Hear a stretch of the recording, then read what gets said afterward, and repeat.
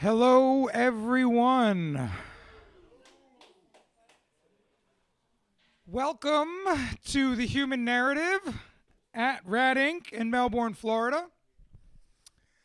This one is entitled Purpose. How is the microphone? Is it good? Is it too loud? Okay, beautiful. Beautiful. All right. So, if you've never attended a Human Narrative before, it is a storytelling event. It is where we sit around and tell stories about our one topic. Now, the beautiful thing about this topic is it usually brings out diverse stories from everyone because words mean different things, to different people, and experiences are different for everyone. So we get to speak on the experience wrapped around that term. Uh, and this one being purpose, I'm excited. I was a little daunted, is the word I want to say, because I was like, how the fuck you talk about purpose? But I'm real good at talking. And purpose is something that I live a lot of and has caused me a lot of joy and grief lately. So I get to talk about that a lot, which is funny because it's almost the same fucking story every time. Uh, it's just a different story, but the same story. It's always, wow, this stuff's great, this stuff isn't. And it's all happening simultaneously. But the cool thing is it helps me figure out, oh, that's life. So if you've never been here before, once again, the way we do it, we have a list of regular speakers, and those regular speakers speak. And when the regular speakers are done speaking, we open the floor to everyone else who is not a regular speaker. And if you weren't planning on speaking tonight, chances are you might. If you were planning on speaking tonight, chances are I'm going to probably hope you do and try to make you. Because the thing is, the beauty of this event is a lot of people are afraid as fuck of public speaking. It's a really scary thing. And then the camera and the live stream, it freaks people out even more. But you said last time or one of the times about speaking the truth and shedding light on it makes it no longer this painful, fearful thing. Now it's just the truth. And now there's light on it. And it's beautiful. And we can all learn from it, heal from it, grow from it, and come closer as a community from it, with it. So, I always like to tell the quick story about how the human narrative came about. Chad, he texted me, told me we needed to talk in person. He quietly and annoyingly told me we had to talk in person. And I was like, I don't want to fucking talk in person. Just tell me what you want. He's like, I have this idea. I'm like, cool. I'm probably going to say yes. He's like, we have to talk in person. And I knew what he was doing, and that annoyed me because I was like, fuck, stop playing with me, dude.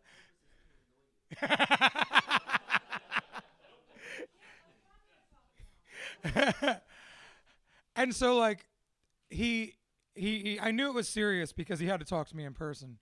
And when he talked to me, he was like, dude, I have this idea. And I'm like, fuck yeah, that sounds great.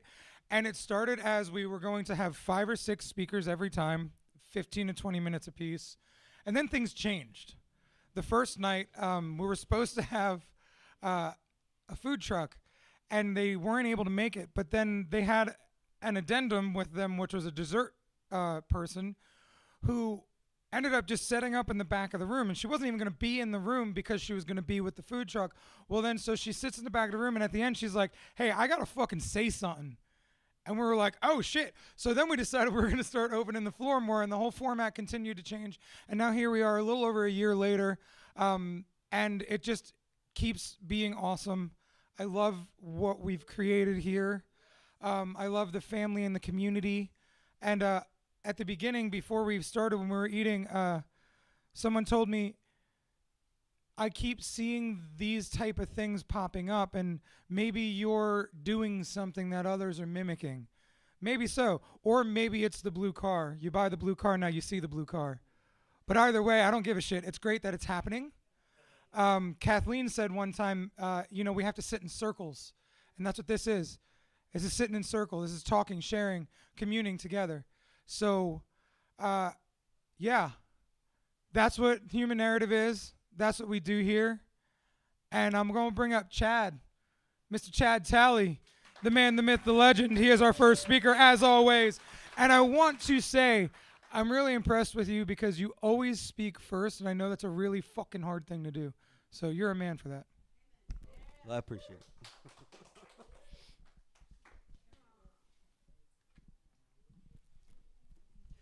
Hear comments about my braids, I appreciate it. Shout out to my sister Caroline. So purpose. This was a like you mentioned. It's one that kind of threw me for a loop. I'm like, I like the word, I really do, and I like the fact that Abel over there pitched it. It's our first word that me and you haven't ourselves put out there. Like we've taken words from like Kathleen, but we've kind of spun it to our own narrative. But it's our first actual, you proposed the word and we took it.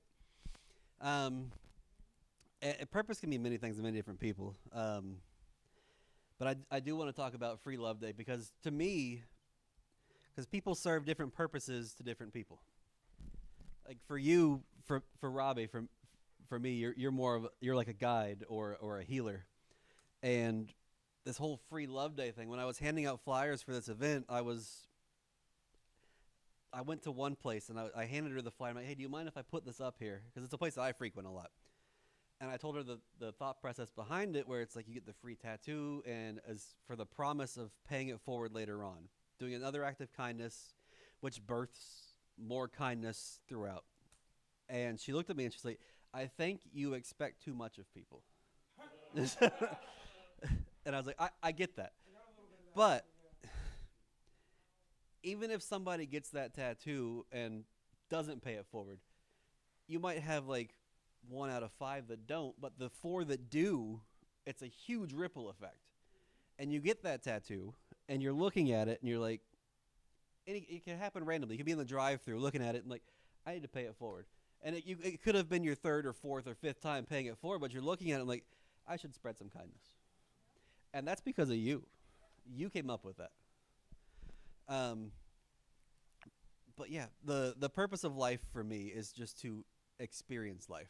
The good, the bad, the happy, the not so happy. Yesterday was our 3-year anniversary of our house burning down. Yeah, I know. It came up on our little timeline. I'm like, it feels like so much longer than that because we've been through it, rebuilding everything. And again, you were a big part of helping us mentally through that, because that happened a month or 2 after my mom passed. Which again, you helped me through that. Yeah, well, it happened. Yeah, but again, you helped me through that too. I've told this story. Robbie. I've told this story before. It's this tattoo. My mom was big into camping, and I wanted to get a memorial piece, so I got a camper, and he actually tattooed her camper on my neck. And the video's out there. It's on the Rad Movement. It's super fucking glitchy, and I apologize. That's before we had a man right here. That was when I was running it, and it was not great.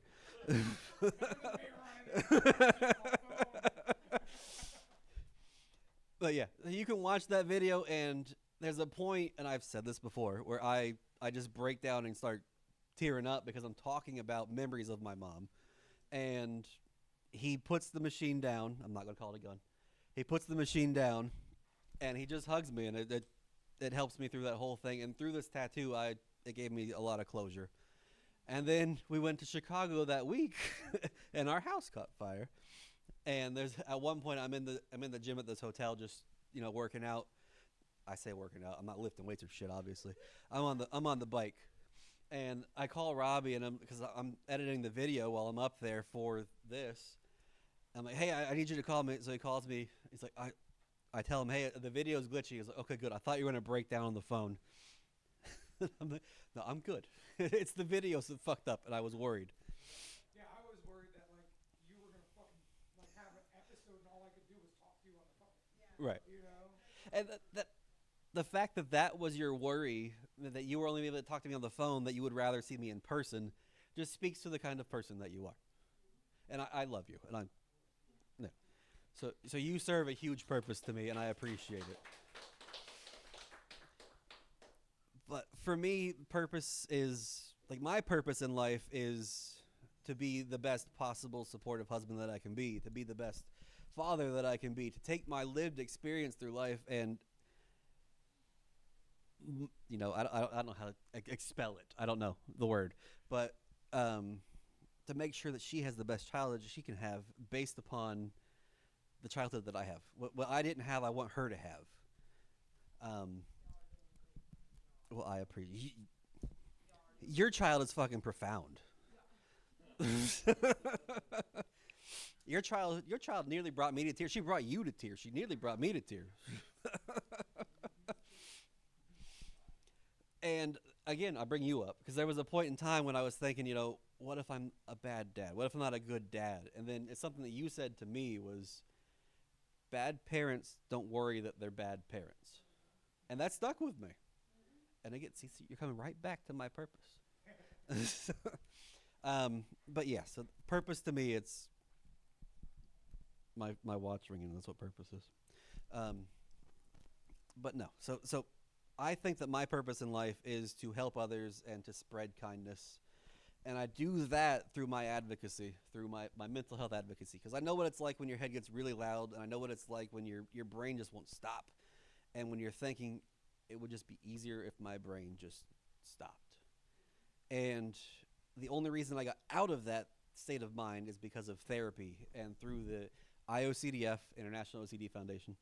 And through them, I found a therapist and a support group. And through that support group, I found other support groups. I'm actually a member of 2 different support groups. I've been able to go to the IOCDF conference. I've met my advocacy hero, Ethan Smith. And that's just showing to me that his purpose inadvertently drove my purpose. So I put out there my advocacy, which hopefully it drives you all by watching. I know we have some people that it's driven them to advocacy for their own issues. And so your purpose it's a ripple effect, man. People see your purpose, what you're doing with your life and the things that you're trying to do to help other people, and it drives them and says, I should be doing more with my lived experience. What I've been through, I should help other people with. So I know what it's like. My head gets loud, and I talk to other people. I say, hey, we have our support groups, and if people come to me and say, hey, I have an issue and I'm having this, I direct them to the resources that I know. And I'm not a clinician, so I will listen to you. I will give advice that I can. I will give you advice through my lived experience, but I'm not going to tell you what you should or shouldn't do. But yeah, so that's purpose for me. It's doing what you think that you should be driven to, and people seeing that and then going on their own journeys based upon that. And that's it for me.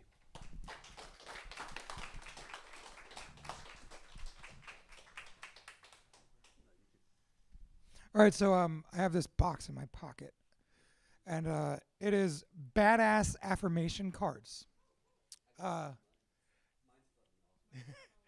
So Donna got these for Free Love Day, and I saw them on the credenza. I love saying that word. I have a credenza in my home.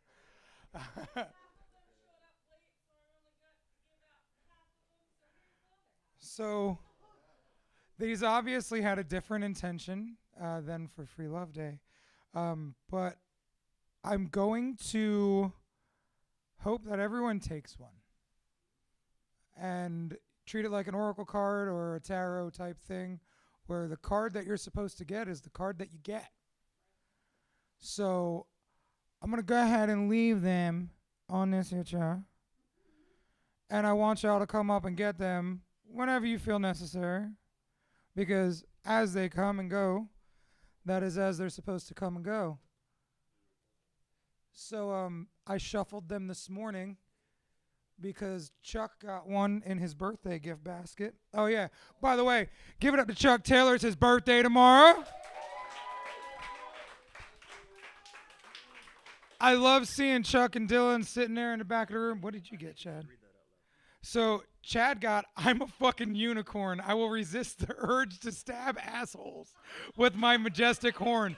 Holy fuck. So the funny thing is, Sky, who runs the front desk and is a tattoo apprentice, tells me that when I'm angry, because I always apologize every time I come in a bad mood, and it happens a lot. She's like, dude, don't worry. I just imagine you as a silly little angry unicorn. And I can't even get mad at anything you fucking say because I'm giggling at you the whole time. So it's a really good way that she's helped me diffuse my frustrations, because I definitely get anxiety around coming to work and having the pressure of something I have to do. Because what I do is fucking big. And I'll talk about that here in a little bit. But I wanted to talk about Chuck and Dylan right now, because Dylan started with us about 8 months ago. Chuck started with us about a month ago. And I'm so impressed with these two motherfuckers because the way they showed up as tattooers isn't the way that they're showing up as tattooers now. Dylan was taught by the Oregon tattoo school system, which you have to learn through a tattoo school out there. It's the only state like that. It's real weird. But he was missing a lot. And so he filled a lot of the holes, and he fucking pays attention, and he applies the shit to the point where I yelled at him this morning, and I was like, stop fucking working all the time and start taking care of yourself. But the beautiful thing is, I see the amount of work he's putting in because of the amount of progress that I see in his art and the way his art has shown up and continues to show up. And it's so impressive to just see this dude fucking thrive. From a dude that just did a decent tattoo before now to a dude that does a strong fucking tattoo who's learning how to find his voice as an artist. And that's beautiful. And Chuck, this motherfucker been here a month. Fucking, and do you mind if I share some truths about you, Chuck? So he learned how to tattoo in prison. And he's never had anybody real in the tattoo world show him how to fucking do this. And I was like, man, I like this guy. I'm going to fucking go ahead and throw him some knowledge right quick. And this motherfucker scooped up the knowledge so quick and put it in his pocket and fucking is just putting it back out into the world. Like, he went from $50 tattoos, run what you brung. Now that's not a thing anymore. Now we're moving up to $100 tattoos 2 weeks later. $150 tattoos. He just did a $400 fucking session today. Like, and I'm so proud to see this dude fucking like just crush it. Like, both these dudes are fucking crushing it. And it's just so exciting to watch these people come into this fucking place. And this all leads into my purpose talk later. But like, it's cool because this place, this fucking place that makes me want to die and makes me want to close it and just open a private studio for real cheap every month. It's shit like this that makes me realize, oh fuck, we're supposed to be doing this. Yeah.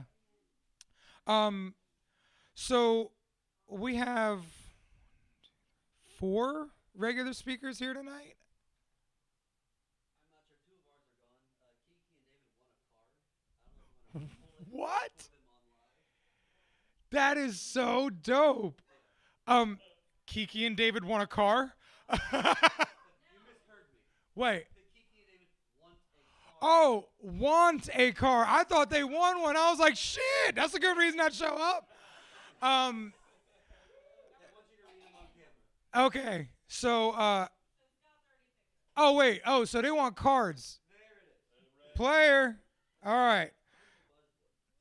Right? So, is this Kiki or David? I'm going to call it Kiki. Okay. All right. Oh, this is actually perfect for Kiki. So she gets, fuck what others think, do what makes you happy.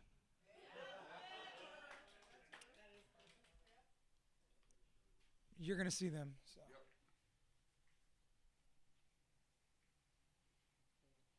And Mr. David Poyer, also known as Kiki's husband. I am beautifully fucking flawed, and I still love every part of myself. Yo! So the cards are doing what they're supposed to already. All right, so they want a car? You already did what they wanted you to do. You're good. Want a card! There you go. Man, I thought they want a car. Then I thought they wanted a car, and like we was finna advertise, see if somebody was giving away a car, selling a car or something. Shit, card, duh. Card, duh. Duh. Duh. Whew. God bless America. Man, nah, man, I ain't even putting that on Chad. That was all on me. I was like, they won a car. Holy shit, I got too excited. I did. I was like, shit, I like winning things. Man, yeah, I know, right? That wasn't something to be excited about. Um, yeah, they totally were. They totally were. The cars were perfect. So if anyone wants to win a car, come grab it. We're handing out cars tonight. Um, yo, not yet. Not yet. So our next regular speaker, yeah, yeah. All right, big guy. You ready? All right. So what? You want to party? All right. So no, I'm saying, do you want to come speak? All right. So, man, these cars are fucking people up. So yes. So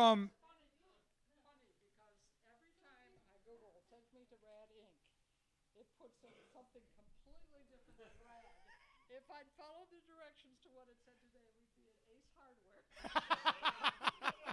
welcome to Ace Hardware, y'all. So I met Kathleen at the Way Through Workshop, a really wonderful place that helps you uncover icky stuff about yourself and learn how to heal it. Yeah. And she challenged me, and I was like, "What the fuck? Who she think she is? You don't challenge me."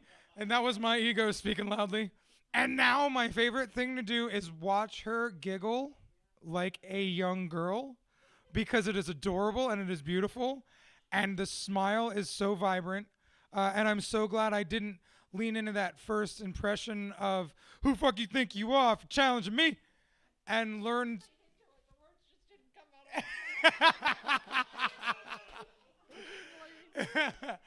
Ladies and gentlemen, Kathleen Long.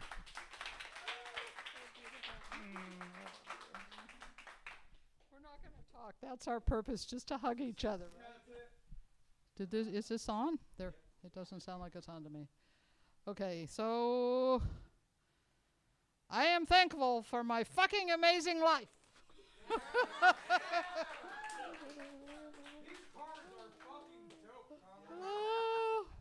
I think that's my purpose, is to remember how fucking amazing life is. Because I'm really good at forgetting that. Because of all the ups and downs and stuff like that. And, you know, purpose is an interesting thing, because for me, I'm running from the light, Robbie, just so you know. I don't, it's hard to not be able to see out there because the light is blinding half of me.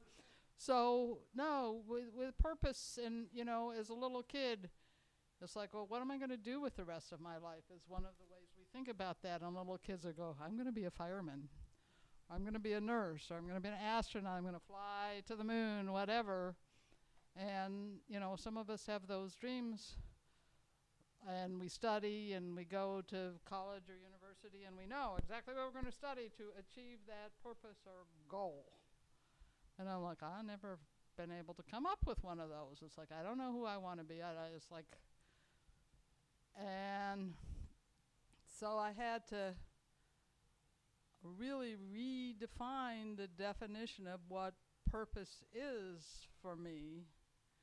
And so it boils down to this simple kind of one-word phrase, which is, I want to be a safe space. I just want to be a safe space where people can come and tell me anything and get a hug. I can't fix you. I can give you a hug and things fix themselves. I can't, you know? So, and accepting that as enough. You know, if that's all I ever be in life, that's enough. You know, and there's a responsibility of, I call it tilling your own square inch. which is, do your part. Do your part. Don't expect somebody else to feed your fucking face. Or if you do, find somebody else, you can give them something in return. Or what do they call that? Reciprocity or something like that. Just it all goes both ways. And so it was just kind of like a sense of relief when I just got that. Okay, it's simple. It's really fucking simple. Just be a safe space. Aho.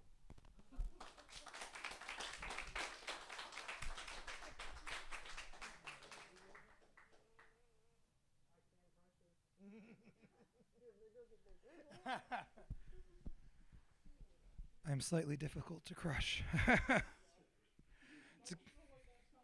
Oh, I'd be crushed. Life tries to crush me regularly.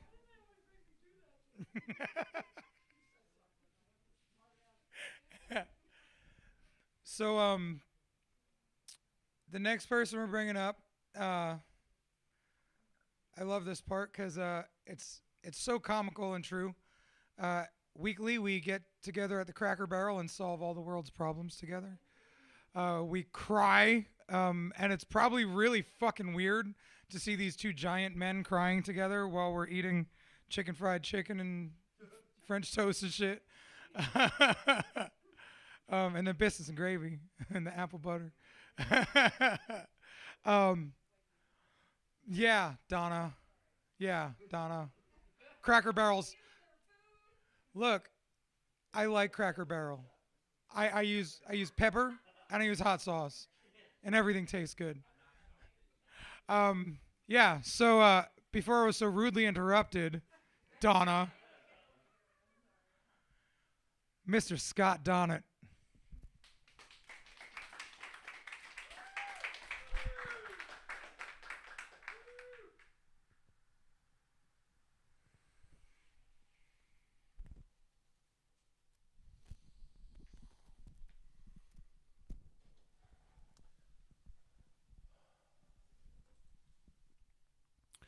So purpose. Every time I start thinking about this, I think porpoise. Yeah, I don't know how to run that one out. And then it was like, is there a difference between your mission and your purpose? Right? Because I'm thinking my mission, I made that shit up. Right? I want to change the world one human at a time, right? But I made that shit up, right? Purpose feels like you can't avoid it. It's your shit. It's the thing that you came to do, and you're going to do it whether you want to or not, right? So I know part of my purpose is to stay in this state. Because every time I tried to leave, I got unceremoniously returned. The last time it cost me about $20,000. My citizenship and my green card. So I'm not leaving again. I'm going to go on vacations, but I'm coming right back. Right? Just so everybody knows, coming right back, right?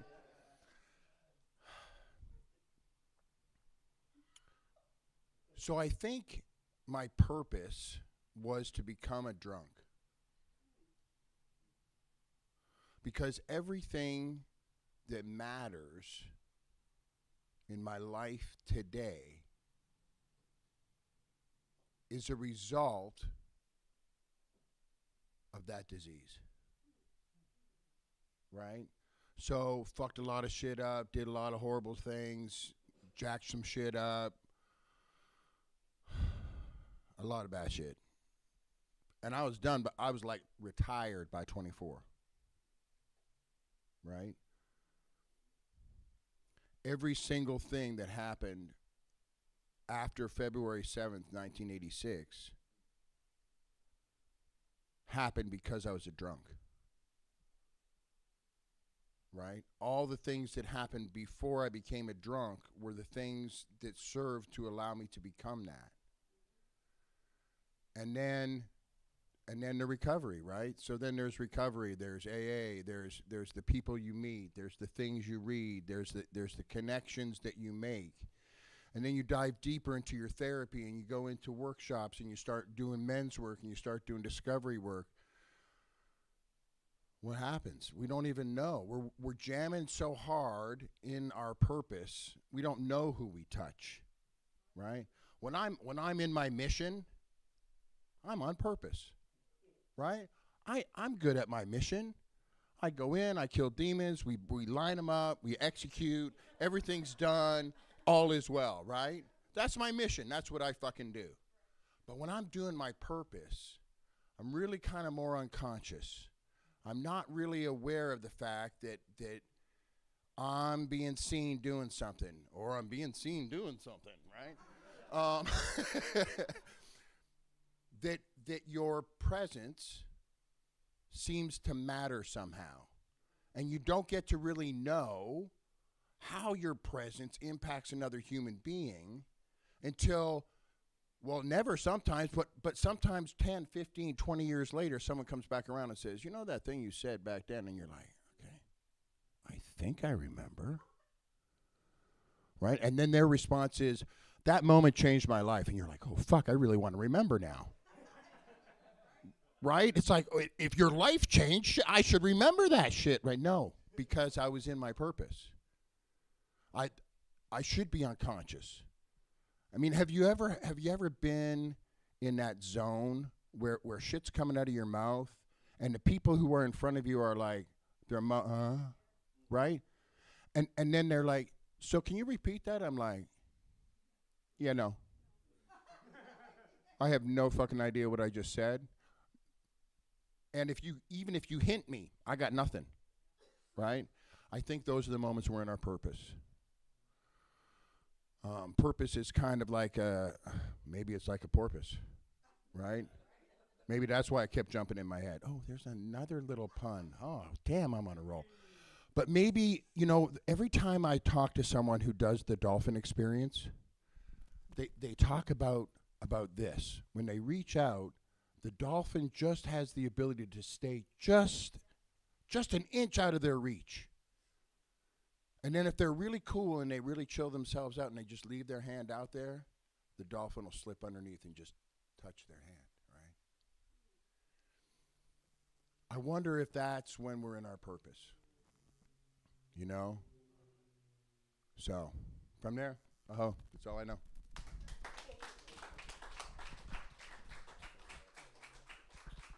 So it's funny, I told this story about when I was on mushrooms and I touched a dolphin on accident. It was nothing like that. I seen dolphins and I was like, ha ha ha, come fucking play. And then they came and played and I was like, fuck that.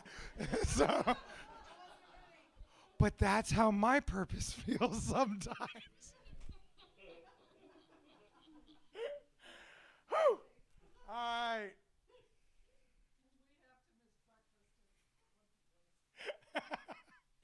The Cracker Barrel.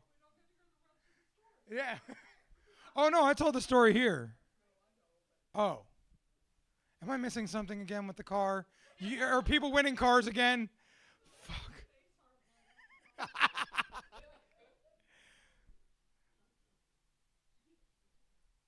Oh, wait. I forgot you're a regular speaker. Yes, Abel Buskirk. So I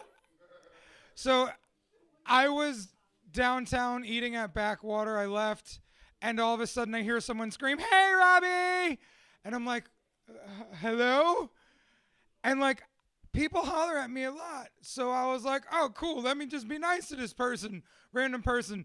And he was like, hi, it's Abel. And I'm like, fuck yeah, all right. Maybe I forgot, like maybe I was so deep in my purpose that we met sometime before and I just had forgotten, which isn't something that happens with you. So I was like, people don't forget you. So I was like, all right. And then a year or more later, here we are. Abel just joined us for Free Love Day and helped crank out fucking tons of tattoos.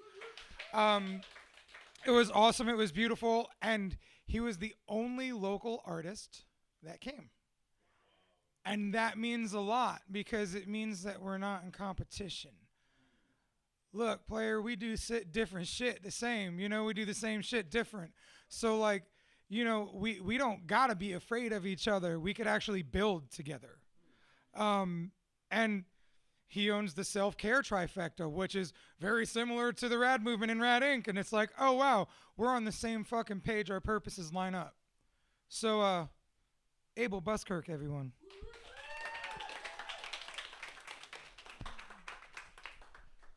Gay man, Reverend Abel Buskirk.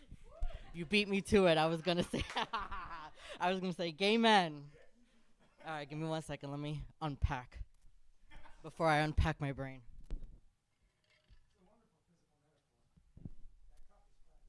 Isn't it great? I had a client make it for me. Every time I speak, I like to wear something from locally made. You know, support local businesses. You know what I mean? So thank you, Miranda. So she does cups. No, but what's the name of the business? Oh, she doesn't have a name. I don't think she has a name for the business. Cups by Miranda. That's what I know. Yeah, right? So I definitely want to start by grabbing a card. Perfect is so fucking boring. What were you going to say? Did you pick a card, Scott? Oh, come on up. Can I pick one for you? Sure.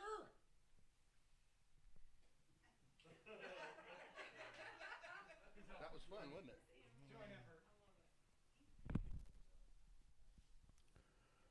When life knocks you down, stand the fuck up and say, you hit like a bitch.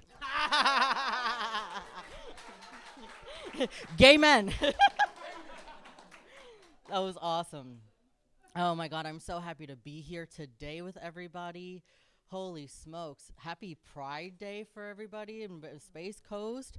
I got a little tan, and I'm really happy for it because I didn't have to pay for it, so that's nice.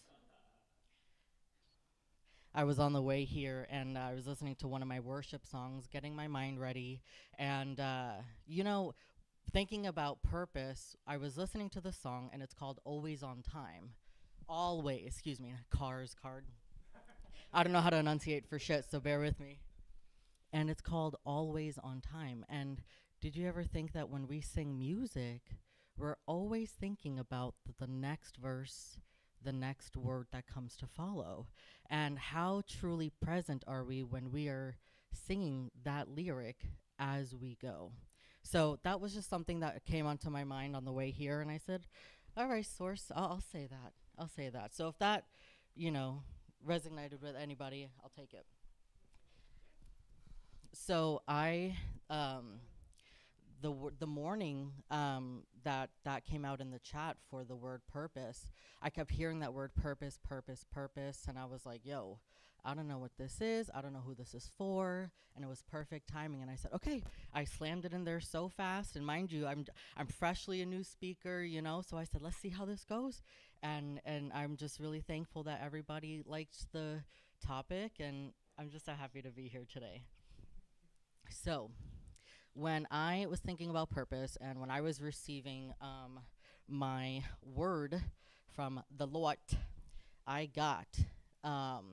So there's these people called the Pharisees, and they're like not great with Jesus, and they don't really support him and all that stuff. But Jesus responded to about something that I love, because he's smart, he's funny, he got jokes. Let me tell you something. And it says here, this is Luke 7:31. I told my wife I wouldn't drop my ass while I'm reading the scripture, but anyway, here I go. To what? Then can I, right? Can I compare? I literally was doing that earlier today. To what then can I compare the people of this generation? What are they like? They are like children sitting in the marketplace and calling out to each other, we played the pipe for you and you didn't dance. We sang a dirge and you didn't cry. So how often do we do something and expect immediate result? Right? And man, this has been sitting with me for a while, and I'm just so thankful and blessed to have this platform to dive into my ministry, and I really will become Pastor Abel. I'm going to start seminary school. So, yeah. So I'm really thankful for that. Yes, the queer pastor tattoo artist. I just can't wait to tie it all together. Yeah, hashtag gay men by Rad Inc. So that really tied in with me with the music earlier today, and I said, shit. I said, listen, I'm not that creative, so I know this is all from source. Tying in the song with, thinking about the next lyric and being present, and then receiving this scripture almost a month ago, and I said, okay, I don't know what this is for, but what happened, I was too far ahead. I was trying to receive something that I wasn't ready for yet. So I didn't know how to unpack it. I didn't know what it meant for me yet. And do you ever experience something like that?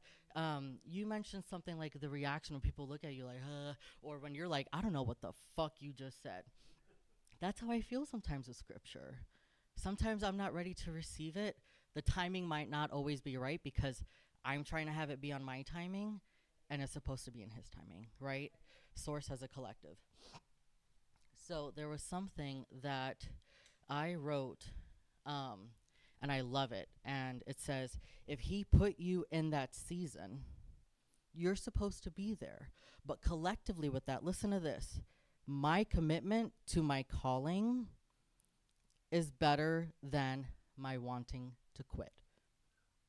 And there are so many times where quitting is so much easier. Like Chad said earlier, just to shush the brain and shush the thoughts would be so much easier. But to keep pushing and pushing, that's bravery. That's courageousness.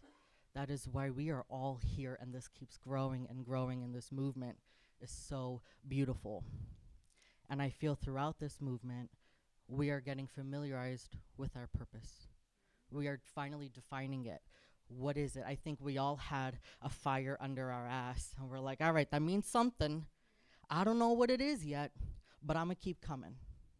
And I said, all right, Source. And Source told me, you're going to bring your fucking Bible, and you're going to read the word. And I said, oh, hell, I ain't ready for all this. Like, I'm not worthy, but I'm going to do it.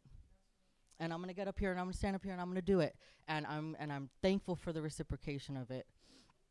And another thing I wanted to tie in really quick, too, was how it says here, we played the pipe for you and you didn't dance, and we're doing all this fun stuff for you, and we're not getting the reaction from you. What's going on? Well, sometimes when we do nice things for people, they don't always see it right away. How do they know to dance to the song that we're fucking playing if they're tune deaf right now? You feel me? So, in conjunction with that, and this will be the last thing I say, sometimes when people see something in you, like potential, we get defensive, sometimes scared, sometimes angry, upset. We don't know what's going on. Sometimes, like, it's easy to get offensive when somebody's like, oh my God, you can do this. You're so capable of this. And sometimes my immediate reaction is, fuck you. How do you know what I went through? How do you don't know what I'm experiencing internally? But it really is something different when you take out the tune deaf, earphones, and you receive and you listen. And we are all capable of being the dance, right? And being the music at the same time. So just follow that. Follow that fire under your ass. Keep coming. This is a beautiful experience. I'm so thankful for you guys. I'm so happy to grow in this and be comfortable getting up here. And thank you all for receiving my messages tonight. I love you.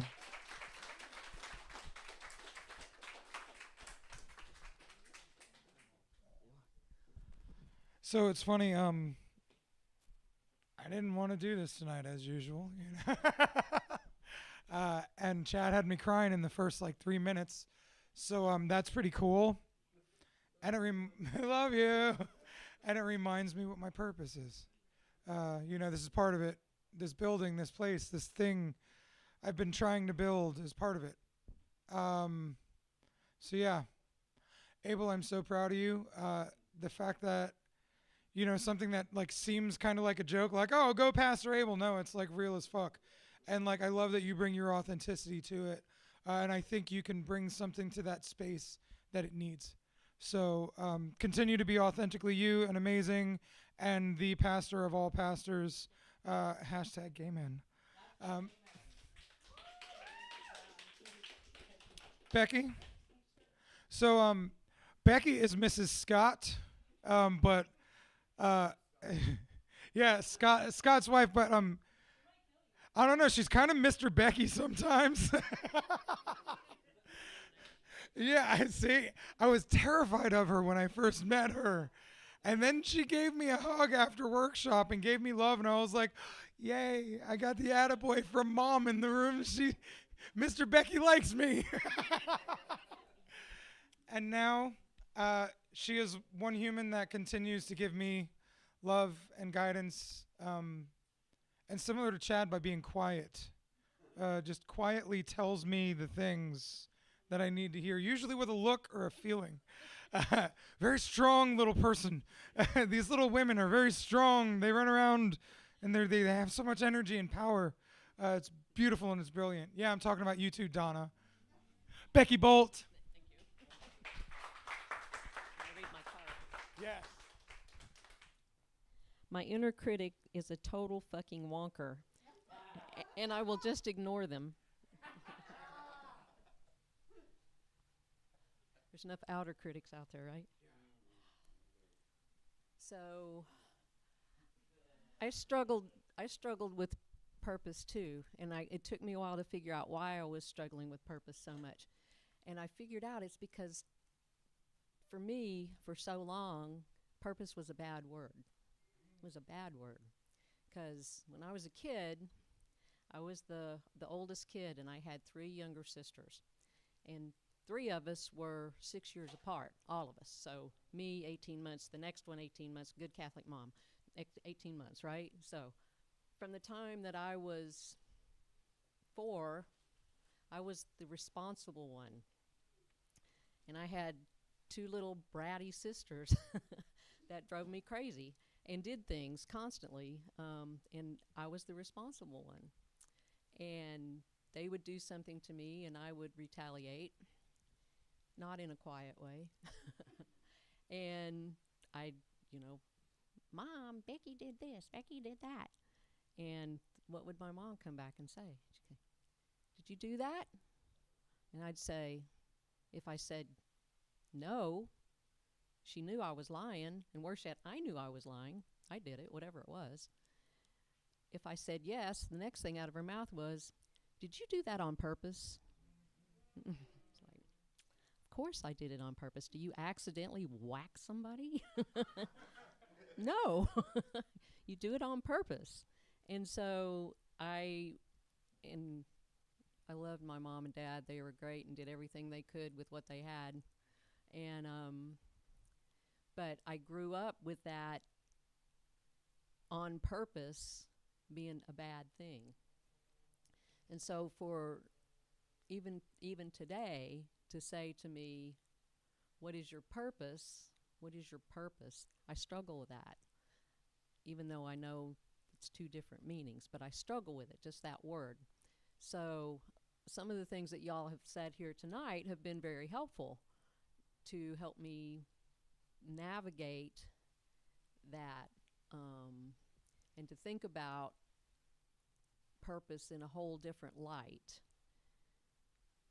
That it's not, it doesn't have to be something that that you have to deny or that you have to take ownership of or anything else. It can just be what you feel inside, what you do. It doesn't have to be something grand and glorious.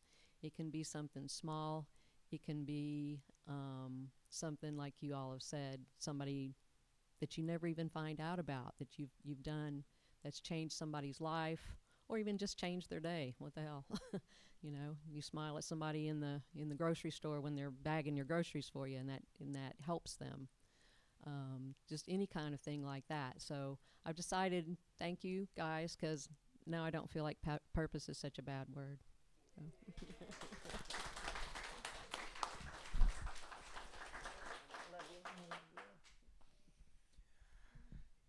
So I realized, David is Kiki's husband, but Scott is Becky's husband. So, David, I think you understand. I don't know what I'm saying. Yeah, you want a brand new car. That was, yeah, cool. That was interesting. Watching like your scared inner child come out for a moment, because I look at you in such a strong fashion, and such like this maternal role and like this leadership role. So to see you like turn into this, this child that says, it's a bad word, like on purpose, like that was real. That was a really wild moment for me just to experience, which is one of the things I love about this night, because you fucked me up the one time. You were talking about something from your past, and it was really rough, and and it made me look at you with that same type feeling, like, thank you for not just showing me leadership, mentorship, guidance, and love, showing me that you're also human as fuck, and being comfortable enough to be vulnerable and share those parts. And that's why this night is really important.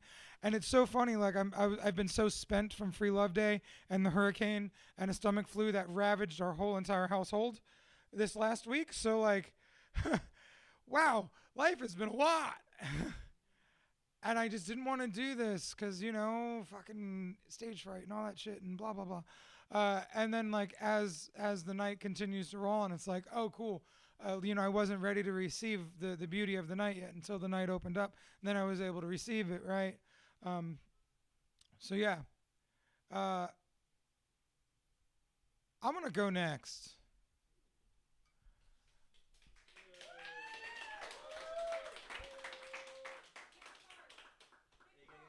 All right. I'll pick a card.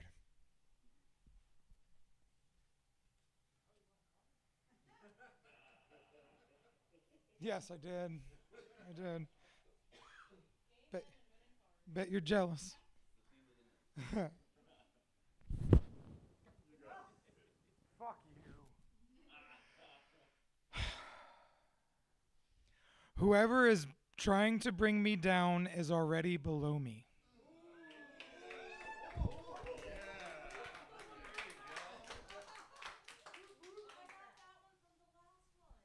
Yo. Message!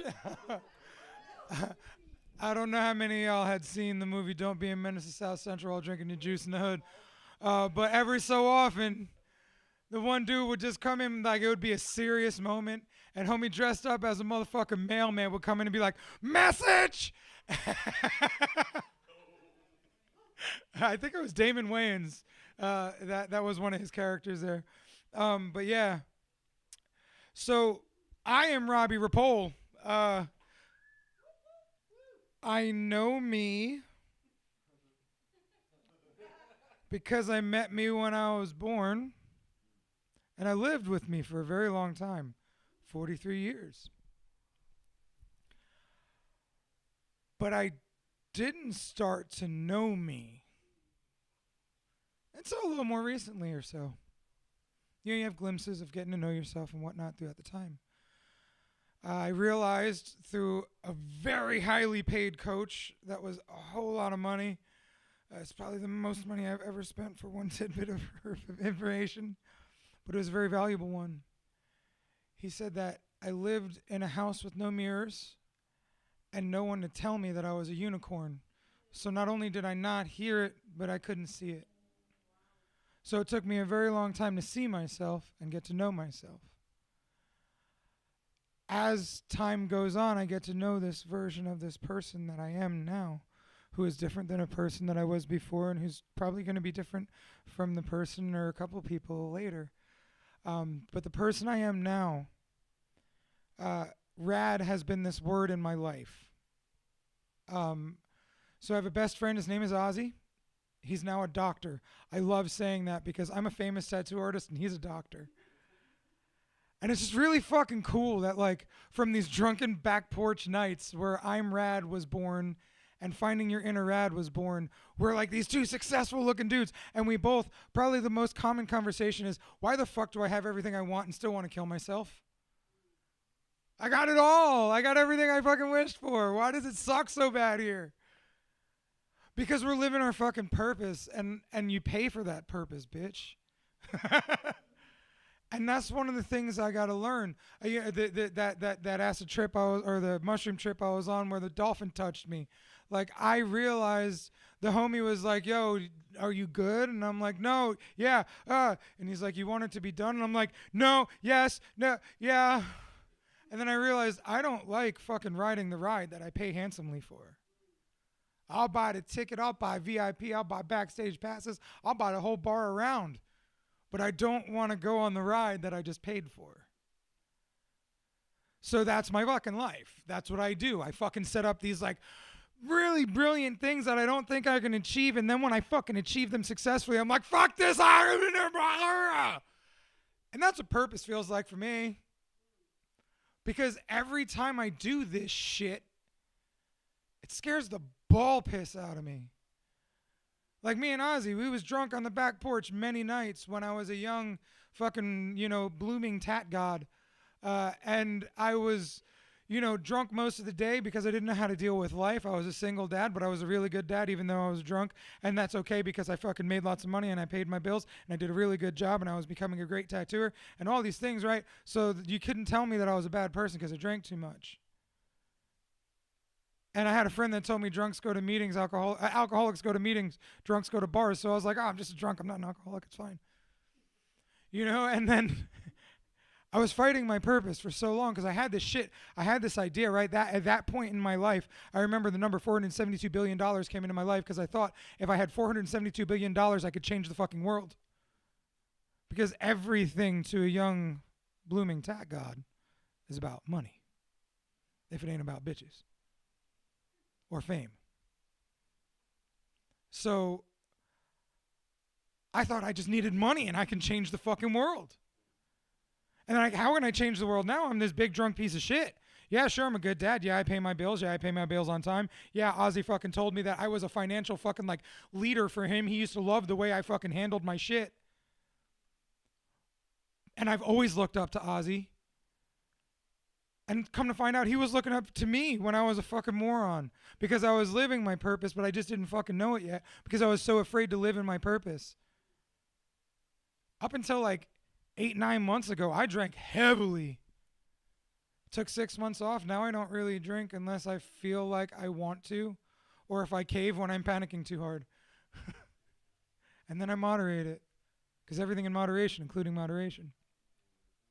So, the rad movement started with this I'm Rad tattoo. Me and Ozzy on the back porch, being fat kids, former fat kids now, and saying because, it doesn't matter our weight, we're fucking badass, so we don't get to call ourselves fat kids anymore. You know what I'm saying? Because the fat kid was this mask we wore because, that's what people called us, that's what it was. And so we were digging deeper and saying, you got to find your inner rad. You got to find your inner rad. You got to find your inner rad. And this was a common theme that kept coming up on a lot of these deep late nights. Some of my favorite nights. I used to love staying up till 5 a.m. I'm sorry, Donna. I'm not that person anymore. She's a night owl. I can't do it no more. But then I realized, I should get this I'm Rad tattoo on my thumb. So I got this I'm Rad tattoo on my thumb. Then I started giving it out to other people. And it was, if you earned it, I'm a very egoic male. Okay, I'm Cuban and Italian. I'm sorry, it just happens. I battle it. But, ego was what kept me alive. The youngest of 3 brothers, a fat kid everywhere I went. The kid that, never got asked to the dance or never got said yes to unless it was in secret and nobody could know we went together.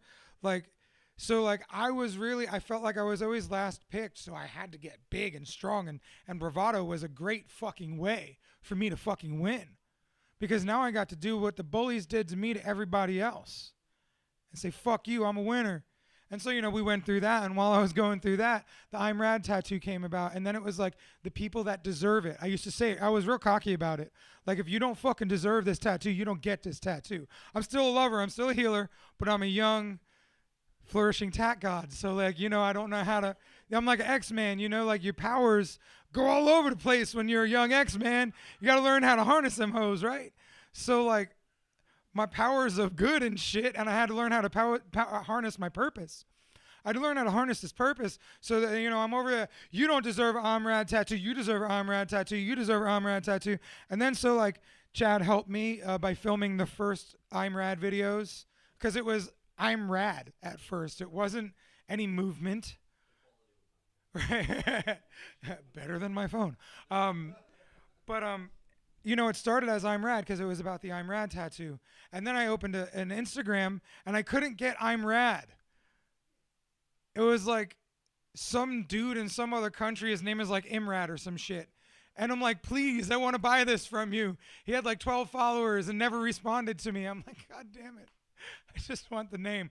But that wasn't my purpose. My purpose wasn't to just spread I'm Rad. So it turned into I'm Rad Movement, which was really hard to settle into. My purpose was speaking. I don't know where the fuck that word movement came from. That's bullshit. I'm not making a fucking movement. I'm just some fucking fat kid who just says I'm rad, so I don't want to fucking kill myself or other people or drink too much. Because, like, blacking out was a regular thing for me. I was good at it. I could drive blacked out. I could tattoo blacked out. It's fucking wild how many things I can do blacked out. And I'm not proud of that. But that's who I was. And I'm trying to fucking develop this movement. I can't fucking call this a movement. That's bullshit. I'm a fucking moron. I can't even be a good enough dad to stop drinking to try and fucking drown the pain of my fucking first divorce. So, I continue with I'm Rad movement. Then me and my one brother get involved. We change it to Truly Rad movement. That dissolves because me and him really shouldn't ever work together. It's okay. That's fine. We can both change the world separately. And I'm learning to allow myself to love him even if I don't feel loved by him. So we went through some weird shit, hard shit. Changed the fucking name again to the Rad movement now. Well, fuck, that one stuck. I know, it's funny.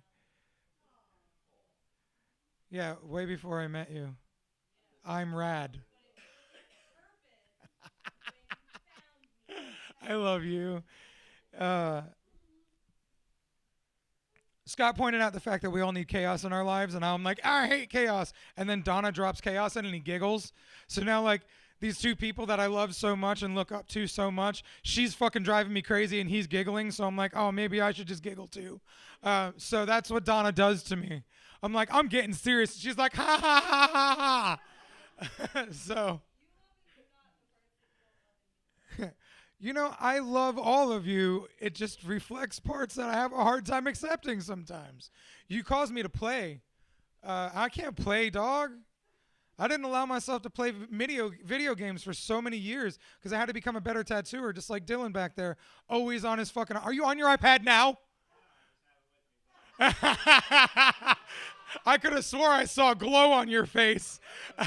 But I was never not working unless I was drinking. But look, I could drink and work at the same time. Video games were different. I was just being a lazy piece of shit if I did video games.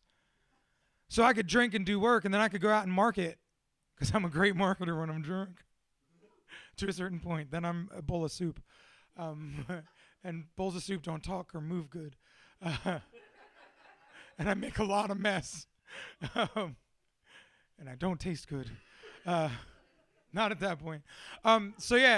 So the rad movement, right? Like, I fucking decide, okay, I'm going to do this rad movement thing. And it's all, like, contingent on a fucking Instagram name and then things that keep going wrong in life. But I'm fulfilling this purpose. I remember, like, you made me film those videos. Well, I asked you to film the videos, and then you made me post them. Yeah. I was like, Chad, let me buy some tickets for this fucking ride. And he's like, you're going to have to ride it. And I'm like, shut your mouth, you piece of shit. I'm not riding. So that lasted for about a week, and then he's like, why haven't you posted them yet? I'm like, I'm afraid people are going to make fun of me. He made me get on the ride. So I got on the ride, I posted the videos, and now I've been posting videos for over 10 fucking years on fucking motivation and mental wellness and personal development and fucking crying and accessing your emotions and fucking being okay, not being okay, and fucking saying, hey, I hate myself and I want to die. And I hate this random person for no fucking reason because I hate myself so deeply I want to hurt them. And I fucking don't know how to fucking handle this. And anyone else? That's what I do. That's what the rad movement is. And that's like what I needed to do. I needed to be this big, messy bowl of soup in front of everyone to let others know, oh shit, being rad doesn't mean you're fucking perfectly manicured gelatin. You can be this loose bowl of soup, even if it's that terrible fucking soup we made the other night that was disgusting. It was a Facebook recipe. It wasn't your fault. Don't ever make Italian penicillin soup from these people on the Facebook. I wouldn't trust it. It wasn't good. It was tasteless and it was bad.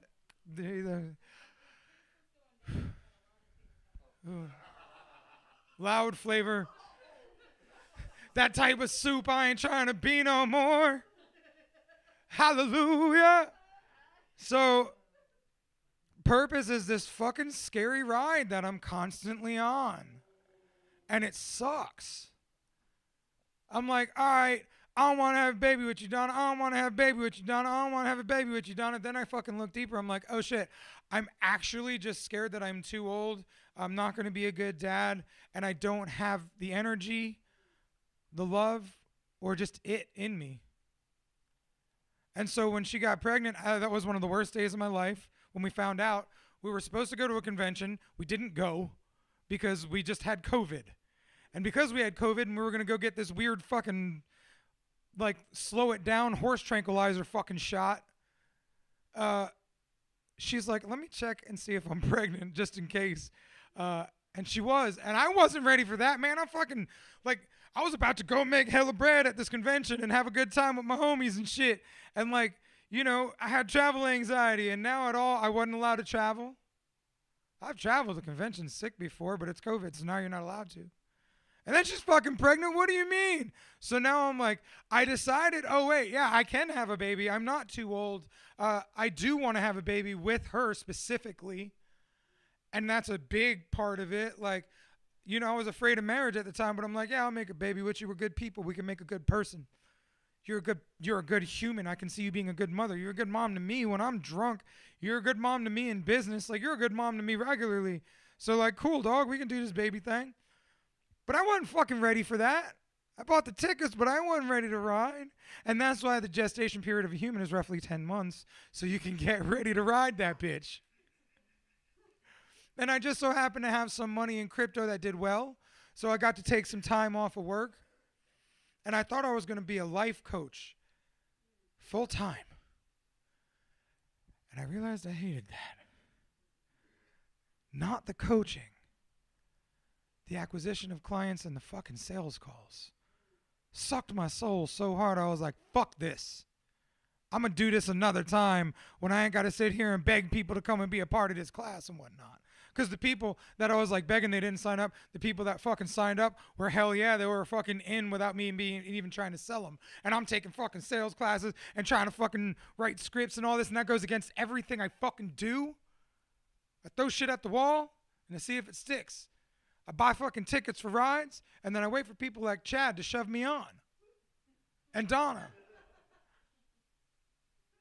And so, you know, that's what the rad movement has been. I've just been fucking throwing at the shit at the wall to make it stick, right? And, like, that's my purpose. And I used to get mad when people were like, what is the rad movement? I would get mad at them. And, like, what the fuck is that? A motivational speaker, you know, human coach, person, wellness leader, thought processor thing. And you're like, hey, what's this rad movement you do? And I'm like, visibly angry. And now I'm like, motivation for people that like the word fuck.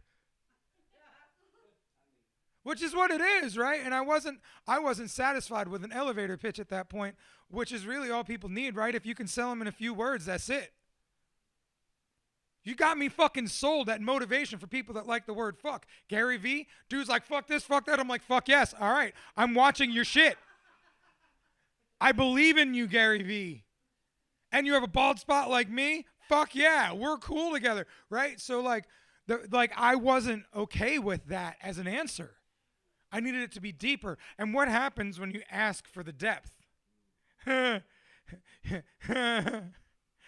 Water will kill you because it'll fucking crush you under the pressure. So when you go too deep, the pressure gets fucking hard. So I've been fucking like trying to feel like I'm actually living in my fucking purpose because I felt like a fraud for so fucking long. I felt like imposter syndrome ruled the fuck out of me. You can't fucking tell people that you're rad. You're drunk all the time. You can't tell people that you're rad. You fucking kicked a bitch after she ran you over with your car. You can't tell people that you're fucking rad because you fucking put a gun to a girl's head when you caught her fucking cheating on you with a guy with one leg.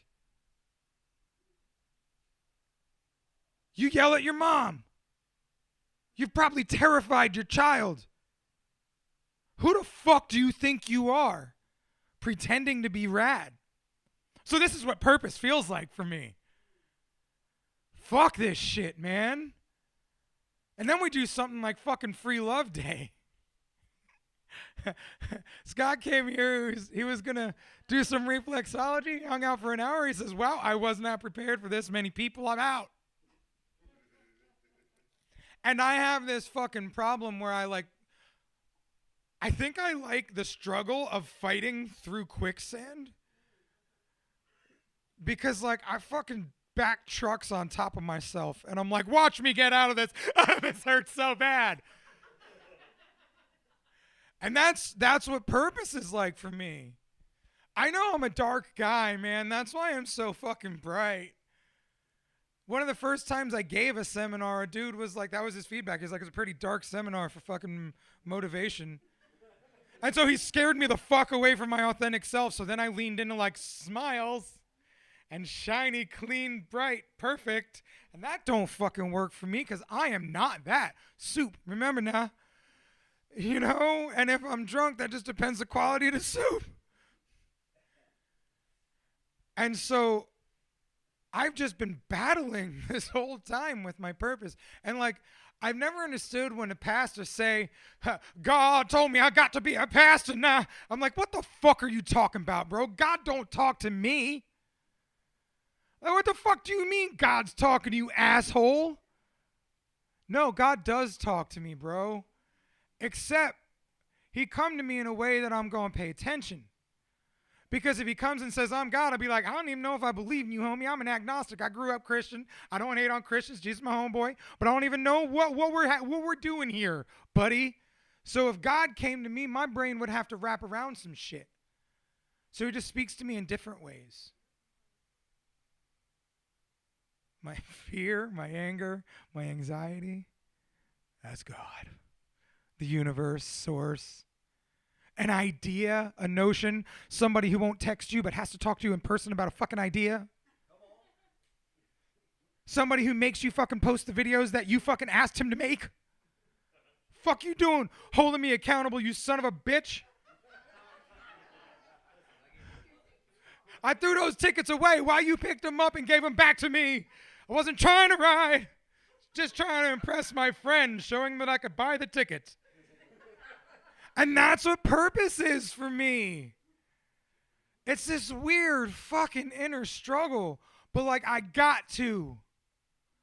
So like with the baby stuff, you know what I'm saying? I'm like, I'm going to be a full-time life coach. I ran one round. It was great. I was very successful. I didn't fucking bring in like $600,000 like I hoped. But like, I still brought in a lot of fucking money. More than I should have for a guy that didn't know what the fuck he was doing. But actually, good. I got paid well, and that money went for the whole time. You know what I'm saying? Like, it was a 4-month course or a 3-month course. But like, bottom line, fuck the money. The thing is, I was going to quit tattooing. And I didn't, like, I'm having a baby at fucking 41. What the fuck am I thinking? I must be insane. My oldest was 20 at the time. 21. So like, what the fuck? You know, so I'm going to quit tattooing. Don't know what's going on with the shop, but I got a great staff. Come to find out later that they were robbing me. No, different staff. No, this is. They were stealing from me the whole time, and fucking us not being here was a perfect breeding ground for theft. I don't know if I'm legally allowed to say that. I don't know. Whatever. The names are changed. But we had this baby. I had the good crypto score, so that kept me alive. I was able to pay myself through that. I was able to pay myself through the coaching, and I thought, wow, maybe I don't have to work in a tattoo shop for the rest of my life for my food dollars every day. And so I pushed away and pushed away and pushed away, and I found myself back to the shop. I found myself back on my terms. I don't have to be here 5 days a week or more slaving away. I don't have to fucking kill myself just working. I get to work the schedule I want to work, and I still honestly don't feel like I work enough. I'd like to work more. But I used to hate working, and I didn't want to work, and it was too much to work. But like, I'm finding this purpose. So now this is fucking hilarious. So as a healer, an intuitive healer, and a tattooer, I've had this battle, the battle I've been telling you guys about. Well, that happens in my real life too, because tatters are badass. We're the rock stars, dog. You know what I'm saying? Like, it's great fucking prison currency. You know what I'm saying? I can trade anything in life for a tattoo. You know what I'm saying? I've gotten cars for tattoos and shit. So like, tattooing has always brought me everything I wanted.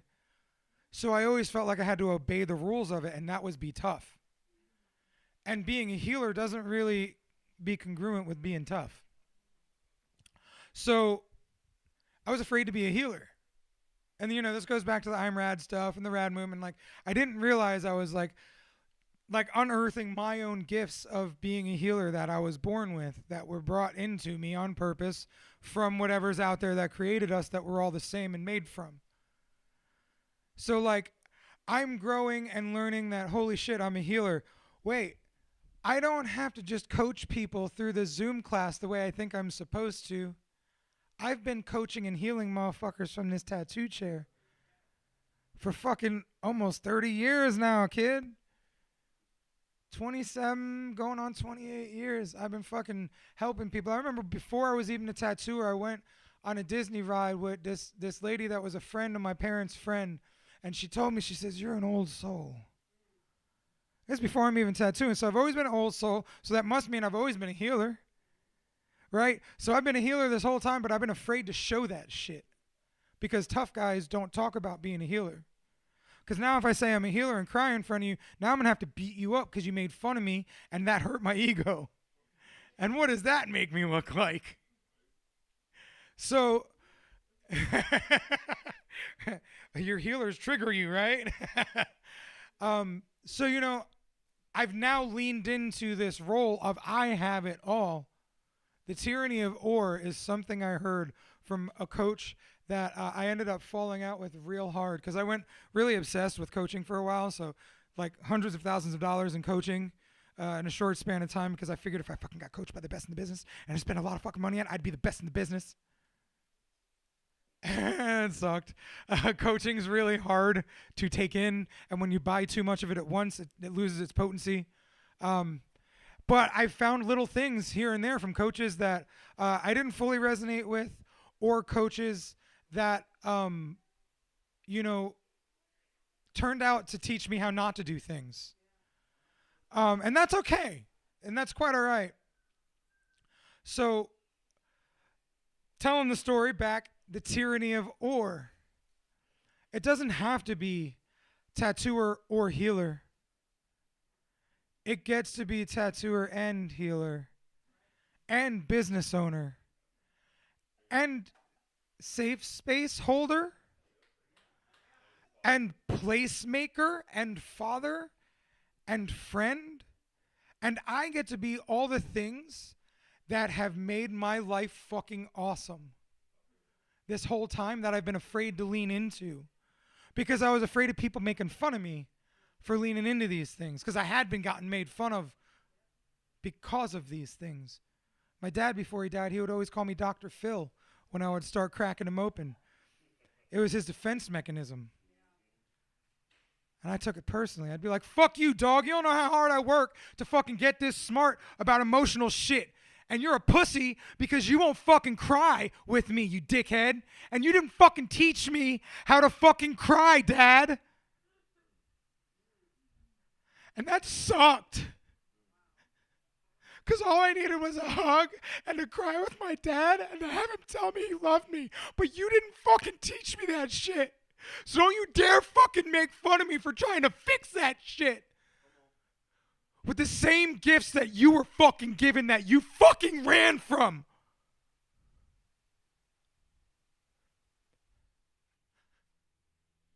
So that's what you do, right? To heal from the things that your dad couldn't heal from.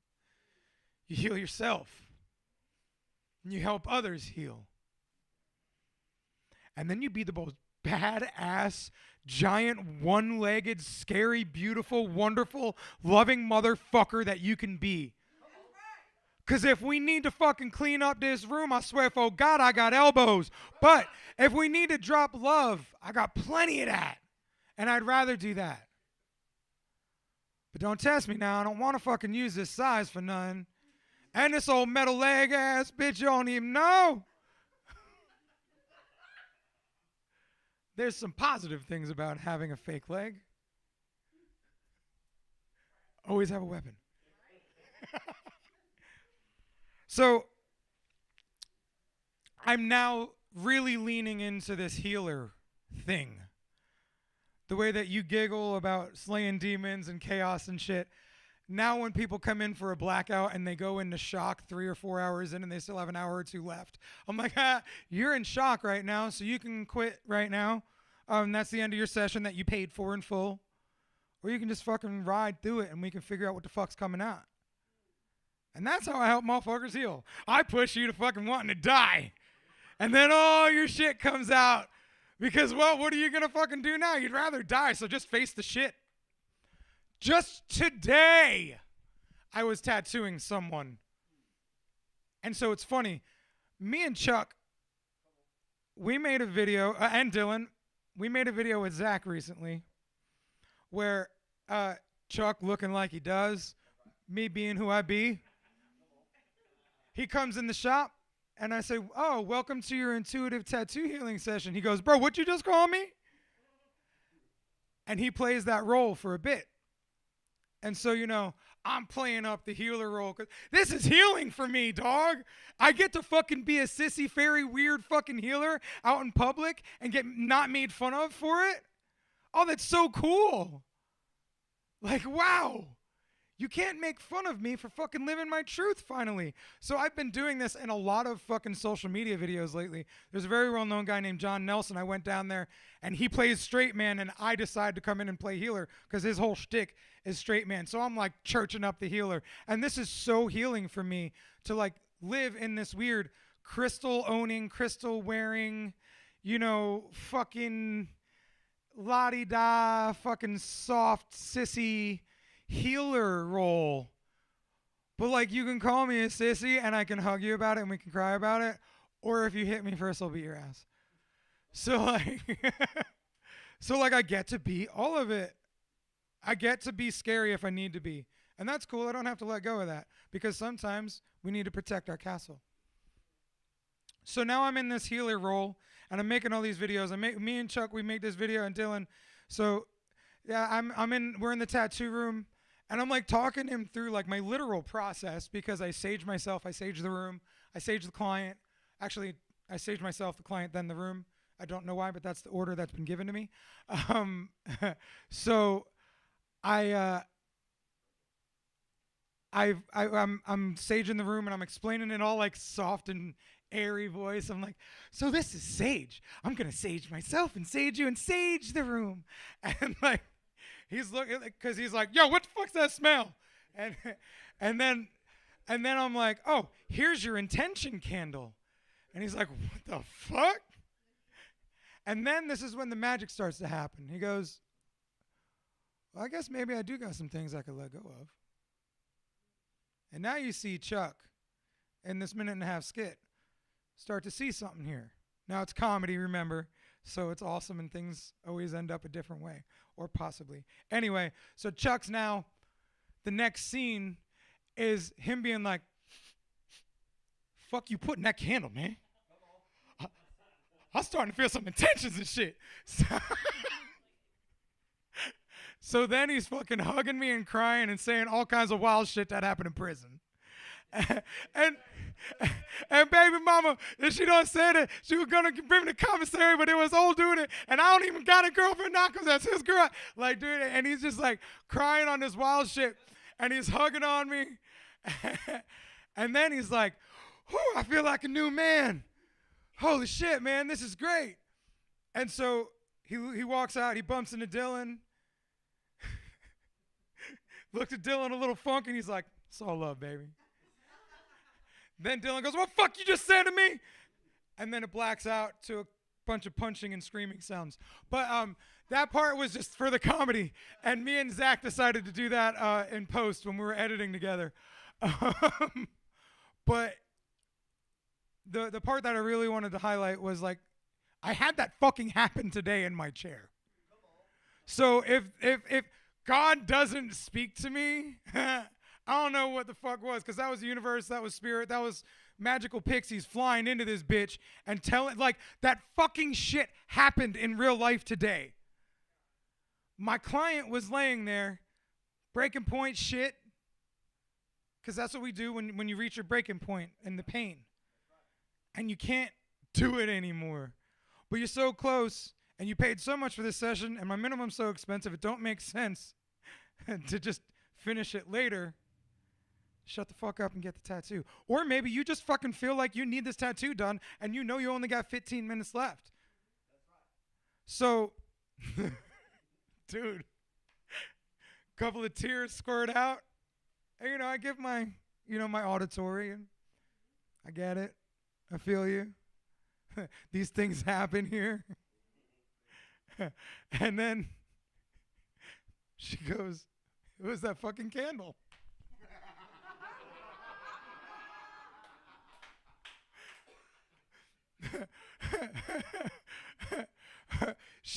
When I asked her about what her intention was for the session, release was the first thing that came out. I need a release. But my intention is going to be resilience, and I need balance. So when I went on that weird fucking shroom trip where I fucking got touched by a dolphin and realized I don't like riding the ride, at the beginning of it, I was like, I want to learn some shit. Don't say that. Don't say what you want unless you really can handle it. Because, bitch, I buy the fucking most expensive seats in the house, but I don't want to go because there's too many people there. Or whatever the fuck it is. So, my purpose is the things I'm fucking doing that drain me like a motherfucker. But that's part of it because they fill me at the same time. Remember what I said at the beginning about, my good things and bad things happening simultaneously often. All the time, it seems. And like, that's where I am. That's what purpose feels like. But that's what life feels like. And that's what balance feels like. I've been asking for balance for a really fucking long time. And I didn't realize that balance means suck and not suck. Yin and yang. Which is funny because that was part of the concept from today's tattoo. Yin and yang, balance, ascension. Bitch, ascension hurts. Yin and yang has to have good and bad. The bad fucking sucks, dog. If you don't want to suck dick, sucking dick sucks, and sometimes you gotta fucking suck dick. Or the equivalent of sucking dick if you like sucking dick. So if you don't, like, for the person that doesn't like sucking dick, what is something that, like, you don't want to do? Like, I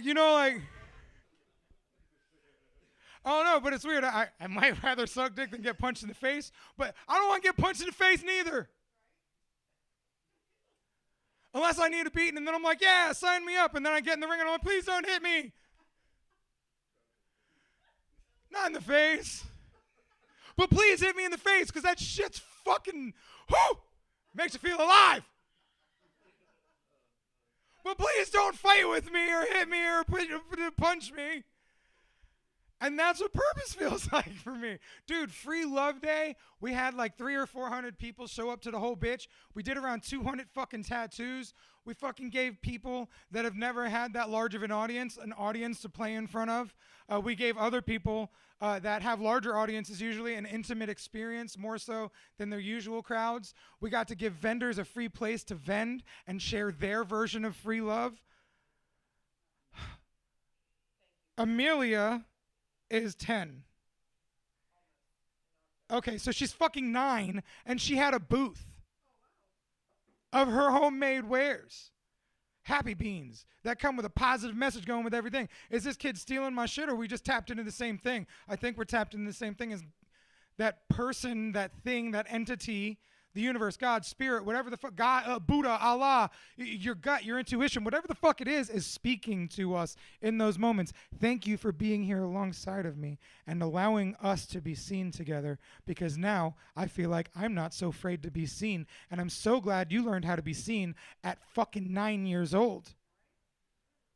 Because I bought a book for Zen that says you are enough. I just want to teach him that. When I was telling Donna on the phone, I cried. I was like, this book says you are enough. Because nobody ever fucking taught us that. There you go.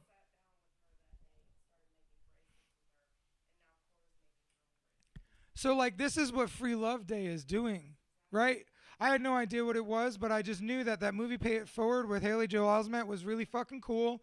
And I am so upset that the rest of the world hadn't figured out that that movie was onto something real as fuck, because all movies come from reality.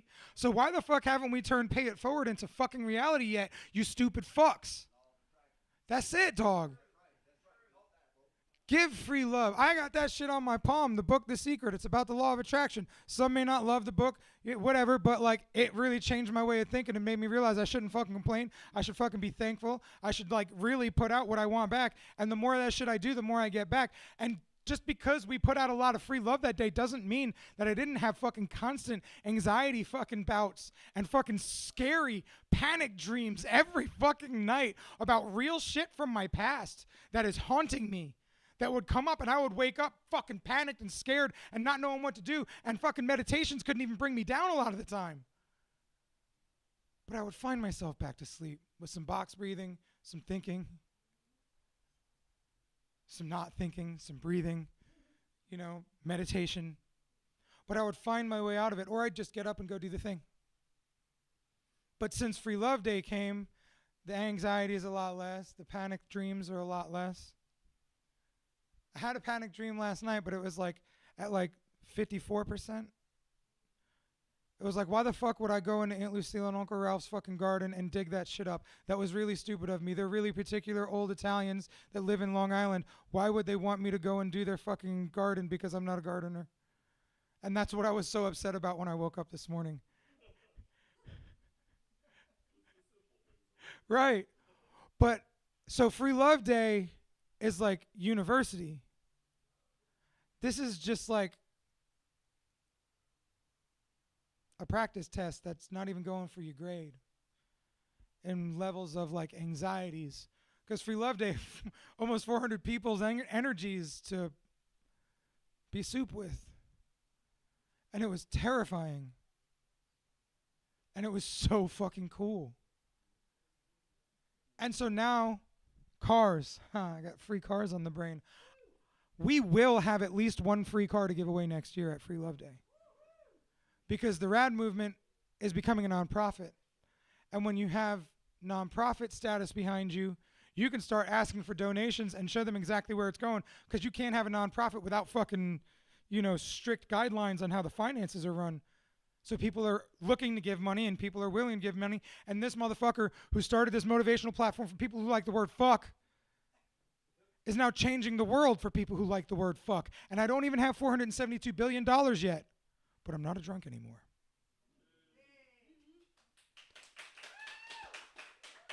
I still drink sometimes, and I still regret it the next day most times. But usually because it just makes me feel gross.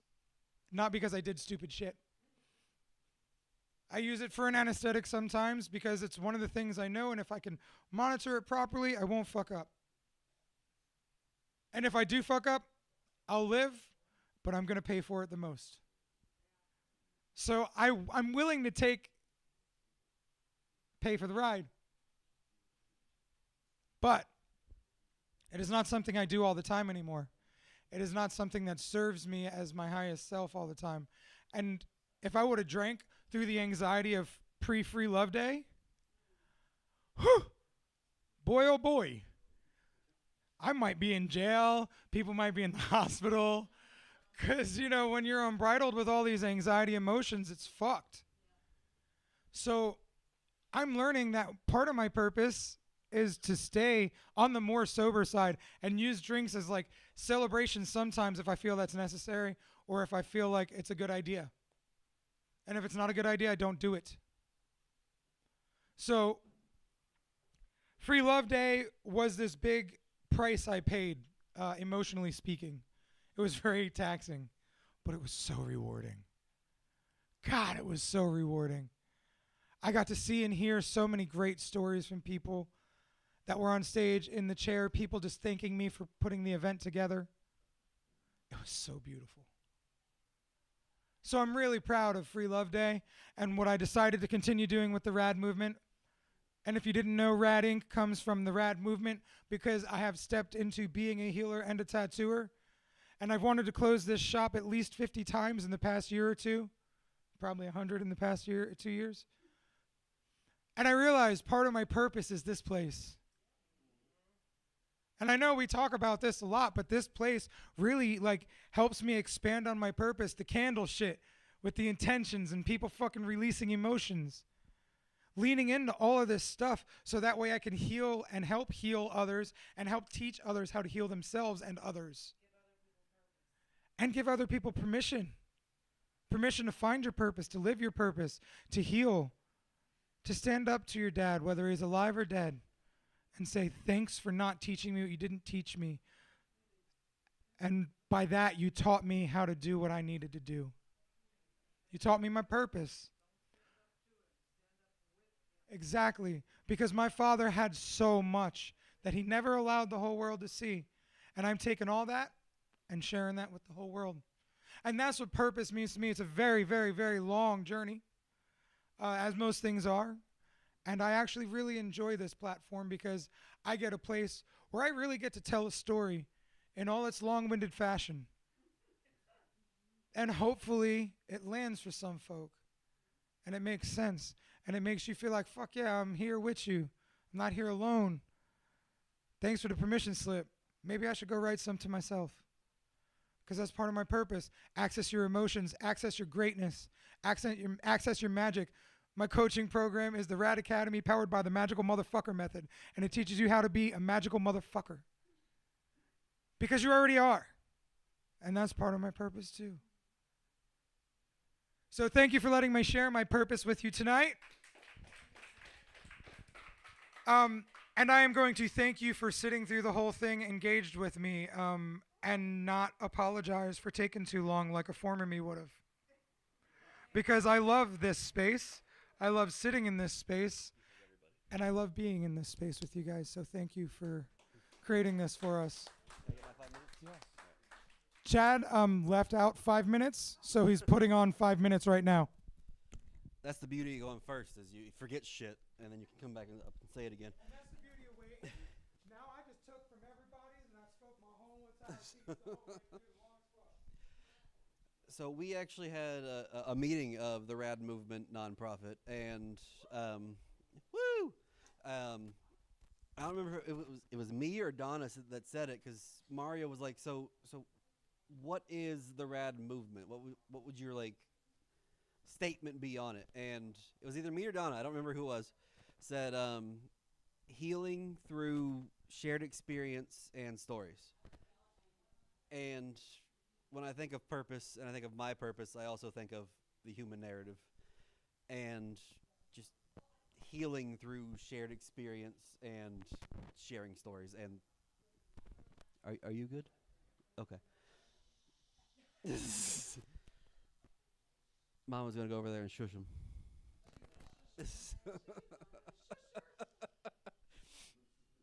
But yeah, so when I think of my purpose, I think of healing through sharing our experiences, through sharing our stories, and we've been doing this for over a year now, and I've watched people grow through telling their stories. Like, you came out to the first one, and I fucking loved you. Every time that you speak, I love it. And watching Kiki grow and expand as a storyteller, and fucking, we got Donna up on stage one time.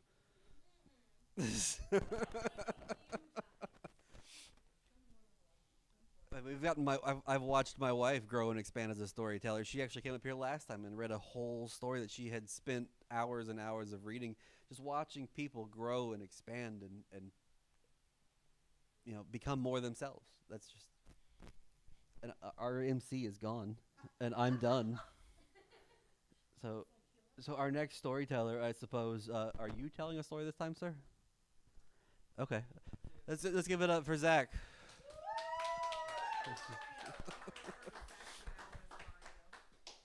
I'll give you the hug since he's not here. Grab one of these cards too. Hold up. You were gone. I know. Sorry. Everybody gets a fucking introduction. I think mine was fine. Oh, you gave him an introduction? I said here's that. So, me and Zach met when I was drunk at a car show, and he had a really nice car, and he won an award for it, and I was like, "Hey, the fucking car is nice. That's yours, huh?" And he's like, "Yeah." And then he messaged me a couple days later, and he's like, "Yo, you want some video? I want some tattoos." And I was like, "I am a master manifesting motherfucker because I manifested this." And then he did something different. He became one of my best friends. And he, by putting a camera in my face, made me feel seen. And I know that doesn't make sense how it's so surprising to me. But God bless America. I felt seen in a way that I hadn't been before. And you've helped me step into this intuitive healing role to the point where we're making videos about it. And just like motivation for people that like the word fuck, there's people out there that are looking for healing in all new ways. Oh, wow, that tattooer is an intuitive healer? Yeah, let's do that. So you're helping me fucking uncover my gifts as well as feel seen. So a man I love, appreciate, and dare I say need in my life. Zach Hendershot.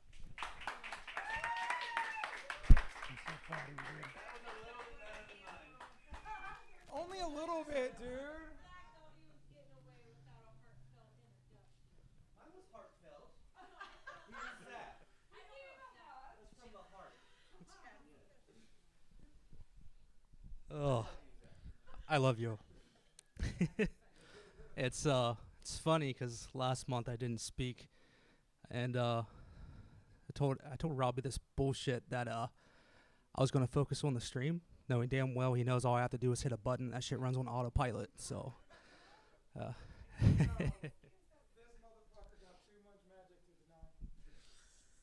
so I chose not to speak last month because I was going through some shit, and at the time it seemed like the right thing to do. And as time goes on, I kind of realized I didn't speak last month because I was terrified not to be up here talking, but I was terrified to be vulnerable.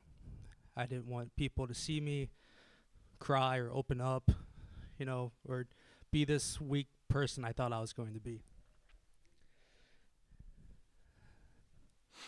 So, sorry, I had something I was going to say and I kind of forgot what it was. So I'm going to come back to that. Then I'm going to read this card real quick. I hope my hustle offends the shit out of you.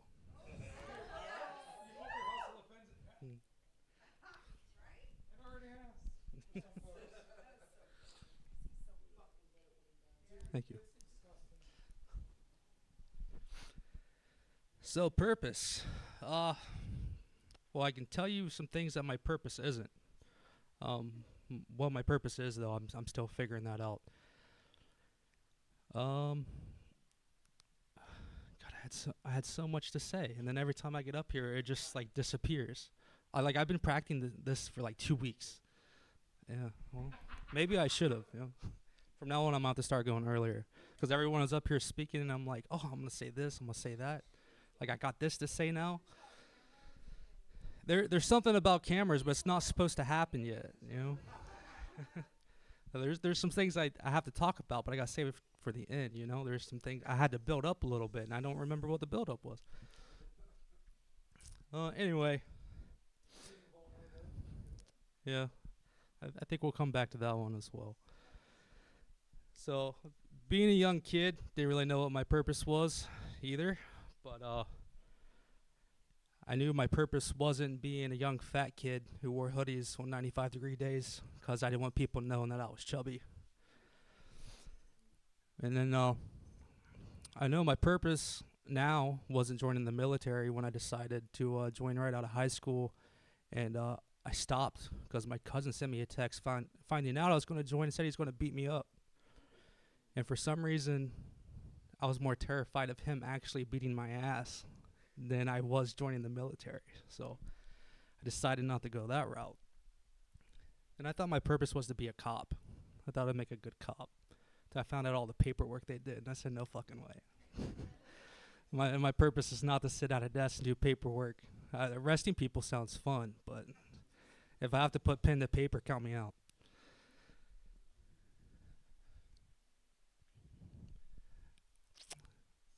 I thought my purpose was holding a camera. It still might be. I think in a different way that I thought it was the first time. Started doing some senior portraits and stuff and opened up my own studio. It was open for 3 months and I didn't book a single client.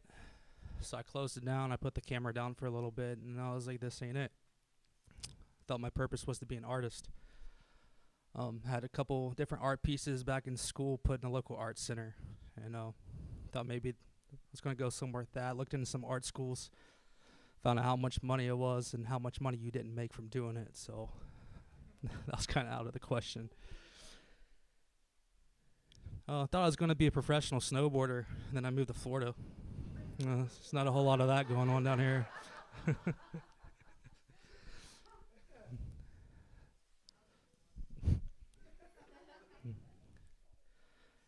So I've always wanted to change people's lives, but I didn't exactly know how I was going to. And I wanted to change the world, but I still don't really know how to do that. Someone has opened my eyes to how I'm doing that is through my lens. That's where I'll be there for you. And he's kind of opened my eyes into how I've changed people's lives already. Between getting their cars published in magazines that they've always dreamed of, telling Robbie's stories, making these really cool commercials for people that's promoting their businesses, which is in turn bringing them more revenue, telling my own stories in a way that people get to see from a creative aspect. And one thing I know that my purpose isn't is working a 9 to 5. I've kind of learned that in the last couple months here, especially putting me in a deep, dark spot because of the repetitiveness that I live. Working Monday through Friday to come home depressed and not wanting to lift a finger around the house, knowing damn well that my fiance's love language is acts of service. And I'd rather just sink into the couch and waste the day away just to do it all over again tomorrow than do anything to help. I know my purpose isn't prematurely ending my life just because it seems like the right thing to do at the moment.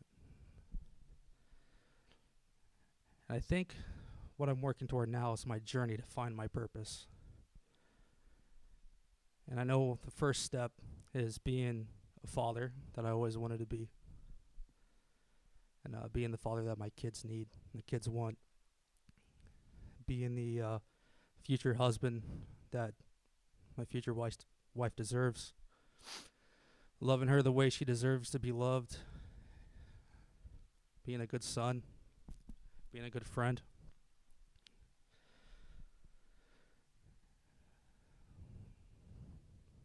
There's something else there too, and it's gone again already. Something I've been doing a lot lately is trying to teach myself how to cry. My my grandfather never taught my dad how to process his emotions or cry as a man. Kind of the "you're a man, you don't cry" type spiel his whole life. My grandfather never even told his kids he loved them, 'cause it was a sign of weakness. He didn't want to see he didn't want his kids to see him vulnerable. This kind of comes back to me not wanting to be up here last month, because I didn't want the world to see me vulnerable. I didn't want the world seeing me having the possibility to break down and cry. And it's not my dad's fault, 'cause he wasn't taught to either. He's 60 years old now, and I've seen him cry more in the last couple years than I have my entire life. And I blame that a lot on my son. Since he's came into the picture, I cry every fucking day, almost. I cried like a little baby when he was brought into this world. One of the most beautiful moments I ever had. And trying to get used to crying in front of people, crying in front of Meg when I have the chance. I spend a lot of time still crying alone on the way to work, on my lunch break, on the way back. I take extra long deuces in the bathroom so I can cry a little bit. You know, it's kind of like feeling like a dog that's take the shit in the yard and kind of looks around to see if anyone's watching. It's kind of how it feels to cry in front of people sometimes. So it's okay. It's something I'm learning every single day, that as a man we're programmed and wired not to be vulnerable in front of other people, which it's all a bunch of bullshit. We're all created equally in one way or another. It's okay for women to cry. Why can't men cry too?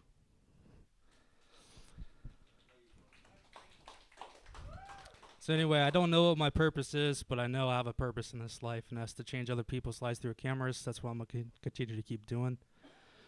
Something I love, something that I put down but came back to, and it's something I don't do very often other than buying a guitar recently that's up for sale now, because I did come back to it, and it wasn't it. That's not my purpose.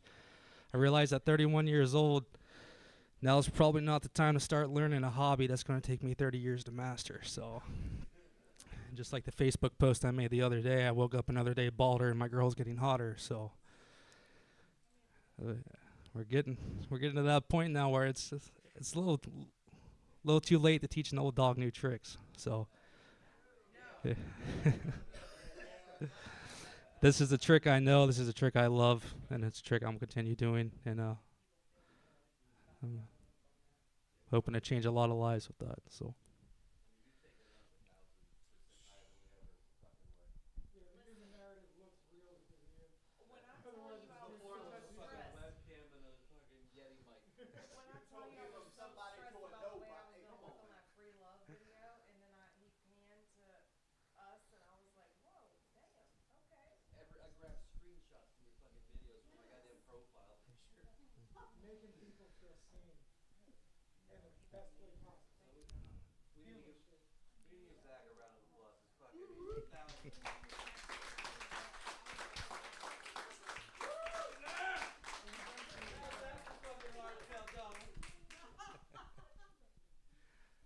Free Love Day was something that was really eye-opening to me, with creativity and everything. And I've started picking up a camera a lot since this whole week. I've had a camera in my hand. I just bought a new camera that I was going to bring tonight. I was really excited about it. The fucking thing needed a dummy battery to work, so I left it at... Actually, no, it's right there, and I meant to take pictures with it. I took pictures of Chad, and I forgot to take pictures of everybody else, and then I realized that, and I was like, well, I'm just not going to take pictures now because I don't want anyone to feel left out, so nobody gets pictures. You know? I'll send them to you. So the only person that gets pictures tonight's Chad. He was the only one that spoke tonight, as far as pictures go.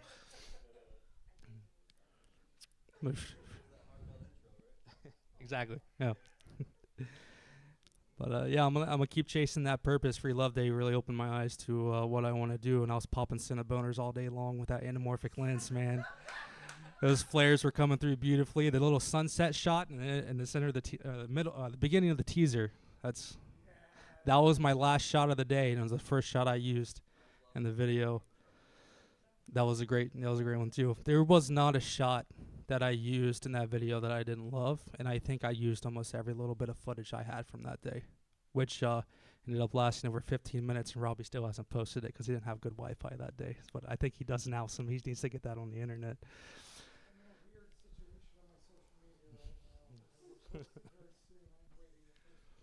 And it's very it's very great. It's a very beautiful video. On the last segment ended with Robbie's message that he had when the mic was open to him before his performance he did. Just a beautiful day in general, and it was awesome. And I look forward to doing so many more. And even though I didn't get tattooed that day, I feel like that video was kind of my way of paying it forward, and I'm going to continue to do so with many videos here on out and day-to-day life basis. So I think that's about all I got to say.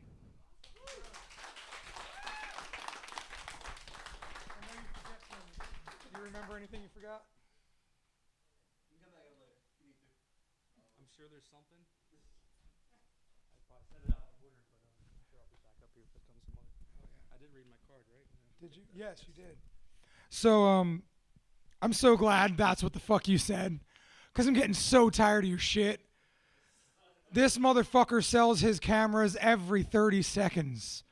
And it's like he posts them on Facebook. Should I sell my cameras? I'm like, why the fuck aren't you making videos all the time?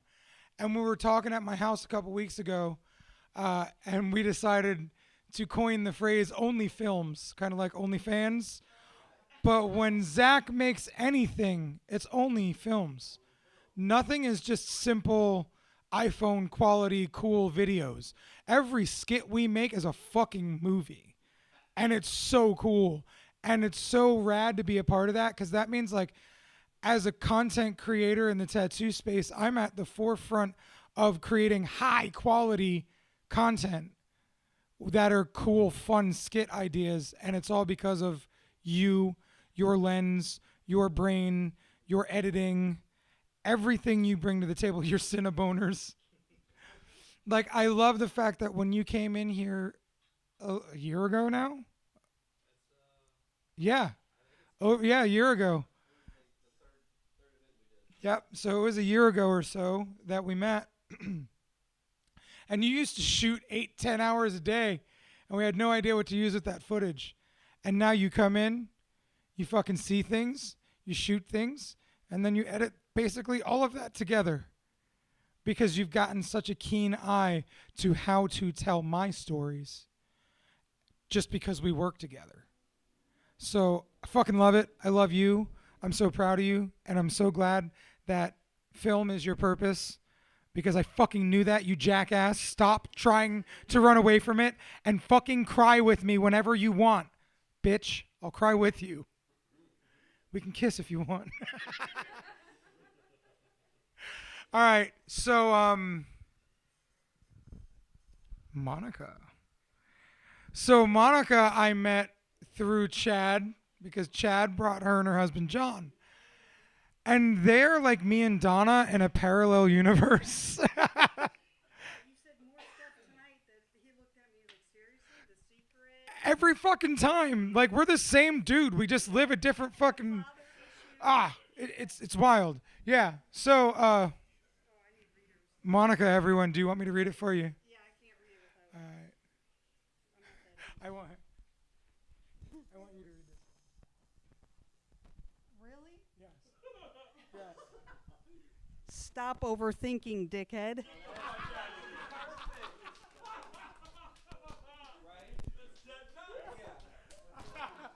see why I had to have her read it now? Wow. I can't tell you how spot on that is. Yeah, put it on my desk. Yeah.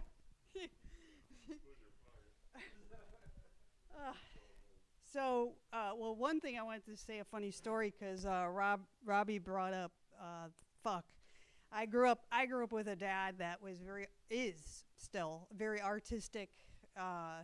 He was into acting, art, and all that kind of stuff. And he was the type of dad that when I was a kid, he was teaching me how the various ways you could say the word fuck, and it could be effective, different ways. So I appreciated having a dad that was out there like that, creative and thinking differently and so forth. Robbie, I wanted to say to you, you're giving a better gift to the world more sober. You're going to experience world in a clearer, more defined way than you could ever imagine. I'm speaking for myself because I got sober 12 years ago now, and it seems scary as shit when you stop, because it's an anxiety blanket, it's a comfort blanket, it's a way to, and I'm saying things everybody knows, it numbs you, it stops the thoughts, all that kind of stuff. But you don't realize how much you're missing in life. Because after the first year sucked the most, I felt like a little girl all over again.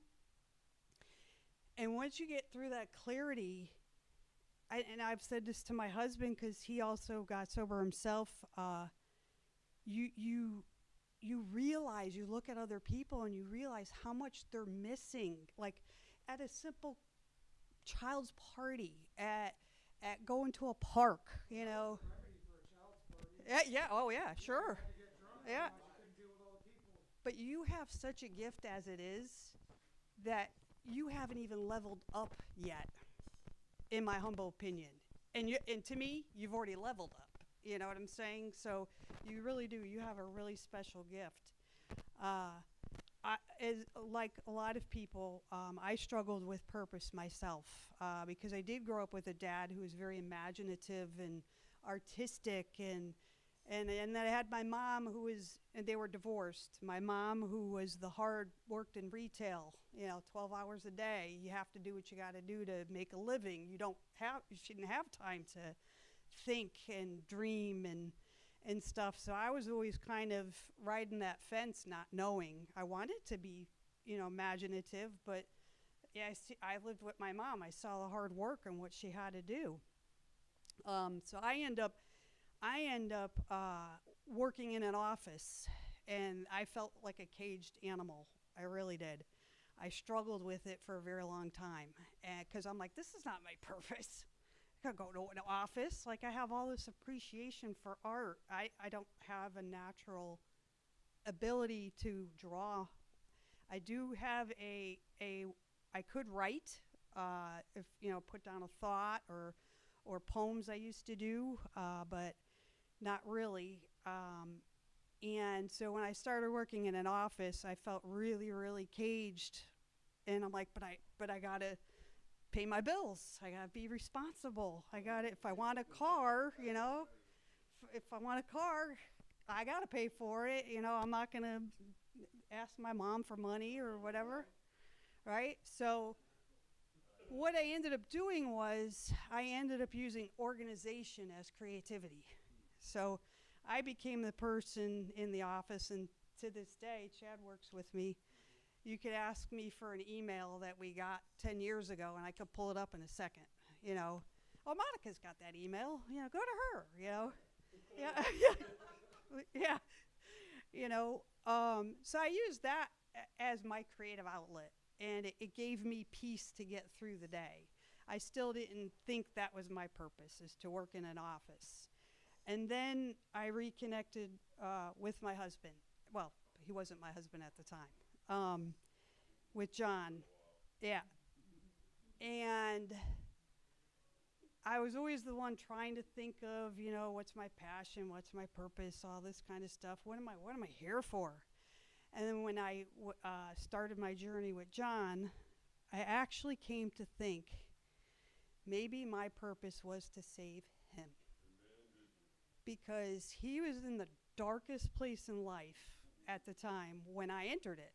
I didn't know it, I won't go into his entire story, but his wife had left him 2 years prior, took the kids, took the stuff in the house, and literally left him during the day while he was at work and came home to nothing. And this is a man that has one of the biggest hearts there is. Like, he's the dad that's driven to Virginia, because that's where she moved, to Virginia to see his kids, to visit with them. Even if it was for a week, he would drive up there, pick them up, drive right back down, spend the week with him, and do it all over again the next weekend. And he never bitched and complained about it because he loved his kids more than that freaking drive. And we still do it to this day. But he was in a super dark place. I mean, he lost everything. Everything. I was there through the repossession of his car. I was there through the foreclosure on his home.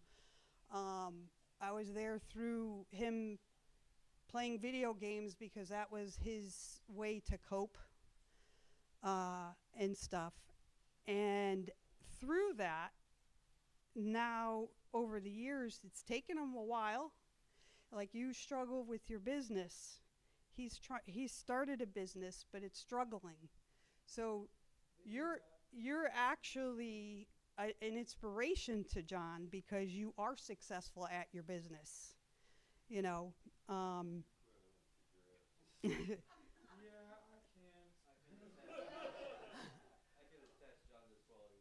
Yeah. You know, and so part of my purpose has become at work is be that person that people could like just give a little positivity. I send out a daily quote.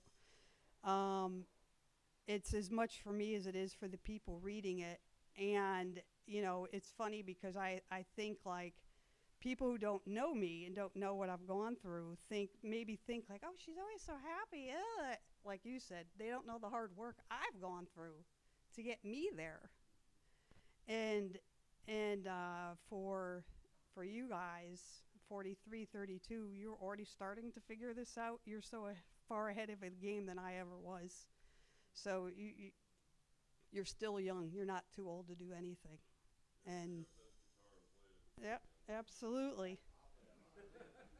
And so that's what I wanted to share. And, you know, Chad is a good, his purpose, I think part of it was me coming to Florida to pursue a relationship with John and save him.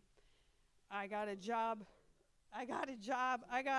where I did, and me and Chad didn't necessarily get along when we first started working with each other and think about it. I worked in an office, and I was like, work. You don't sit and chat and talk. And to be fair, you assigned me the work. yeah, I did.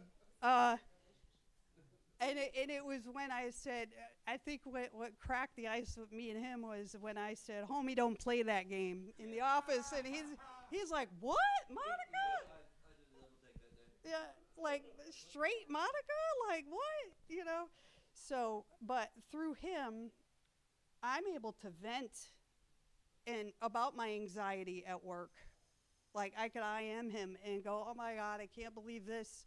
And da-da-da, and he'll say silver linings, you know, and he could do the same with me, like, so we could get past whatever the feeling we're having to be more productive and get through the day.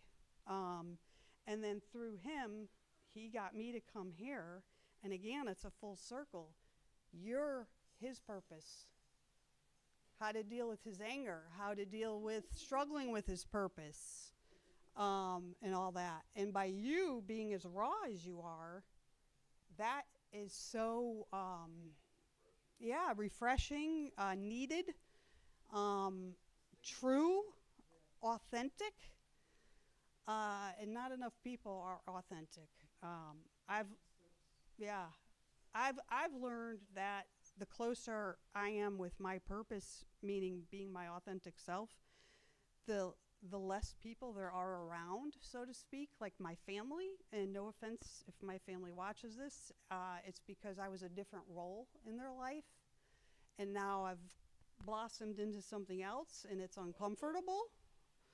It's uncomfortable, and I've realized it's okay. You don't need a lot of people in your life. You if you're healthy, it's okay if they fall off, even if they're family. They don't hate you. And if they do, oh well, then that's their loss. You know, it's about your inner circle that is the most important. And currently, that's my purpose. Is my inner circle is John, me, Seth, Sarah, our grandchildren, our son-in-law, and anything outside of that is just bonus. And if anybody else has a problem with it, that's their problem, not mine. And it took me a long time to get here, and I'm 55. So you guys got me beat because you're already getting there. So that's what I have to say for today.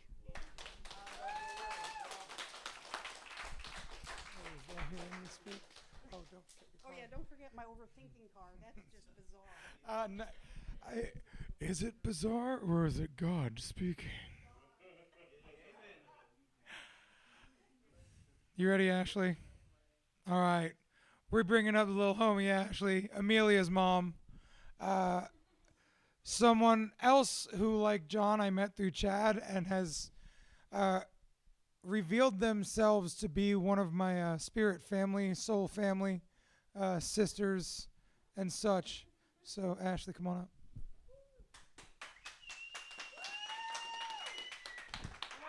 Mustang, please. Get your car. Oh, you got a Mustang. Yeah. All right. I got Eleanor to be exact. Hey, I mean, if it's going to be a car, it may as well be. It better be Eleanor.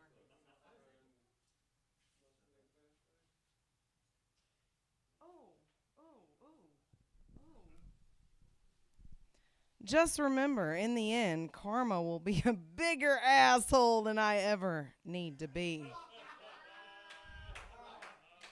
When I tell you that God will fucking build you up in front of the same people that tried to tear your ass down, that is the fucking truth.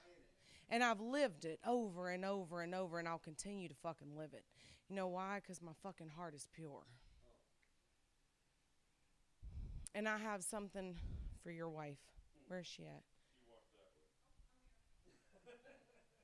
There's no squares in my circle. Best shape I ever been in.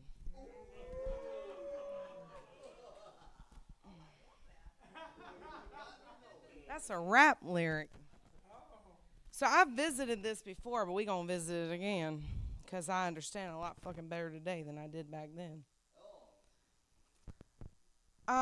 Purpose. I knew exactly what I was going to talk about when this word came up. Because I'm a fucking Scorpio. And I pride myself in being a Scorpio.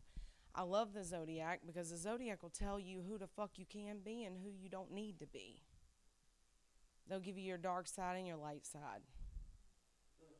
God said there'll be signs in the stars. A lot of people that worship God get that misconstrued, and the thing is that God never asked you to worship the stars, the moon, the sun, the sky. He asked you to worship Him. And I don't fucking worship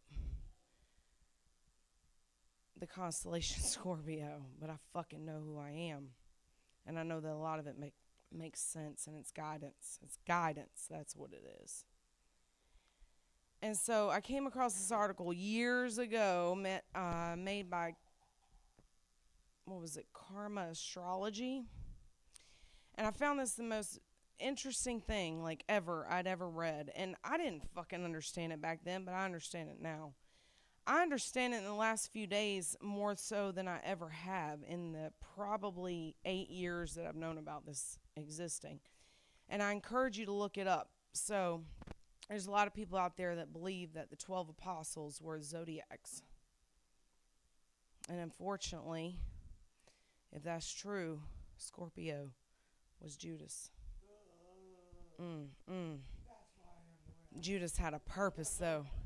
Judas had a fucking purpose, though, because without what he did, he had a purpose. He wasn't a bad man. He wasn't at all. Judas is the one that betrayed Jesus. He's the one that betrayed him for money. For money. He was the traitor. But without what he did, which was purpose. Okay? So there's an article. There's God's message to each zodiac sign. And I encourage you to look this up. Listen, I've had some rum tonight and I feel good. All right, so here we go. Am I allowed to say that? True that. So here we go. All right, so I knew I was going to talk about this tonight because, like I said, I've known about this for many years, and I'm going to read this to you guys. To you, Scorpio, I give a very difficult task. You will have the ability to know the minds of other people, but I do not permit you to speak about what you learn. You know how fucking hard that is? When you can see right through a motherfucker, but you can't talk about it? Many times you will be pained by what you see, and in your pain you will turn away from me and forget that it is not I, but the perversion of my idea that is causing your pain. You will see so much of humankind that you will come to know them as animals, and will wrestle so much with the animalistic instincts within yourself that you will lose your way. But when you finally come back to me, Scorpio, I have for you the supreme gift of purpose. So I'm going to touch on that for a minute. I identify with being able to see through people a lot. Scorpios are birth and transformation. We were meant to see through people's souls. We were meant to see who you really are. And we weren't meant to speak about it because we're meant to accept people for who they are and who they can be. Birth and transformation. Reinventing yourself to be a better person. When Robbie speaks on how we can bring out some of the darkest, deepest shit in people, we really can. We will mirror every fucking thing back to you that is nasty, that is disgusting. That's exactly what you need to see in order to hopefully change yourself for the better. Because we are rebirth and transformation. That's what we are. That's what we're put here for. So when he says that you will wrestle with the animalistic ways within yourself because it is the perversion of my idea, I ponder on that. What does that word mean, perversion? It means something different from what it was intended to be. A lot of people say they worship God, and they do it in the very wrong ways. God never asked you to be judge and jury. That's his fucking job. It's not yours. He asks you two things. He asks you to love him and love yourself. Love your neighbor like you love yourself. He's within you. The light lives within you. So does darkness. And when you're given the task to be able to see that darkness within other fucking people, and you can see it, it's hard as hell not to speak on it, because I can tell a motherfucker real quick who they are. I'm good at reading people. But you have to learn to accept them for who they are, and that was my purpose. That was our purpose. That was our fucking purpose, was to love them no matter how fucking nasty their soul looks, because we know that there's a different light inside of them. I have wrestled with a lot of animalistic ways within myself. There's a game called Dante's Inferno, and if any of y'all ever fucking played it, you know that it's a descension into fucking hell. There's 9 levels to that shit. I've lived on every fucking level of that game. The irony is I remember when I played this for the first time, I got to the 8th level, which is fraud. And I couldn't fucking beat the boss. So I called a friend of mine who was real good at video games, who played this game before. And I said, if you come over, I'll smoke a blunt once you beat this fucking level for me. I can't do it. The irony to know now that I literally asked someone to come over and help me descend to the next fucking level of hell, which is ice cold, it's treachery, it's betrayal, it's Judas. I didn't understand that then. I understand it on a way different fucking level now, and it's insane to me. But God said, when you come back to me, I give you the supreme gift of purpose. What the fuck does purpose mean? It means a reason why you have lived the shit that you've lived through. The irony in this is, the hardest struggle I've ever had was getting along with the person that I created the most beautiful gift in the world with. He's also a fucking Scorpio. You want to know that the irony of Amelia is? Amelia is my daughter. She's our fucking light. She's both of our light. She's everything in the fucking world to both of us. Neither one of us are perfect at it, but we both love her more than anything on this fucking earth. Now I want to read to you what God's purpose to her was, because she's a Libra. I give you the gift of service, that humans will be mindful of their duties to others, that they may learn cooperation, as well as the ability to reflect on the other side of their actions. I will put you everywhere there is discord. And for your efforts, I will give you the gift of love.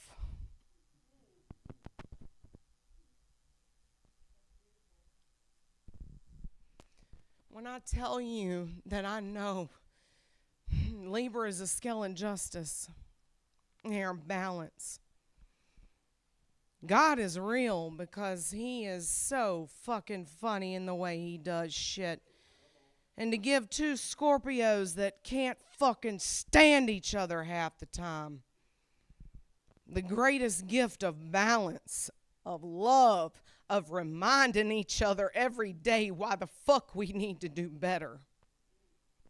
You can't tell me that he's not real.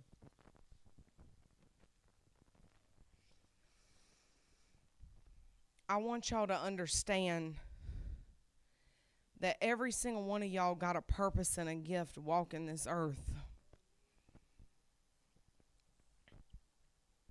And that we were put here to understand each other and change each other's lives. We were simply put here to do better than what the fuck came before us. We chose this. Ascension. There's a fine line. There's a fine line in every fucking thing. There's 9 levels to hell. There's 7 levels to ascension in heaven. And in between those two, you got limbo and you got mineral. Limbo is fear. That's what the fuck it is. That fear, that anxiety, jealousy, greed, hate. That's what the fuck will make your heart ice cold. You want to ascend? Your base level starts with mineral, and that starts with the earth. It starts with understanding that every fucking one of us are connected with each other. When God said to love your neighbor like you love yourself, he didn't fucking mean to treat other people the way you want to be treated. He meant you are all fucking connected. So the way that you love yourself is the only fucking way that you're going to love another person. You understand that? When people say you can't love someone else if you don't love yourself, that is the truth. God lives within you. However you want to refer to it. It's all light and dark. That's all it is. That light is within you just as well as that darkness. Is which one do you want to feed? That's where your free will comes in. Your free will gives you the choice. Do I want to be of the light or do I want to be of the dark? You got power to be both. And my purpose, I believe, was to go through a lot of fucking darkness so that I could see just how goddamn bright I can shine.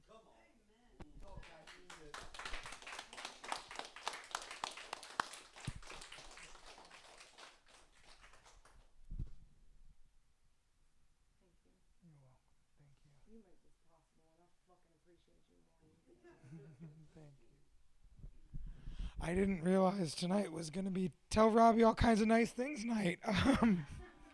Thank you guys so much for that. Man, powerful shit.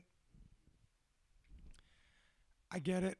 You know, the not loving yourself so you can't love others, and then hating your chosen and not knowing how to handle that, and having love dropped in your lap and not knowing how to handle that. That's it.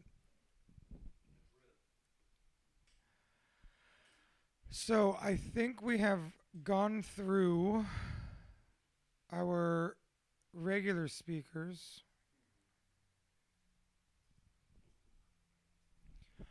So with that being said, you got 5 minutes? All right. Well, so we've talked a lot, just back and forth through the night. My much taller person, like, he doesn't look like me, but he's like an emotional doppelganger who lives a lot of the same life as I do. Happens to be the husband of Monica. My friend John, who I've met through this event, through Chad, and I'm so glad to have found as a member of my soul family. Me too. John, everyone.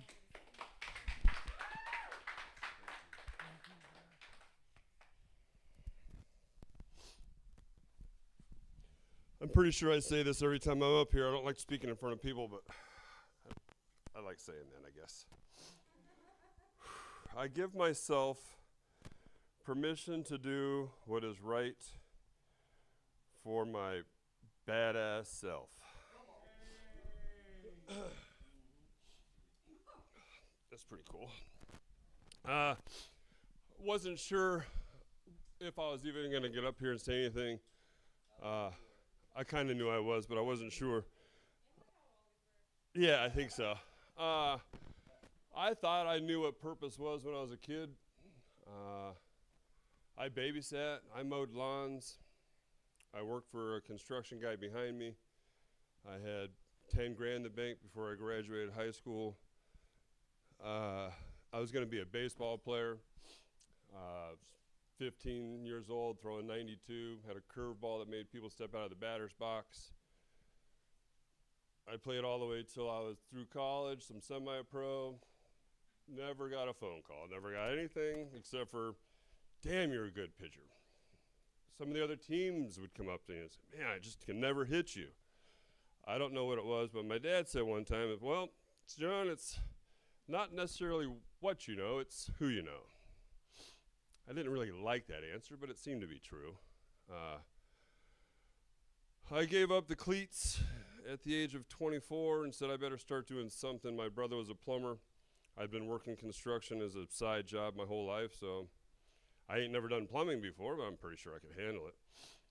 I got in there, started doing some plumbing, thought I had my purpose again. I was like, whoo, this is easy. I was top of the board. I was foreman in less than a year. I was doing really good.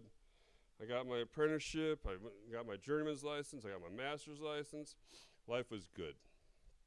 I started my own plumbing company, but before that I had my own tile company. I thought money was what we were supposed to get so that we could live the dream. I don't know if that's really the purpose. Love was very important to me as a purpose.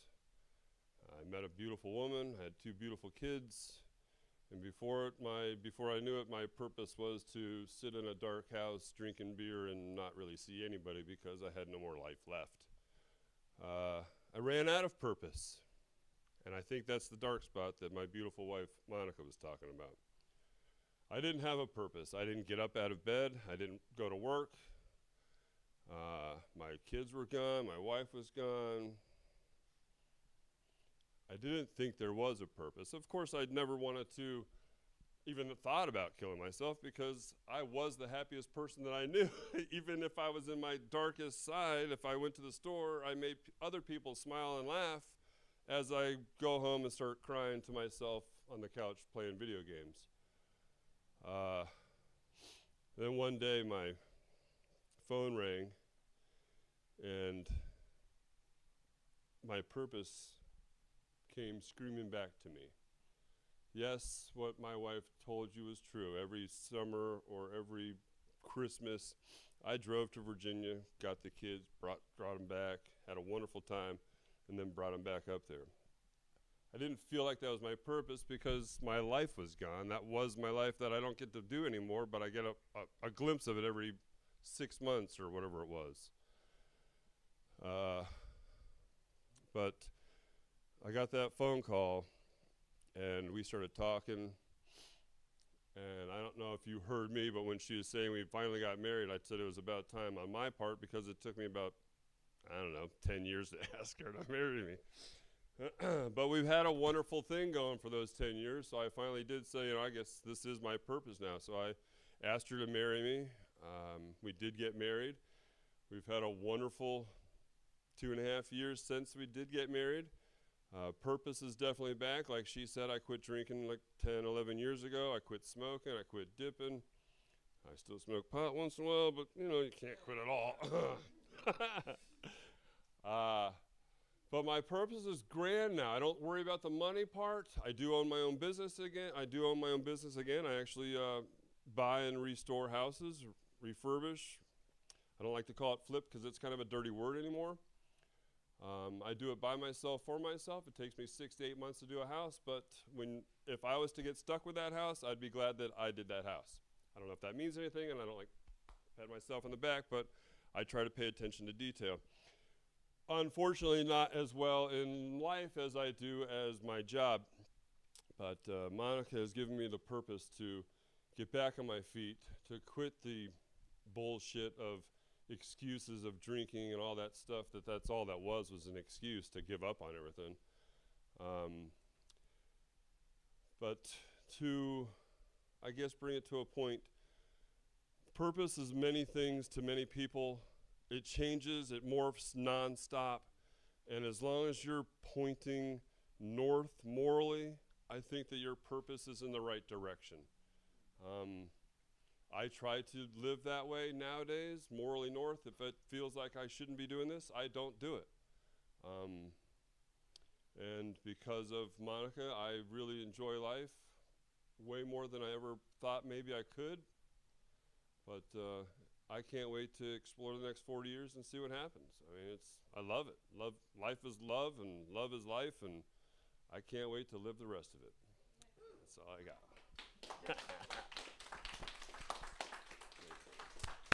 It really helps, man.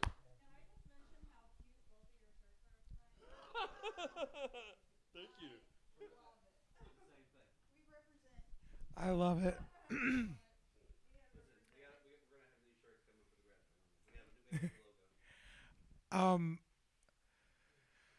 Man, money, right? That's the most important thing. It's weird. Weird trying to figure out what you're supposed to be doing and how you're supposed to live and what's supposed to make you happy. Especially when you chased all the things, you couldn't find the happiness. Ever. And then you find the happiness, and then you're like, oh, that's where it is. Yeah, right? Huh. Oof. All right. Open floor. Who's next? Grandmother Rose. I love it. So I met Grandmother Rose here, and the first night she got here, she came up and spoke. For some reason, I knew she was someone I needed to interact with. You just have this thing coming out of you of just amazing. And so that night you spoke and you said that in your 92 years of being on this earth, you've never... 84. It was 84?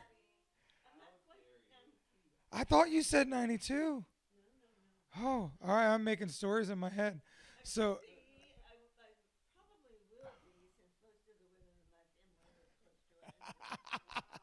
I feel like you're going to be there. But you have this life about you. You have this wonder about you. And in your 84 years of living, you have never felt this safe in a room with this many men, you said. Right. And that kind of blew my mind and it made me feel really honored that somebody that I just revere as much as I revere you has something so powerful to say about a room that I get to be a part of putting together. So, Grandmother Rose, everyone. Do you want to read this for me? I'm not seeing too good right now. Just breathe and remember who the fuck you are. Thank you. Thank you. Thank you. Okay. All right. Wow. The stories tonight have been wonderful. Have been wonderful. Thank you, every one of you. Phew. So many things I want to say. I've had a life that was similar to every one of your lives. We've all been born, we've all lived, and we've all had difficulties. My life, until I was in my 50s, was full of secrets. I knew something wasn't right, but I didn't know what it was. I had no idea, because I lived two lives. This one over here and that one over there. And so many things I have learned since then and before too. And where I'm at now, I look back and I've had so many people help me understand where I'm at and what I'm going through.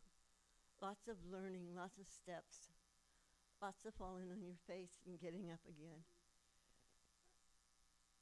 But I have learned that if yes, I did. But it wasn't, I literally fell because I made a choice saying goodbye to somebody at my home.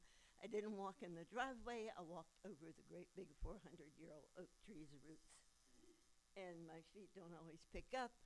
But I've learned to tumble and roll instead of slap down on the ground. So I was okay. But anyway, I've learned to look back on my life and see if I was going to have to live the life I've lived, I am so grateful that I was born where I was, to the family I was, and I've lived the life I've lived, because I have so many people that have been in my life that have helped me a lot. And they've gone through the most unimaginable stuff to me, because I would be a drunk if I hadn't known that my dad was a drunk and what he did to me. I would have been a drunk because everybody in his family was a drunk. And he used it to excuse whatever he did, and he did a lot. But at the same time, I've made peace with that. I've struggled, I still do. I'll share my last chapter of my life with you. It's lasted about 2 years, and I've learned even more about what my purpose in my life is. Scott taught me about looking at my past life in a very neat way, because I did the workshop, and he worked to my feet for years, and my mom's too, before she passed, and taught me a lot. And of course, Becky too. But we were talking one time, and the one thing I remember that he told me that means so much to me, he simply said to me, look back at your life and see what you survived and what you've come through and how you've come through in a good way. Do you know how intelligent you are? How powerful and strong you are? And you know what? At that point, I didn't. But he told me that, and I'll always remember it. But I've learned that the purpose of my life started when I was a little girl and I would babysit.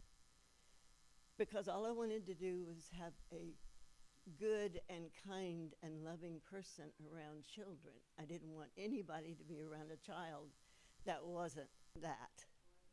And that's been the purpose of my life, all my life. And I've worked with families and children, and I still do. And I still work with families and children, and that's very, very important to me. I have an awesome family, and it's huge, and it's really, really, really neat to have around me. I've kind of withdrawn from life for the last 2 years because I started on a journey about 2 years ago when it began with me trying to get a driver's license, and I couldn't see good enough, and I had to have cataract surgery, and that almost lost my driver's license for that. And all kinds of things happened. And then I wrecked my car, and I couldn't go anywhere anymore, and I didn't have the money to buy a car, so I made the choice not to buy a car. I just wasn't going to pay for something with money I didn't have. And it slowed me down, and it kept me at home. And then a very short time after that was when my son that lived with me, and he had a girlfriend that lived with him too, was us too. He was diagnosed as 4th stage prostate cancer that had metastasized into his bones. And the doctor said in the beginning that he had probably had it 14 to 20 years active in his body, and there was not anything they could do about it. They didn't give him any treatments or anything, and because he had worked under the table all his life, he and his girlfriend had to find help for him, but they did. And they worked together, and they did marvelous stuff. And the journey through that was not very easy. The reason I didn't talk last month was because I knew that if I got up here and started talking, I would collapse and fall down on the floor because he had died a month before. When I talked the first month that I was here, it was because I really did feel safe here, and I do feel good here. It's wonderful to me. I love all of you. As I've gotten older and older, and don't ever call me old, that's an attitude. I am not old. I will never be old. I am older, and I am getting older every day, and that's the way it works. Where was I? Okay.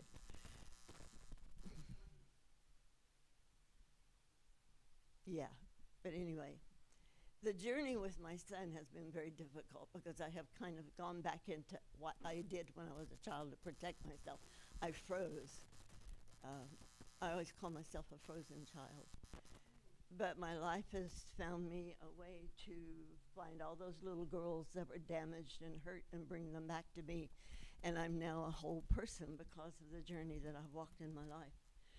But I went back, and I didn't realize that I had never learned what it was for someone to, Kathleen, what is the word I'm looking for? Trigger me. I did not know what that was. And my son's girlfriend knew how to trigger me. And I did not realize what was happening at first. And through all of this, for the 2 years that we have, I was frozen at home because of the triggering and my son dying and watching him die, and they secluded me in the house in that they would not listen to me. They did not want me to say anything or give any advice or do much of anything. I had to freeze to stay away. But what I learned from all that was that my purpose was, in the middle of all of it, I had to take a deep breath. And one weekend, as I was in what we call lodge, sweat lodge, purification lodge, when I was there praying, I had to make a choice. What was I going to do in this situation? Was I going to stick it through until he passed and let them live in my home and do whatever they needed to do and put myself over here and not intrude, not interrupt, not do anything, and then learn how not to be triggered into anger and yelling and screaming and all those kind of behaviors, not to react, but to respond. And in all that, I found my purpose. In my life, I know I've always known who's going to die and when, and know when it's time to go and say goodbye. And if I don't do that, then that person will come and say goodbye to me after they passed. And so I know my purpose is to be around people who are transitioning and changing from this life to the other side, back to the other side to get ready to come again. But it's through this journey with my son and his lady, I made the choice to stick it out. No matter what I had to do, I was not going to react anymore. I was going to respond. I got upset. I got very angry. And if any of you are familiar with Abraham and his list of emotions, I put the list of 38 emotions on my wall, and I would go down into fear or go down into anger, and I look and see, okay, what's something else I can feel? What do I feel today? What do I feel tonight? And pivot and change my emotions and change my feelings and begin to be able to have more purpose in the situation that I was in. And then I kind of had a resource that I hope you all have one like this. I can call up Kathleen and say, please talk me down. Please talk me down. And she's done that so many times. And I can take a deep breath. Now I talk myself down. I've learned through all of this, but my purpose is to help a child, an adult, an elder, doesn't matter who it is, any way I can. Sometimes it's just by prayer. Just by sending energy, just by sending thoughts, just think of them and loving them. Who was the girl that spoke before me? What was her name? No. Ashley? Yeah. Ashley. She said something that it'll have to come back up again. Yeah, if I lose it, I just wait for it and it comes back up. As you grow older, you learn how to deal with things that change, and you just wait for yourself to learn how to deal with the changes and all that kind of stuff. And that's one thing I've done with forgetting things. But if you want to know somebody that could forget things, you should have known me at 18 or the whole life before that. That's what I've always called myself, because I can forget, and I still do it now. I sometimes wonder, am I forgetting because I'm demented, or am I forgetting because I'm just using my skills that I learned when I was a child? Forgetting was a survival skill, an absolute survival skill. Forgetting, and the only other one that I would tell anybody is that I could leave my body when I needed to. And it's lifelong skills. It's not just one. But anyhow, I learned that my purpose with my son and his girlfriend, they wanted to get married, and his papers came to get married 3 days after he died. They did not make it, but I told them, you're married anyway. You're a couple. You're committed to each other. You don't have to have a piece of paper. But they wanted that, and it didn't work out. But I learned so much more about purpose when I was with them, because my son was not mean or ugly to me most of the time, but his girlfriend has a very bad background so far as abuse and so far as PTSD and everything else, and alcoholism and all that. And she believes that you can't change, and that's not true. You can change anything except birth and death. You can't change that. But you can change other stuff. Even if it's just a little bit, you can make it a little bit better, or you can make it a little bit worse. And I've learned that, and I learned that, I really couldn't stop her from coming at me and doing the things she did, but I could respond, and sometimes I simply had to sit in silence and listen, and sometimes I could walk away or get busy and do something else, or call a member of my family, which is wonderful, and or a friend, and say, please, I need to go out. I need to get out of here. And they would do that. But at the same time, my purpose was to be with my son and provide a home for him. It's my home. Provide a home for him to be in until he passed. And he passed on July the 26th. He had been in the hospital for 7 days for checking out pneumonia and stuff, and they did, oh my God, what they did to him. but they couldn't stop the pneumonia. Everything they changed came back in spades and faster. So they sent him home on a Wednesday night, and on Thursday he was marvelous. He was so glad to be home. And he had friends that came over and visited that night. He had a friend, Matt and Mel, come over, and his fishing partner, he was a commercial fisherman on his own.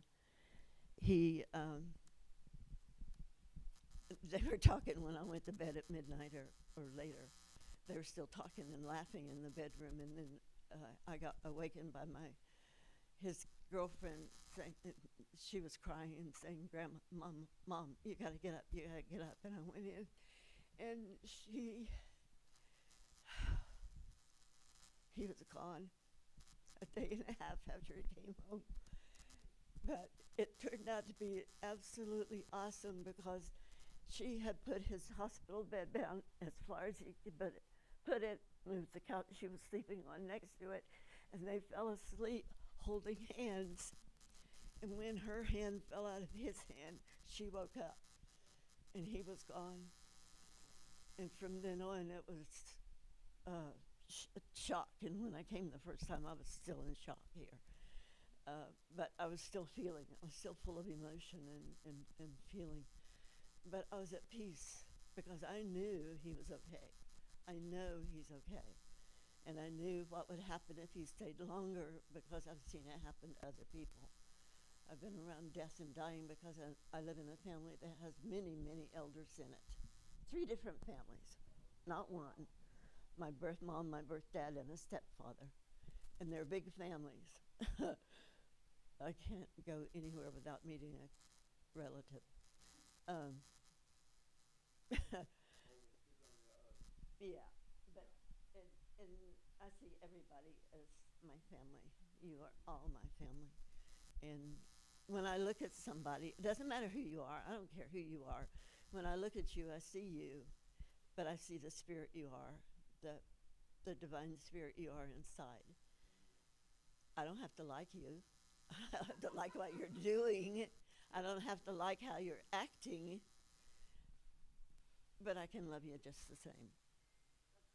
And it doesn't mean I have to be anything you see, but that's my purpose in my life, is being the best person I can be, and learning and growing always, and helping as much as I can. And sometimes helping is walking away.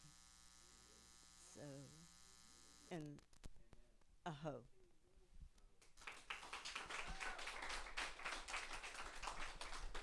Where is he? There he is. Emerge from the darkness. Yes, you did. Thank you. All right. Now stand up a minute. Give me a hand. Yeah. Oh, I put my card in my pocket. Okay. Yeah, I was looking for it too. Yeah, I put it in my pocket. Thank you for listening.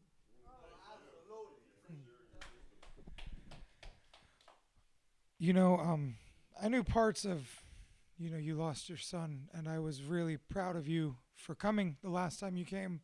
Even though you didn't speak, you came up and you said it was hard for you to speak, but just the fact that you were here, sharing energy with us, it's such a blessing. Like what he said, like your life experience, you've gone through all of it and you've made it through all of it.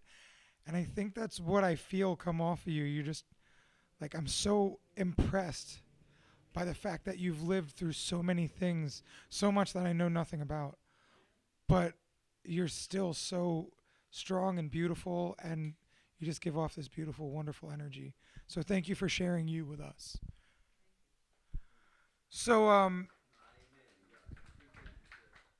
next, I've been asked a number of times if he could come up and speak tonight. So Chuck started working at the shop a little over a month ago. And I want to let him tell his story, but I'm just impressed by who the dude is. He shows up authentic and raw as fuck. And he brings something magical and special to this studio, to all our lives. And I'm really, really happy to have had him found his way into our lives on his journey. So Mr. Chuck Taylor, y'all.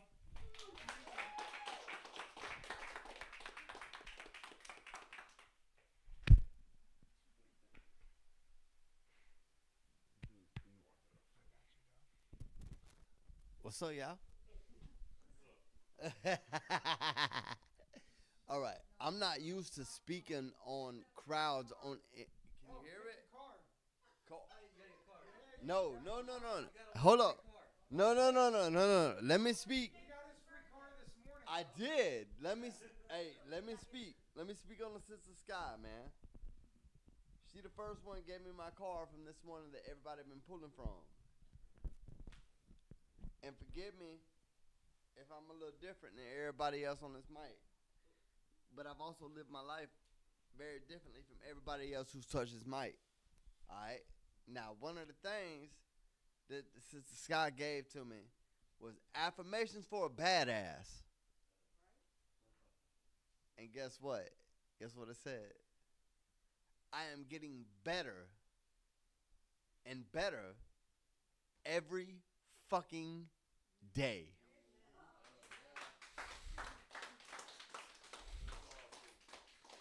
Hey, these are actually one of the things that I can speak. So when sis gave me that, I really felt that.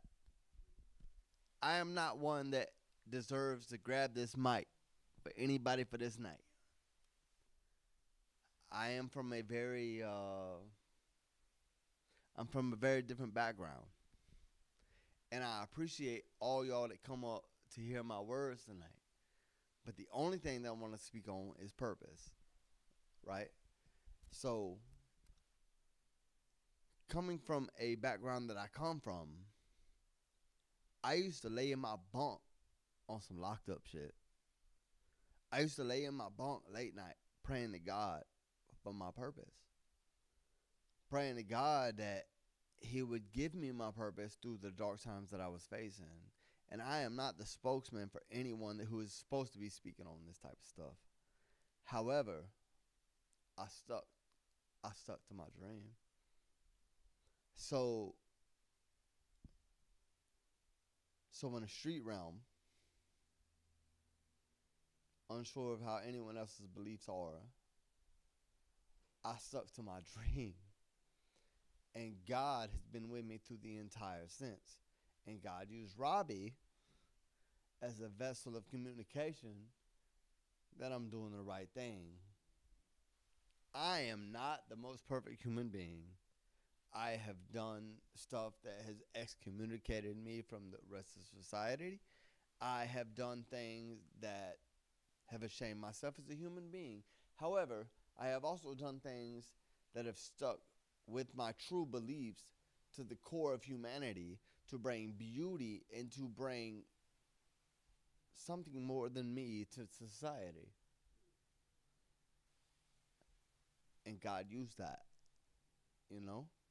So it's an honor. I'm not coming up here. I'm not the best speaker. I'm not a public speaker whatsoever. You know, for real, awesome, for real. However, I will speak on my struggle. I was coming from nothing. I was coming from a situation that no promises were coming from. And there was only one person that took a chance on me, and that's the homie Robbie, which further solidified my beliefs in God, you know, because these were the things that I prayed about whenever I was in a cell laying by myself. These were the things that I prayed about while I was chasing my dreams, trying to learn how to draw better, how to sketch better, how to tattoo better, because there's only one thing I wanted to do in my life. And Robbie gave me that chance. Out of everybody else, Robbie caught me in the streets. And I'm not perfect. You know what I'm saying? I'm the furthest thing from perfect. But I do represent the struggle. And I do represent real motherfuckers. And I do represent...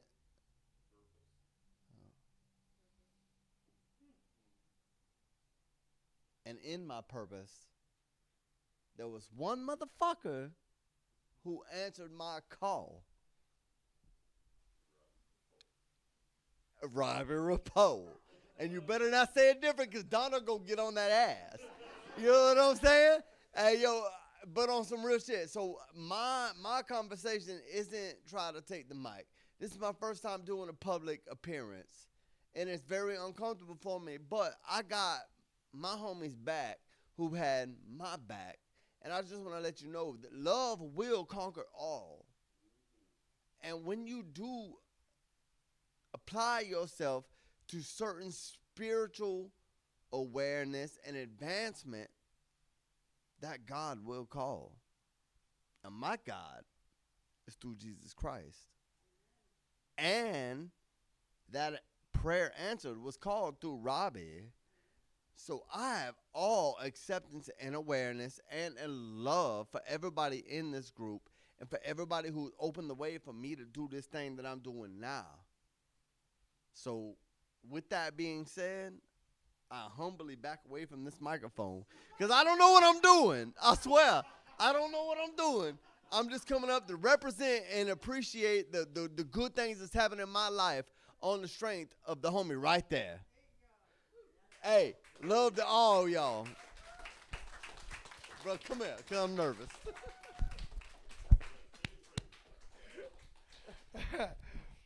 I hope you can see why I love this motherfucker. Yeah, man. Once again, like I didn't expect tonight to bring up Robbie's great so many times. So thank you all for that. Thank you.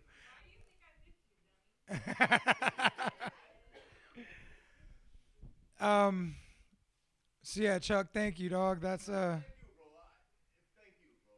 when you were sitting there and you said like laying in my bunk, that fucking hit me in a different way because I've never felt that type of being trapped and isolation and a need to find something bigger and know that like me keeping this business is giving you a fucking track for your train to ride on into purpose.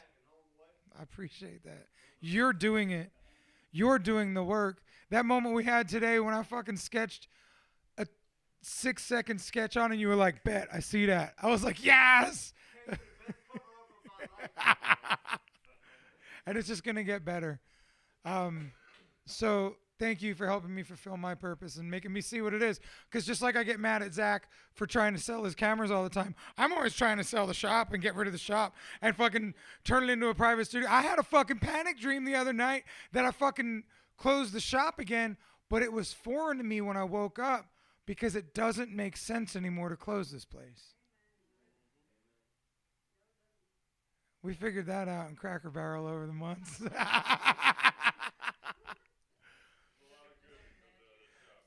Man, and I appreciate that. And it's like, we really are doing good here. It's a great place. It's a conduit, you know, so I can hide behind the mask of whatever it is, but like, great things happen here. And it's bigger than just a business. It's bigger than just money. You know, because like, rich and famous, right? I've been those things. Some people still call me some of those things. I have to realize I'm rich, and I have to accept that I've become famous, and those are things I wanted. But it's not all it is. You know, like, you have to just have that gratitude for the things and the people and the stuff. The small things that are big things. The free love days, and then the not as big things as free love days. Like I said, we're going to have a fucking car next year. Next year, we're going to give away at least one car for free love day. Oh my God. It like, bitch, it ain't not happening. Like, I'll probably end up with 10 or 100 cars to give away because I want this shit so bad. That dude fucking, you know what? Kiki and David are getting a car even if they don't need one.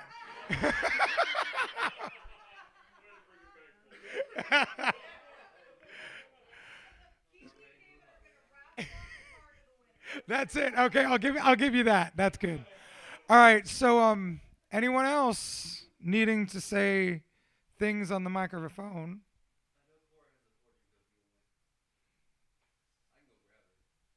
Go grab her. But in the meantime, it's going to be a fortune cookie. She might say a lot.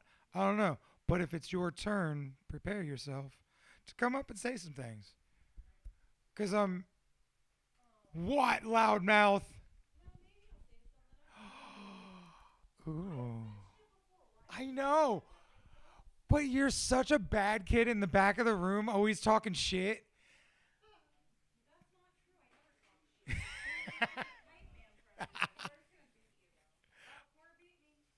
All right, well, Cora next and Donna after such. So, are we having a three-person team or is it just Cora?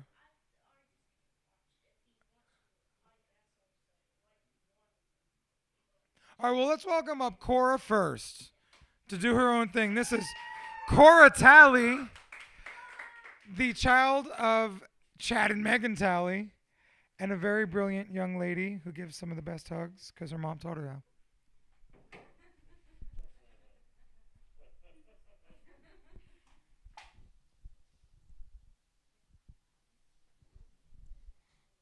Hello.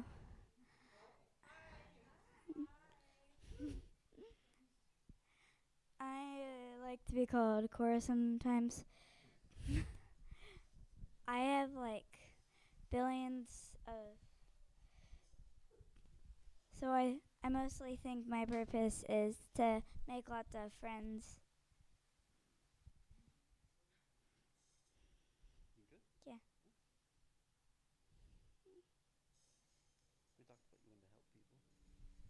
And I really like to help people when they need me. What did you talk about you wanted to be when you grew up? I really want to be a vet because I really like helping animals. Is that all you got? Mm. Okay. Your little fortune cookie? Mm-hmm. Woo!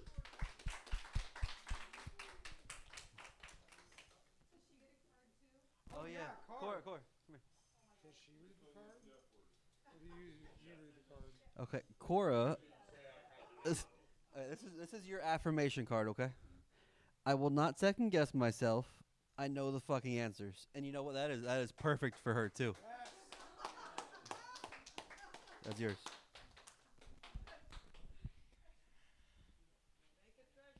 You're an impressive little kid, Cora. I'm so proud of you, dude. Watching you grow over the years has been an honor. So, does young man?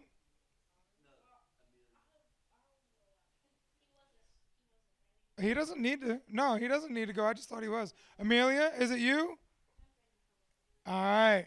So, we've already talked about Amelia, the youngest vendor at any event we've ever thrown, at 9 years old. And she sold her things, her happy beans, they come complete with a message of positivity. And she is literally one of the most influential young people I have ever met in my whole life. Amelia. You go, little buddy. Yeah. So today, the word is purpose, and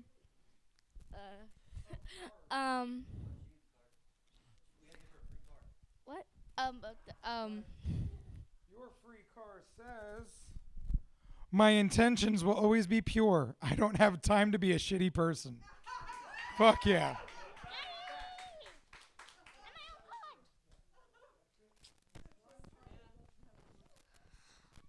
So the word was purpose, and once I really think about it, we don't know what purpose we have in this world. We kind of was just put on there and said, know what, you do what you do.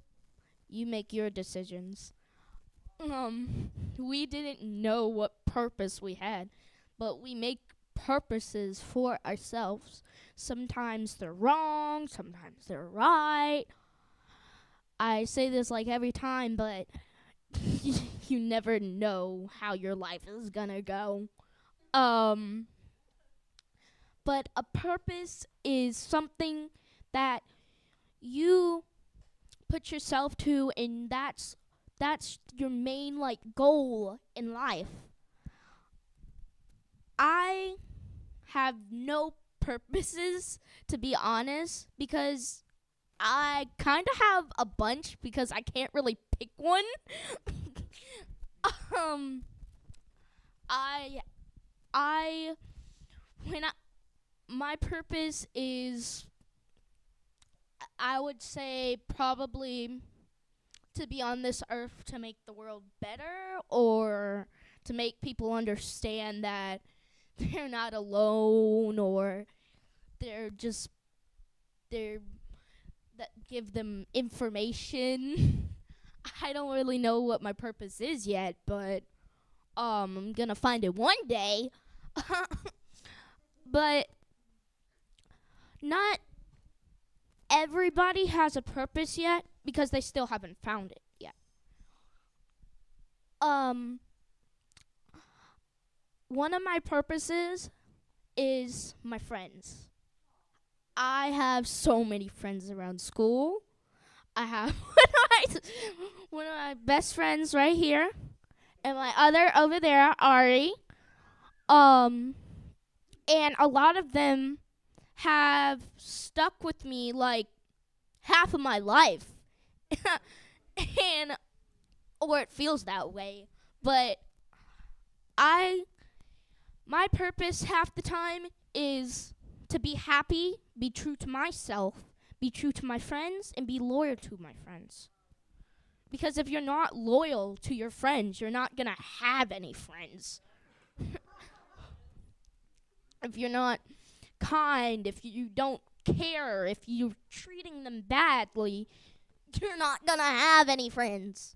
Like, if you are in that kind of mood one day, then you tell them. But some purposes you just don't know. Some days you may feel like you may be one purpose, but the next day you may seem that you'll be for this purpose. There's a lot of people who think that their purpose is worthless, that they don't have any purpose, that they could never have one, but they absolutely do.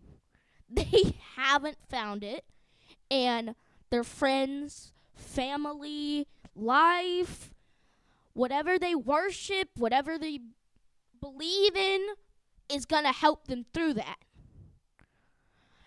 Even though they may think that they will never get there, they will get there with the things around them that help.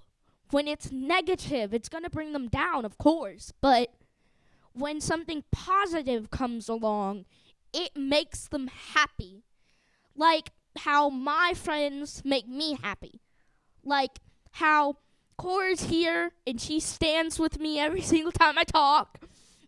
And how my friends like to join me and do stuff with me.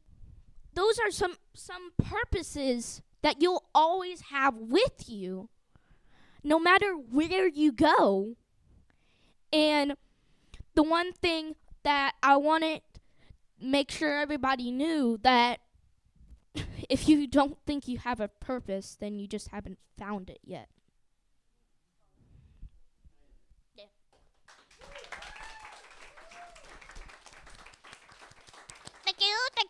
Thank you very much.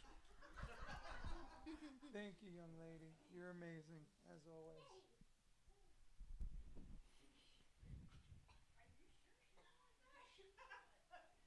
All right. Well, I guess my new friend Ari over here. All right, dude. You got this, buddy. Hello, my name is Ari. Well, you already know because sad. And then in the future, I want to be a scientist because I'm really smart. I am actually a straight A student in school. I'm really good with science. I like all categories. It's not just one, but that's what I'm mostly good at. I'm not really a mathematician guy or anything, but a lot of my friends do say I should be a comedian, even though I'm not really that funny though. But a lot of people, what? I don't really have a joke. It's just they naturally call me funny. Yeah. But I mostly want to be a scientist. One time I said I wanted to be a quantum physicist because I am studying. Yes, I do study a lot of things before I'm even in it in school because I like research, doing research on stuff. No, I'm 10. I like doing research a lot. Well, I really think my purpose would to be helping people, give them information, study things, so I could give people other information about important things on the earth. And I really want to help out people being a scientist. And then my friends have been here for a long way. Give me Knuckles, homie. Knuckles. Oh, Ari needs a card. All right, let's see.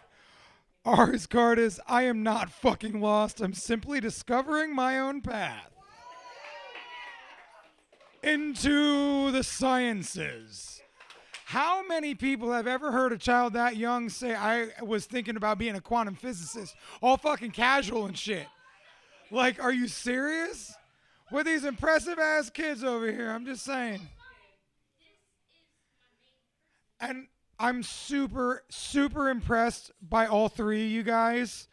It takes a lot of guts to get up here and do this. And I've seen a lot of people come and go and not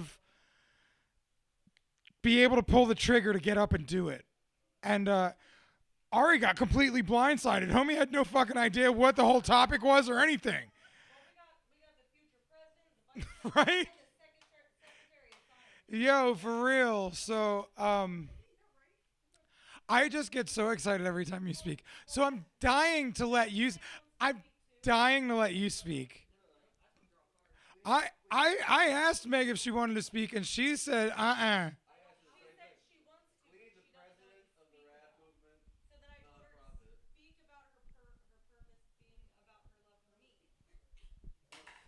I think that's Donna just trying to, do the thing that she doesn't want to do. So I met Donna at a tattoo convention, and she was playing with tattooed dildos. My friend had them on his station, and she started talking about the little one, and I was like, you like little weenies? So I was like, this girl's really fucking cute. Her tits are huge. And she seems to like me because she keeps talking all stupid about peepees. So then shortly thereafter, she made a thirst trap post on the Facebook saying, cuddling, I want to cuddle. And I was like, cuddles are the best. And she didn't respond to any other of the dudes other than me. And so when I realized she was hollering, I slid in the DMs, and now we got a baby together, and she got a ring on it. And we've done a lot in the short time we've been together. She knew me for 6 months before I lost my fucking leg. She laid on the hospital floor if she had to be with me. And we have built a whole lot of life in that period of time. And usually by this point in time, like, the life ends, and I have to start a new one with someone else. And that isn't the truth here. With Donna, she's still here, and she helps me heal the wounds of abandonment, and 2 divorces, and lots of ex-girlfriends, and lots of failed business ventures, and lots of shit that I didn't really like the way it felt. Every time I've brought something to Donna, like, well, this is the reason why you should get the fuck away from me. She's like, no, it's cool. I'll stick around. So, yeah. My wife-to-be, Donna Jean Taylor.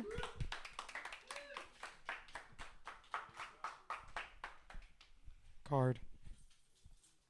I had Scott pick my card. I couldn't decide. Words are fucking powerful. I will speak kindly to myself.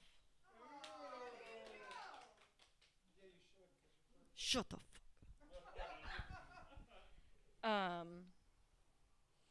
Purpose. You know what's funny? I don't know why, like, when Scott said it earlier, he was like, oh, every time I think of purpose, I think of porpoise. But every time I think of purpose, I think of porpoise, and then I think of turtles. Because, like, tortoise. I don't know why my brain does that. So then when he said dolphin, I was like, why? And I was like, oh. Yeah, it's weird. I don't know. All right, so purpose is cool, is weird. I've had lots of different purposes. I don't remember the first time. Well, this probably is the first time that I had some kind of purpose. Some of you know about my past childhood traumas and stuff, and we'll just gloss over that real quickly, or just skip over it real quick. But at some point in my early teen years, when I was a complete fucking shit show, I started talking to people about it. And when I started talking to people about it, I started helping heal people from very similar same traumas. The amount of conversations I've had with people who never spoke to anyone about their traumas before, but because I was able to speak about mine, it helped them. And that was probably the first purpose I ever had. And that was really cool. And, you know, teens, you're usually, you know, most of us were probably fucking idiots when we were teenagers. So God knows what happened throughout those years. And then I think at some point, like, I either realized what I wanted my purpose to be before that, or I just decided at some point, like, I wanted my purpose to be, like, I wanted to be a wife and a mom. And that was, like, what fucking shot me in like through life. And, like, that's the only thing that, like, I really wanted. And then for those of you who don't know, I have endometriosis. And when I was finally diagnosed with that, because just because I have tattoos doesn't mean I'm a junkie, because that's what every doctor thought ever. Once I found out I had endometriosis, the doctor told me, you know, look, either we do a sperm donor now and you get pregnant now, or you're not going to be able to get pregnant until you have another surgery, if that. So at the time, there was some kid, and he seemed good with kids, and he was a friend of a friend, and I was like, oh, well, let's make a baby, and, like, we can just be friends, and we'll just make a baby, and, like, you don't have to worry about anything because I want to do this. And then, like, we had talks about it, and then, like, we were finally about to, like, meet up and, like, sign, like, a napkin, you know, whatever the hell. And he had messaged me and was like, so I just found out my ex-girlfriend's pregnant. And I was like, okay, cool, this was my sign, don't do this. And then I went through, like, a downward spiral, found cocaine. That was really fun for a really long time until it wasn't, because I had no purpose anymore, so I didn't give a fuck. I was always scared of, you know, coke, crack, and heroin were, like, and meth were, like, the big, I'll never touch those in my teens. But when I lost that chance of purpose of having a baby, I said, fuck it, I don't care, I have nothing to live for, let's do coke and have fun. It was cool. Whatever. And then when I met Robbie, I was still partying. And I don't know what really changed. I think it was really because they started putting fentanyl in it, and that scared me. And I was like, I really don't want to die. This was fun, but I'm done.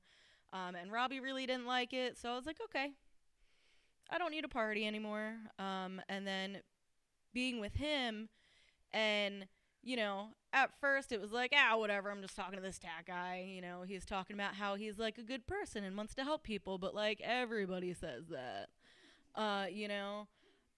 So it was like, whatever. And, like, it was funny because I had been saying the word rad for years, and I was like, oh, well, that's really weird that, like, he says rad and has, like, this rad platform. All right, well, that's strange. And, like, that the reason why we have fate tattooed on our faces is because the amount of weird things that led up to us getting together and our similarities of how we ended up together, and the fact that we both, like, have been healing people in our own worlds. And then that rad stands for Robbie and Donna, unintentionally. Like, it's funny how that works out. And then through being with him, and, you know, through being in the hospital, and spending hours making the little fucking Instagram squares for the rad movement and all the it was a process. Like I was like, okay, cool. Well, before that, we were gonna get the RV and do the 50 free love tattoos in all 50 states, and that's when I was like, fuck yes, like this is it. Cause like the motivational platform and stuff, you know, at first I was like, yeah, whatever. People say this shit all the time. But when he brought that to me, that was when I was like, this is it. Like, okay, fuck yeah, you're not a piece of shit. Like, you're really in this. I don't know why that was it that made me realize, like, fuck yeah, like, you're the one. And, like, fuck yeah, like, this is what I'm about. But I think it was along those lines somewhere where I was like, fuck yeah, like, this is what I've lived my whole life of, like, trauma and bullshit for. Like, this is fucking dope. So that became my purpose. You know, and then all the hospital shit happened and chaos happened. And then that felt like I kind of lost my purpose there for a while because we didn't go on the road with 50 free love tattoos in all 50 states. And yeah. And it's really fucking awesome that we do it here now. It's really rad because at least once a year I get to remember what my purpose is if I ever forget. But you know, even before that, like during me losing this fuel that I had, you know, I got pregnant. I got the one thing that I had always wanted, which was fucking awesome. And then I got engaged. And like, holy shit, the purpose that I lost and was like, fuck that, it's gone, just came back. And that was dope. And then free love's dope. I did. I took him hostage. I actually, never mind.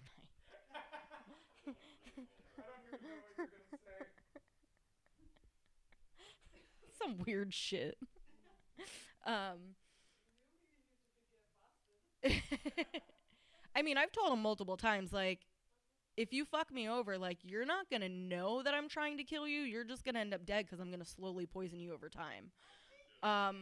Because that's the way it's happening. One of us is going out in a body bag because there is no fucking end to this. Yeah, look, that's the way it is. But yeah, it's really cool though because Robbie is the first person I have ever been with in my life that I really trust. Like, he disappeared at a tattoo convention once. Shut the fuck up. He disappeared at a tattoo convention once for hours. Wouldn't answer his phone, nothing. And I literally had no concern. We had a client here, and I was just like, he's probably just talking to people. He talks a lot. I'll go look for him. But I wasn't worried at all. And it was like that moment where I realized I wasn't worried about my man going missing for hours, which with a bunch of tat hoes around who are dying to talk to dudes like him. And I wasn't concerned at all. I was like, oh, wow, this is nice. I'm keeping him. He ain't going nowhere. So that was cool. Yeah, he had a weed death. Yeah. He ate too many edibles and just died for a little bit. In true Robbie fashion.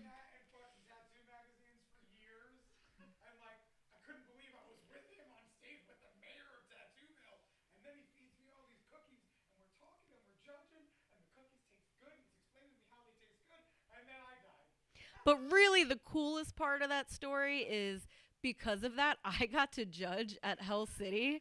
And Hell City is like an invitational only, and only the big dogs get to go. And I got to judge the tattoo competitions there. So, like, I'm somebody.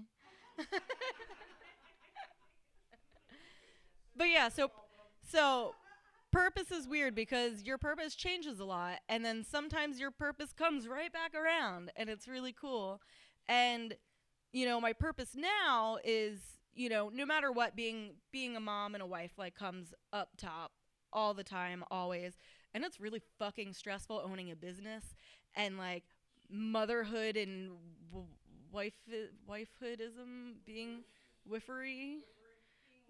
Yeah, you know, that comes up high, and then you have a business, and then we have a nonprofit that we're doing, and it's a lot. And it's stressful. But it's awesome. Yeah. Yeah. And my purpose. I have multiple purposes now. Purposes sounds so weird. Yeah, when you speak it. The purposes. I have a lot right now, and it's kind of cool because they're all pretty cool purposes. It's to be a good mom, a good wife, and to really save lives with the RAD movement. And it's super rad. Yeah, so I really want to drop the mic, but I don't want it to break. But just know that I'm doing it.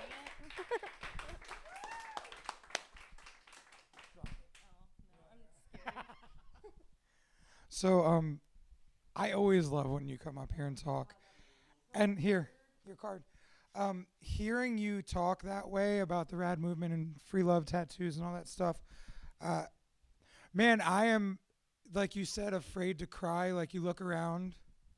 I think it's so funny that you never realize how much it truly means to me, and you're always surprised.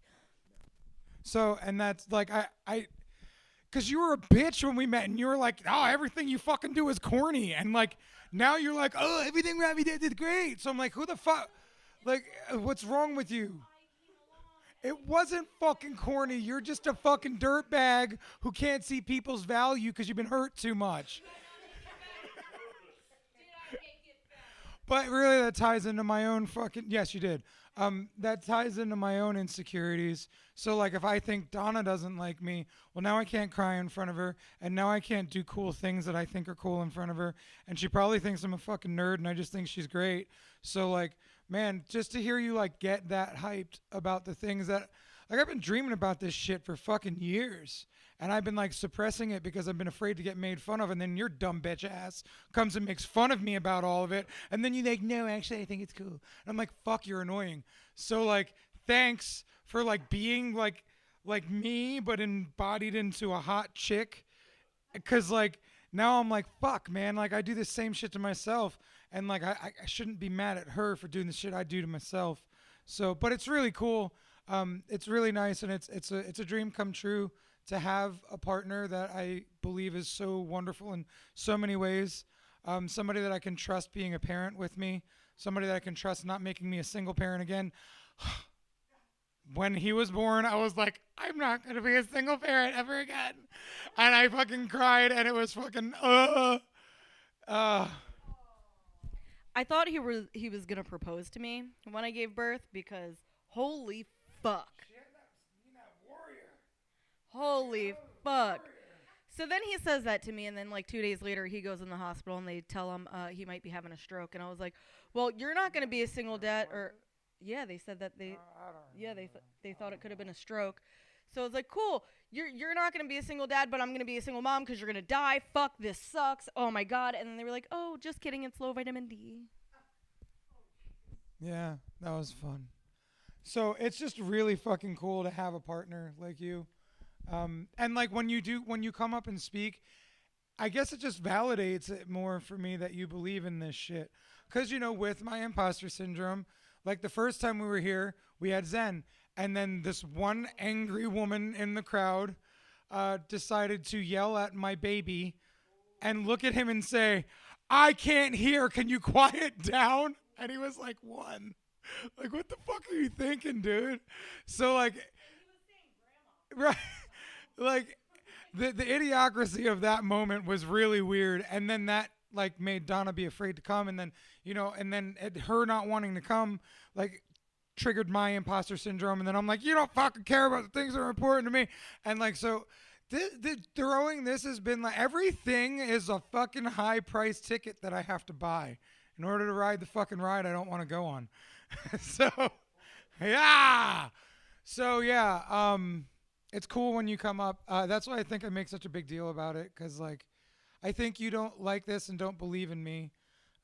Because I don't believe in me as much as I should, even though I'm getting better at believing in me. And then the people that I looked up to didn't believe in me. And then those people left me. So then I was always like, oh, fuck, you're going to leave me and not believe in me. So why should I even fucking invest in thinking that you fucking believe in me? Because then I'm going to look like a dipshit when you don't fucking care anymore. And then I'm going to want to kill you because now I look like a dipshit and my ego's bruised. But you can't run around killing people because they hurt your fucking feelings as much as you want to. You know, I hope so. I hope by the time I'm 44, I'll be fucking tired of telling that story. Because, you know, every so often I realize, wow, I'm carrying around too much stupid fucking pain that happened a really fucking long time ago.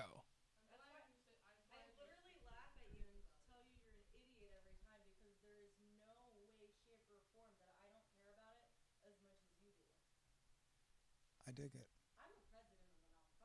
I know. So you, not just because you're fucking power hungry, but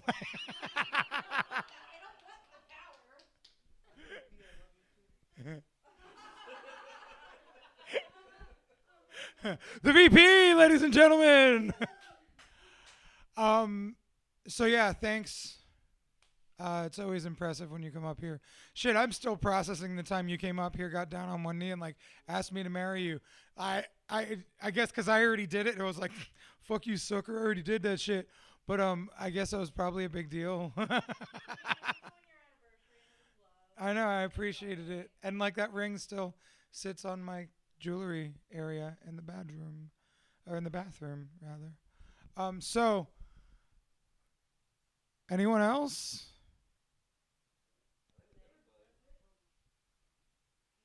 It's not everyone, but if it's everyone that wanted to speak, it's everyone that wanted to speak.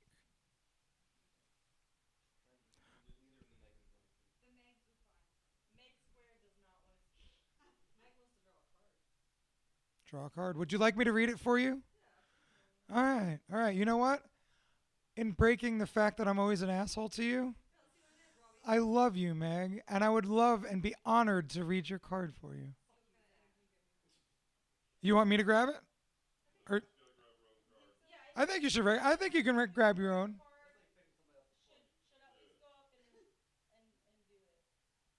Do you want to not be a pussy and just say it in the microphone?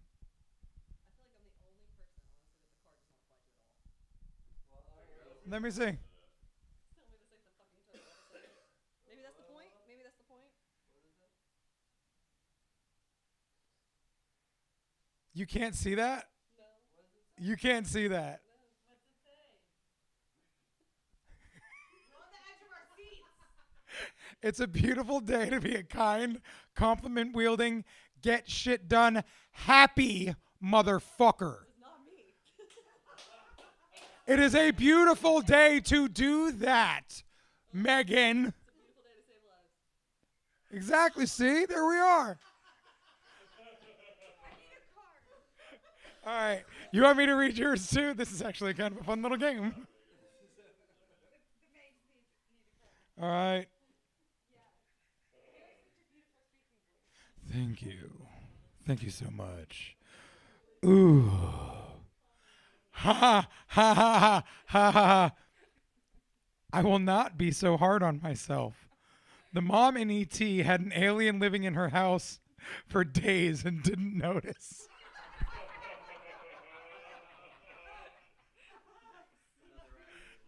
I never even thought about that. Dude, no, I think everybody's card was fucking on point. Yeah. Yahos must have forgotten. Whoever is trying to bring me down is already below me. Below me. Below me.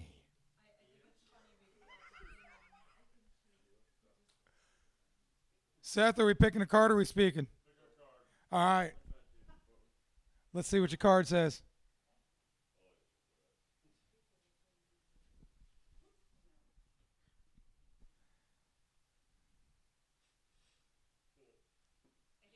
You know, I don't know him very well, but I know him from this card.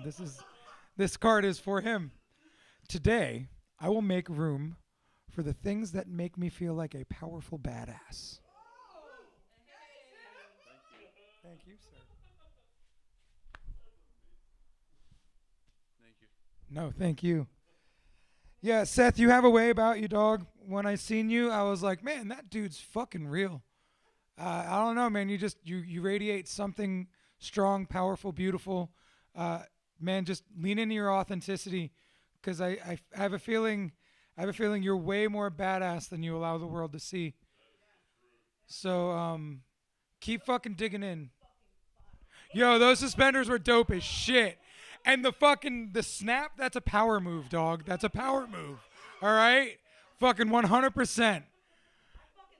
And I love how you like snapped them. You were like, that was a bad idea. And then you did it again. You were like, I shouldn't be doing this. And I'm like, fuck yeah.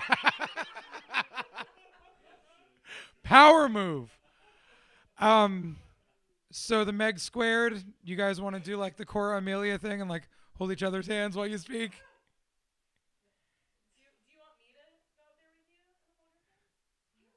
Do you want to sit on Daddy's Zach's lap? Do you want Zach to sit there and just sit on his lap and he can rub on your booty a little bit? This is Only Films. Every part of life is Only Films. When Daddy Zach Only Films. That's your purpose. All right, and on that note, I love the way these things go. They're always interesting. They're always unique. Tonight had me crying faster than any night ever has. Thank you, Chad. Probably laughing more than any night. I accidentally said that to someone today when I was buying Chuck some things at the head shop for his birthday. I was like, yeah, lots of laughs, lots of tears. And I'm like, maybe, okay, there's an opportunity for laughs. But, you know, like maybe I manifested that shit. But I like the all-encompassing feeling of all the emotions. We get to get real. We get to get scared. We get to get scary. We get to get beautiful. We get to cry. We get to scream. We get to laugh. But the whole fucking thing is this community that we get to create. Yes, and the love that I get through. Yeah, I like that. The love that I get through this whole network of just emotions that fucking plug in on purpose to get tapped into whatever the fuck it is we're supposed to be tapped into, whether we speak or not. Every person in this room is an important part of this room, because without an audience, we're just speaking to the camera, and I've done that a million times. And you know, that's fun and all, but there's something more powerful about the electricity of being in a group, in a room, in a circle. Full circle. So yeah, exactly. So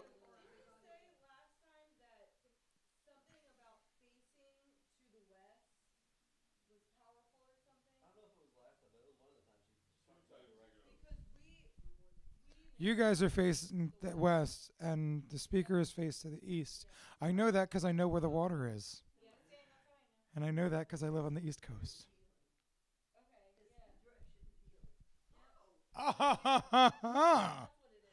The west is the direction of healing. Mm. What?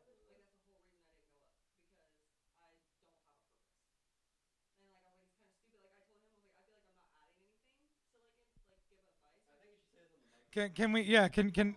Come on, Meg. Don't make me start treating you like shit again. It's gonna be short and freaking sweet. I don't care. The future, Mrs. Zach Hendershot, Mrs. Only Films, fucking Meg. And I'm forcing her to learn how to receive hugs because hugs make her uncomfortable. So now we do a lot of them.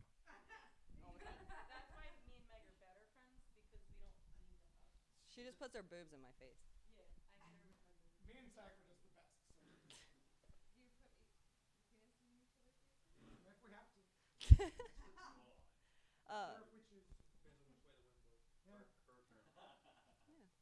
Thank you. You want me to come up here? You want me to leave? You know what I'm saying? No, but Donna answered the question that I had all night, because I felt like it was pointless for me to come up here because I didn't have anything to add, because I don't know my purpose at all whatsoever. Yes, I mean, like Donna said, my kids and like Zach, those are all obviously forefronts, but kind of like what you said, that's what I've made for myself. I birthed my kids. I met Zach, you know what I mean? But the purpose that I'm here for.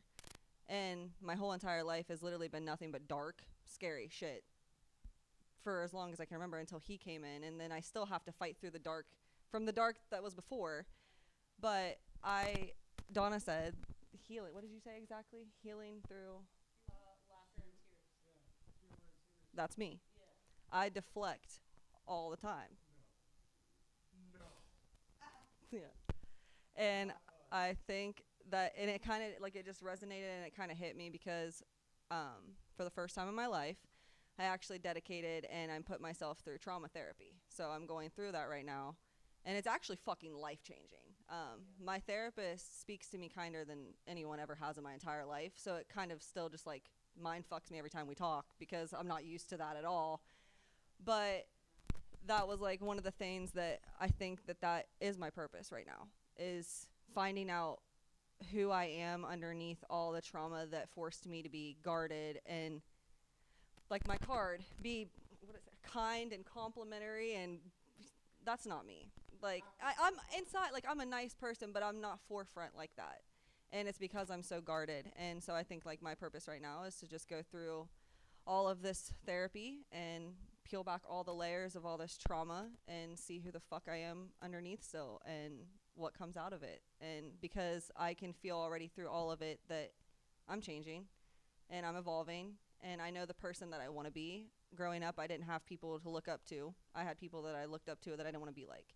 And I knew that there was things that I could do better than what I saw, and that's what I'm doing.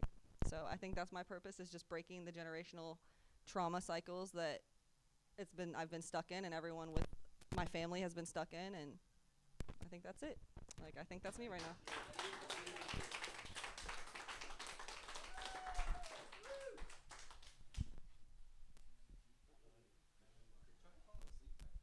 Maybe.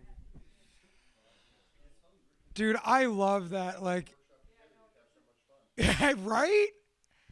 I love how you just kind of bamboozled yourself into the microphone.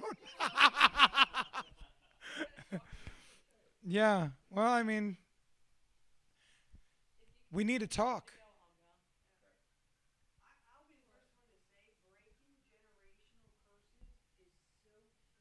Oh. Yeah.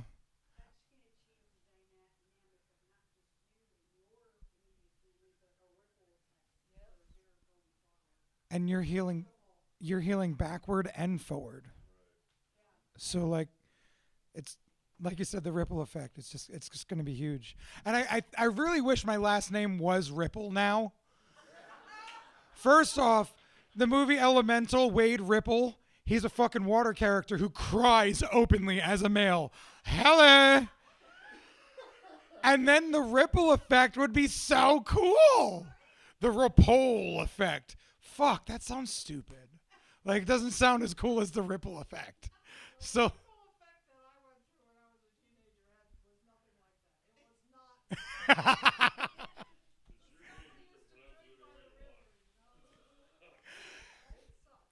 You know, and the ripple effect can suck. Like Lodge. I did one Sweat Lodge, and I was like, why did my life fall apart after this? Oh, yeah. Because I went in the dark, and I'm scared of it.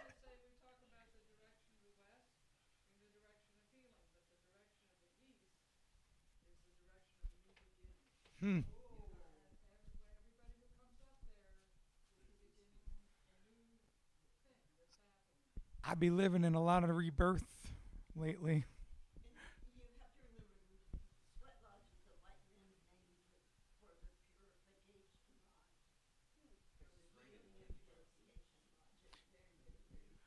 And so that's the thing, the purification. When you look for purification, you got to get the old shit up to the surface.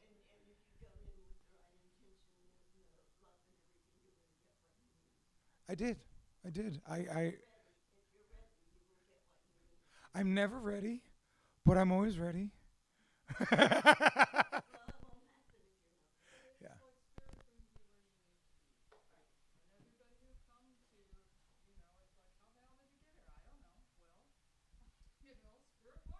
Yep.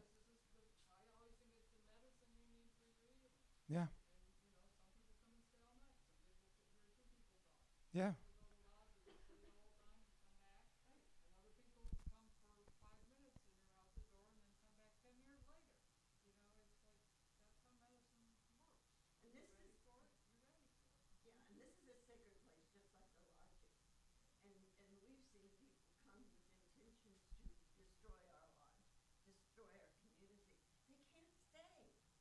Mm.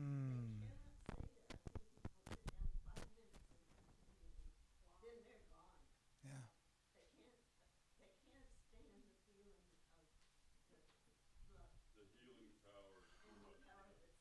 So I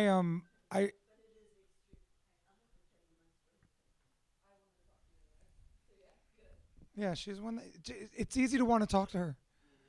But I did a seminar. Do you want to do you want to tell your story now, or is that something you guys want to do in private? Do you want to tell your story that you want to tell her now? It's up to you, boss lady. All right. Yeah.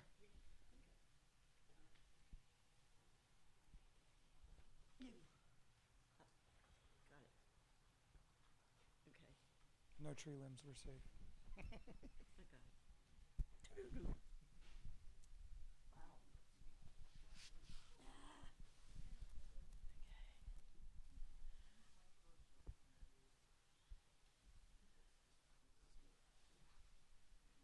Wow. Okay.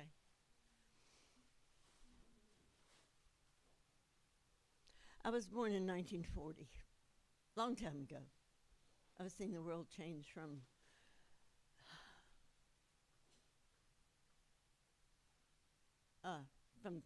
plain and simple and whatever to what it is now, you know. And I've had the opportunity to discuss. My mother was born in 1921, and I was with her 4 years before she passed. And it's really interesting to look back at my life. But when I was born, my mom and dad, I came north to Gate in Titusville, where I live. I was born in a little town on the other side of Stewart, called Salerno. Most people call it Port Salerno now. To me, that's Yankee. That's not what it is. It's Salerno. It's a little fishing village where my grandfather was a fisherman out of the St. Lucie River and into the ocean and all that kind of stuff. My family has been fishermen for generations. And but my mom and dad had been married 2 years, and they had to go in a boat from Salerno to Fort Pierce, which is Martin County Center then, and get married, and then get in a boat and come back to Salerno, because they didn't have a car, and there were not that many cars and all that kind of stuff in Florida at that time. And anyhow, I had no idea of what my story was. I just knew I became exactly like my mother, good Southern Baptist, very Christian, you know. I read the Bible over and over and studied it and all that kind of good stuff. Grew up as a teenager. The church was my life. And in Titusville, my dad was the first real cop there, my stepdad. My mom would,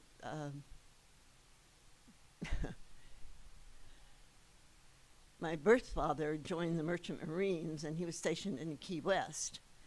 And when I was 2 years old, my younger brother was born. And he and Mama lived next door to my grandmother in tiny little wooden rickety houses. It was so cute. But for some reason, when my brother was born, when he was 6 months old, the only way I can figure it out, and I discovered all this when I was in my 50s, my early 50s. When you're traumatized there, and it's a secret and hidden away, there are certain times in your life that it tries to come up. And when I was 21 was one of the times when it tried to come up for me. I couldn't handle it. It was like inside of me going down in a deep, dark hole and not able to get back out. There was nothing around me that was helping me. There was no way, nobody that would talk to me, nobody that, and I wouldn't talk either because I knew how to keep secrets. And that's what we did. We kept secrets. You just didn't talk about things like that. You just didn't. Anyhow, and nobody believed me anyway. When I was 9 years old, I tried to get help because of my stepfather. I was told I was crazy. Don't ever speak it again. Yeah. And even younger, when I tried to get help, same thing. You're crazy. Don't speak it again. My mom was a professional photographer. She had a studio in Titusville, and everybody in Titusville knew her because she took pictures of all the babies that were born, all the weddings, all the families, you know, all that kind of stuff. And my stepfather was a cop. Nobody believed a word I said. So I stopped talking. Kept it even more secret. At 14, I was gang raped by my stepbrother taking me to a party that he went to. You know, all kinds of things happened like that. But as I grew older, I got married at 17, graduated on Friday night from high school, got married on Saturday at a big wedding to my husband who had come to town for the Space Center. He was an electrician, and he was 9 years older than me. And I'm surprised I didn't have pregnancies before, but I never had a miscarriage or anything. But anyhow, I had my first child. I was married almost exactly a year, my oldest one. And then 2 years later, I had another one. And then I had a miscarriage the year that John F. Kennedy was shot, and then I almost immediately got pregnant again and had 2 more boys, 2 more years, 4 boys in 8 years. And when they started elementary school, I realized we lived on a different energy level than everybody else did. We were way up here. And all my life, I've tried to, the way I always felt was I was either way up there or way down there. Always up, down, up, down, up, down. I didn't know what I was going to do. I would act out, do all kinds of things, you know, and my Christian mind, you know, you're bad, you're evil, you're not good, that kind of stuff. But this life over here, didn't know about this life over here, and all that existed in me was the surface. That was like my mother. And she was a good woman, and I learned a lot from the Christian church. I learned a lot from being very active in the church, and one of the things was that you need a spiritual belief. It's very important to have one. And with everybody in this room, I know everybody has different beliefs. You know what? Every one of your pathways is awesome. My pathway is my pathway. Your pathway is your pathway. And you know what? We're all going the same place. And the Creator, God, Buddha, I don't care what you call it, it's all the same. It's very geographical. You know, Hindi is from India. Buddhist is from the East. You know, and the native people. I follow the native way. I follow the earth way. And I've learned so much. And one of the things that I really, really learned was to the first day I've been led by Spirit for a long time. And what I need comes into my life. Even though I was abused and drugged and sold for sex at 2.5, I still had a good life in my home. Most of the time, not always. And that's all I could remember. I didn't remember this other stuff. Until I got older, and as I got older, I had been studying because I knew there was something wrong in my life. I didn't know what it was, and I kept flip-flopping. And my kids learned that if I went into a panic attack, they didn't know that I was over in the corner. My spirit was over in the corner. I wasn't in my body. And I finally got to where I don't do that except when I choose now. But my kids knew to call my mother, and she would come and help me and settle me down and get me functioning again. But that would happen quite often. But my kids knew that what kind of music to put on to settle me down and all that kind of stuff. And I lived like that for a long time. But as I got older and I studied and studied and studied and studied and studied and worked with children and families and tried to help everybody no matter what conditions or what situations they were in their families. And I just wanted to be a good person. I have one intention, and this came very young for me. My personal lifelong intention is and will be always, no matter where I go or what I do, it's going to be better because I walk through the room. Because I'm sharing my energy and making it better just by being there. And everybody else, you do that too. Because when we're in this room, we're sharing energy with each other. Doesn't matter if you ever say a word, doesn't matter if you do anything, you're still sharing energy with me and with everybody here. And my intention is good it's good energy. It's good. We're all connected. But as I approached my 40s, things started to change, and I started to discover this world out there, spiritual stuff, and look and say, okay, I had left the Baptist church. I converted to Mormon because I had 4 sons in my house, and the Mormon church had good men in it, looked like good men, and I wanted to raise good men. And my husband had been traumatized in his own way, which I didn't know until the day his mother died. And he had, at 5 years old, tried to kill his birth father as he was beating his mother with a knife. And he had lived with that for all his life. No help, no nothing. But I found things, when I need something, it's always set up before me. Like when I came to the point where I knew I was going to need a counselor. And I knew I needed help. And in 1994, I had bacterial meningitis and died a couple of times and came back. I've done that 5 times. I'm stubborn. I'm hard to get rid of. But anyhow,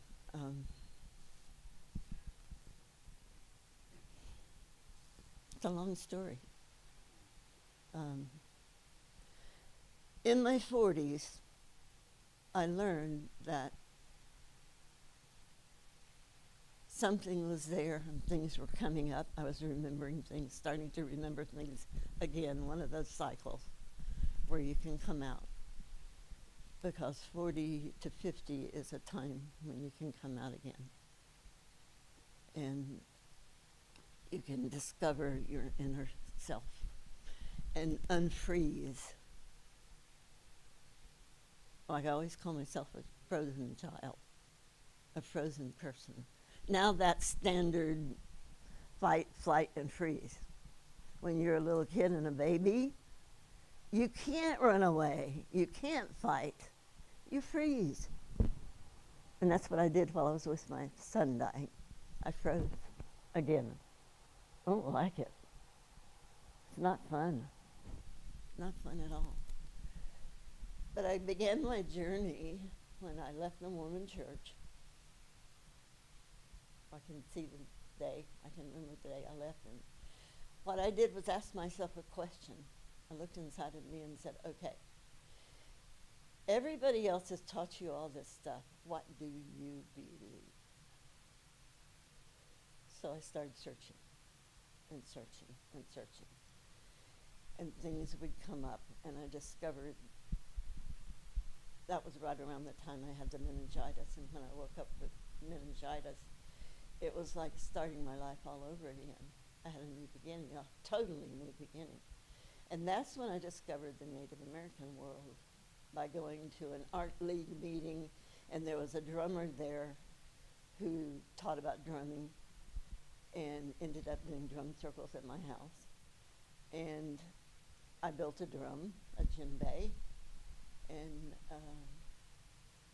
for my birthday I was gifted a plain round frame drum, and I painted it. And from then on, it was a discovery of different things that I needed, different healing, different teachers, different modalities. But when I went to the drummer that I'd met at the Art League, took me to Winter Springs to a lodge, a purification lodge, a Native American lodge. I never heard of him before, but I went there. In the process of going there, that day he was training to be a water pour, who is the one that does the ceremony in the lodge. As you would probably know, a shaman, but we don't use that name. And there's a fire, and then there's a dome. I've been in lodges that are all different shapes, but the dome shape was what we have. And it's not just the dome or a half circle, it's a full circle right into the earth. Because we go back in, the lodge is the womb of the earth. We go back into the earth to pray and do ceremony and to listen. And there's 4 realms where you go through. One is the beginning in the east. You're born, every new beginning is Eastern, in the east. And that's the eagle, the air. The second round of the lodge, there's a break in between. We drink a little bit of water. We don't, there's a fire in the lodge. I've had the stones that come into the lodge be tested at 850 degrees before. It's very hot, and water's poured on that lodge, and it's steamed. It's like a spa. It's like a spa, but it's very sacred and all that. In the process of me doing that for several years, I was still searching and searching and searching for what's wrong, what to do. How would a God that's supposed to be so good allow such things to happen to a child? And it happens all the time, but I didn't know that at that time. I was still in secrecy and not telling anybody anything, except at the ceremonies that I went to, there was a little discussion, and we started a women's circle in 1996, and it's still going on once a month. But I went one day came down to Melbourne to a festival and something else, and Jane and Angie, I started coming down to their place for different things, and I knew when I went back up to Titusville, it was Lodge Day, and I went to go, and I told my friend who was the water pourer who does the whole ceremony, that I don't know what's going to happen, but something is going to happen in Lodge tonight. I have no idea what it is, and I was at the point where I was hitting a wall. I needed to know. I needed some healing. I needed some understanding. I needed some answers. And what happened was, the first round is all about yourself. You pray for yourself. The second round is in the south, and it's called Heyoka. And Heyoka tricks you into learning things you don't think you need to learn, or in great love, and you enlarge your circle. That's family and close friends and people you work with and that kind of stuff. And so much more. In 30 years, I haven't learned it all. I'm just beginning to understand it. And we have stones brought in each time. And then in the west, it's the healing time, the time of the bear, because the bear goes, it's black and dark. The bear goes into hibernation, and that's the symbol of healing. You can isolate yourself and heal. You can go to the hospital. You can take care of yourself. The north is white, and that's white buffalo cattleman, and that's where we have the time of the white hair, my time. And it's a time of learning, and it's a time of when the white buffalo cattlemen came back to the tribes and taught them ceremonies to do, and taught them knowledge and understanding. And we, that time we pray in all the rounds, and then there's a time of quiet and we sing songs, and we also in the fourth round we're silent. We listen to the elders, to the ancestors, and what we are told and answers to prayers, and then we come out. Then we have closing song and a prayer and come out, and then we feast. And sometimes just one more round. But in the healing round that night, when I knew something was going to happen, the lodge fell down on the ground, on top of us. And I knew something was happening to me. I had no idea what it was. I'm sorry, I forget about this. I didn't know what to expect. But what happened that night was all the little girls, and I had learned, in learning about abuse and stuff in the Native American way, the Native way of looking at it, there's an island for lost children. And when each time you're abused, that little girl at that time, and little boy at that time, goes away to the island of lost children, that spirit of that child at that time. And I had a few, and some older too, that were there, in different ages and stages and that kind of stuff. And that night, those children all came back to me, all those parts of my being. I was told I had a fragmented personality. Yeah, that's what it is. A fragmented personality is, you lose those parts. They're stolen from you. Those people, those being that you are at that instant in time are gone. But you can get them back. They could come back. And that night, I went to the island of lost children, and I got my parts and pieces that were missing, brought them back to me. Except one. My current adult did not come back for 2 years. My Mormon self that I had put aside. Yeah, it was my Mormon self, because she was such an accomplished person. But when the lodge fell down, we didn't stop. Everybody crawled out, and then we made a choice. The water pour made a choice. We're going to go back in, and we're going to hold the lodge up. And we're going to finish, because we had one more round to do to make it complete. And when we did that, it just kind of brought me completely together, because that's when we listened to the ancestors. And I knew I was whole again. I had never been whole in my whole life, because it all started when I was born.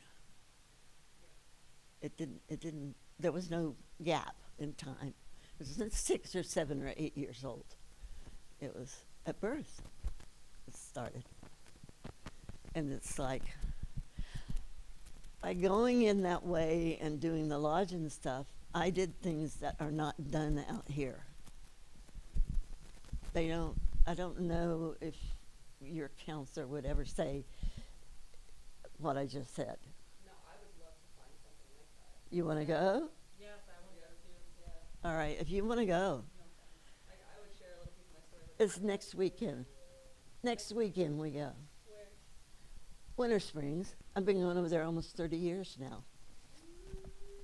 And we have a lodge that's big and awesome, and the community is wonderful. And it is a community lodge. Men, women, we even have babies go in, and blessed babies, and children that go in with their families, and all that. We've had as many as 50 some odd, almost 60 people in. It can get very crowded, but like I said, there's four rounds, sometimes 5. And there's a break in between, and if you need to leave, you can leave and you can come back. Because it's very hot, you need to drink lots and lots and lots of water and be prepared to be extremely hot. If you've ever been in a spa, you could do it for 1 round or 2 rounds or 3 rounds or whatever you could take. But if you prepare yourself to go by praying about it, in any way you pray, it doesn't matter. I don't pray, but I use that word. I intend. I meditate. I do all kinds of things. And share energy. Yeah. And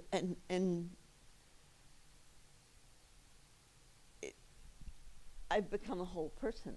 And you want to know what? I like me. I love me. I treasure me. And I'm still learning and I'm still growing. And like I said earlier, I'm not old. I'm not old. I never will be. I'm just older. Yeah. Older. But if you want to go to the lodge, let me know and connect. And Kathleen and I always go together. But we go on Friday night and stay the weekend, and you can camp over there. And if you want to, you could sleep in the house. But you have to make arrangements ahead of time because that room runs out real fast. Yeah. Yeah.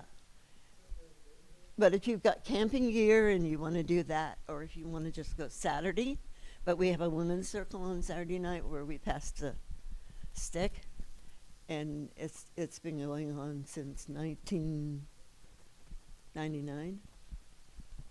We've been having the circle, and we've had people from all over the world, and we've had teachers from all over the world and all different kinds of religions. I've sat in the lodge with Jews and Hindi and practically everything, agnostics. It doesn't matter.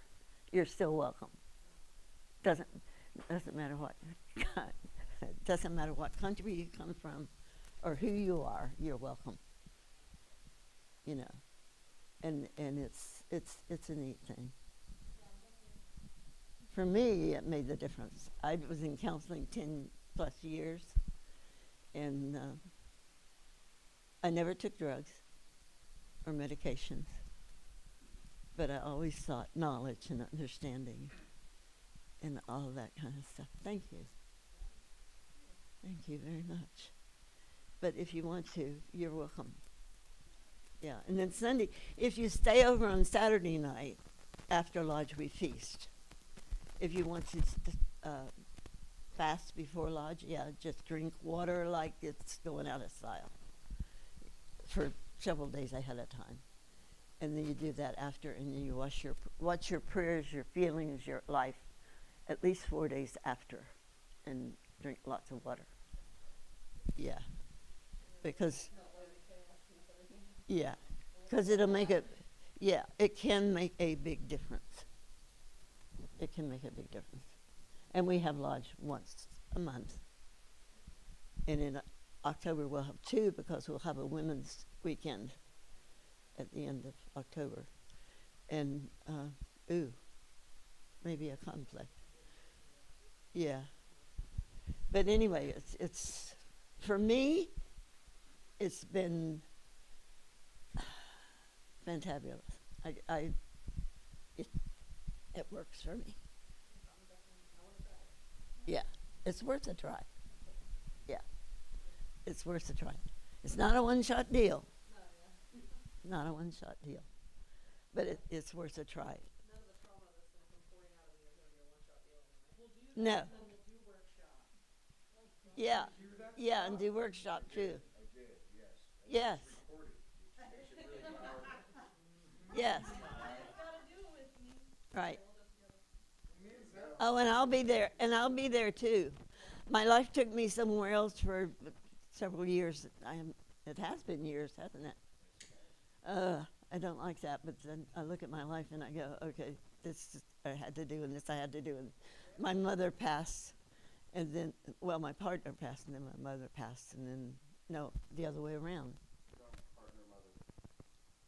Was it partner mother? Partner mother. Yep. I have buried a husband and a wife, both, because I decided that's not the way I want to go. So, but it's neat. When you can look back on your life and see. I mean, is Robbie the oldest one in here? No, 55. Monica, you're 55. Yeah. All right, you're 55. Well, I'll be 84 in December. That's right, you're 66. And Kathleen is 72? Yeah, 72. Yeah. I'm usually the older person. Yeah. Yeah. My grandchildren, yeah. My grandchildren, my oldest grandchild is 47, 48. And I have great grandchildren. Big family. I quit counting grandchildren. Too big a family and they multiply so fast. Yeah.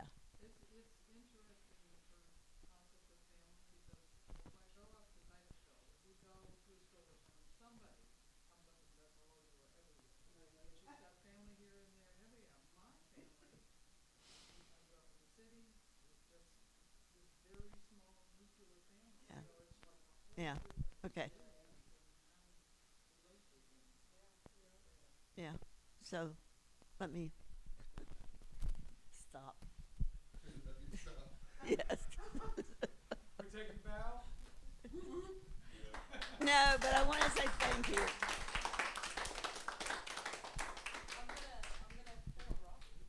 Yep. Yep. Oh. Oh. We're healing hugs now. If you're cool with it. Huh? I said if you're okay with it. I'm okay with it. She had her arms open. For a whole minute. For a whole minute. Yeah. Those are those awesome workshop hugs. It's so hard for me. I'm not gonna lie to you. I know. I understand. Yeah. I work from here to here. But sometimes it's still good. But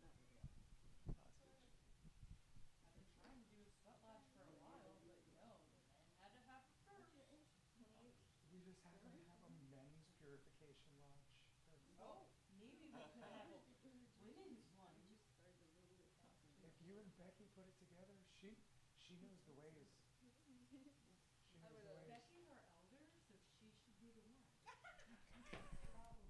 My life story is absolutely insane. Really? Yeah. Kiki wants it. Kiki, we were gonna. All right. They don't want me to share that tonight. I had a cousin that. So, thanks everyone. This is the longest we've gone with the crowd the thinnest. And it's been a cool night. I realized I lost my voice talking tonight.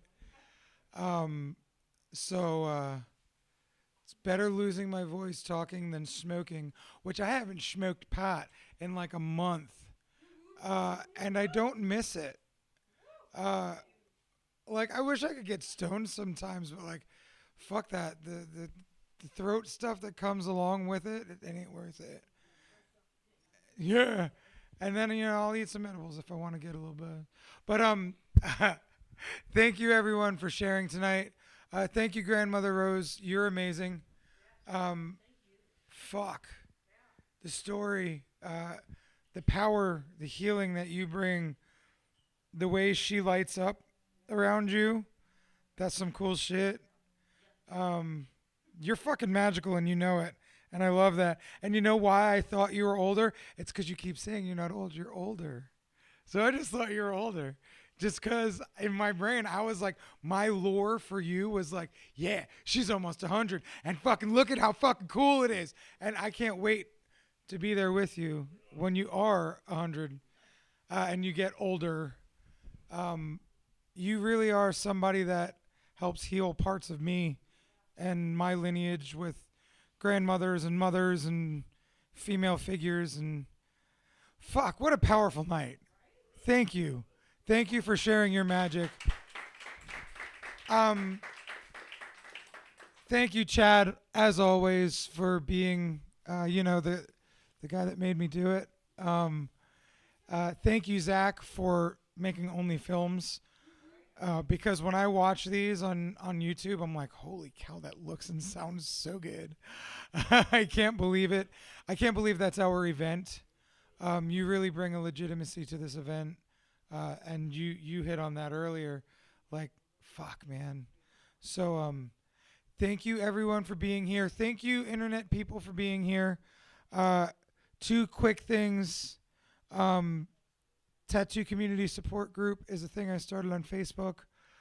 It's a place where you can just do this in electronic form and just go in and answer the questions, and I'll approve you to become a member, and it's a place for healing. Thanks for helping us facilitate healing here. Thanks for bringing the healing to us. We have a Patreon for the Human Narrative. Yeah, thank you for showing up. Thank you all for showing up. Thank everyone for speaking. I appreciate everyone's energy and love and vulnerability tonight. This is some real shit for you to be able to do this. Just to even show up. It's a weird fucking thing to show up to. So thanks for doing weird shit with us. And healing through humor and tears. This has been The Human Narrative Purpose. I am Robbie Rapole, coming from Rad Inc. in Melbourne, Florida, on the Rad Movement YouTube. Thank you for being here. Thank you guys for being here. And I thank everyone that couldn't stay the whole night, because it's always cool to watch how the crowd stays thick or thins, but either way, it's a beautiful night. So thank you guys so much.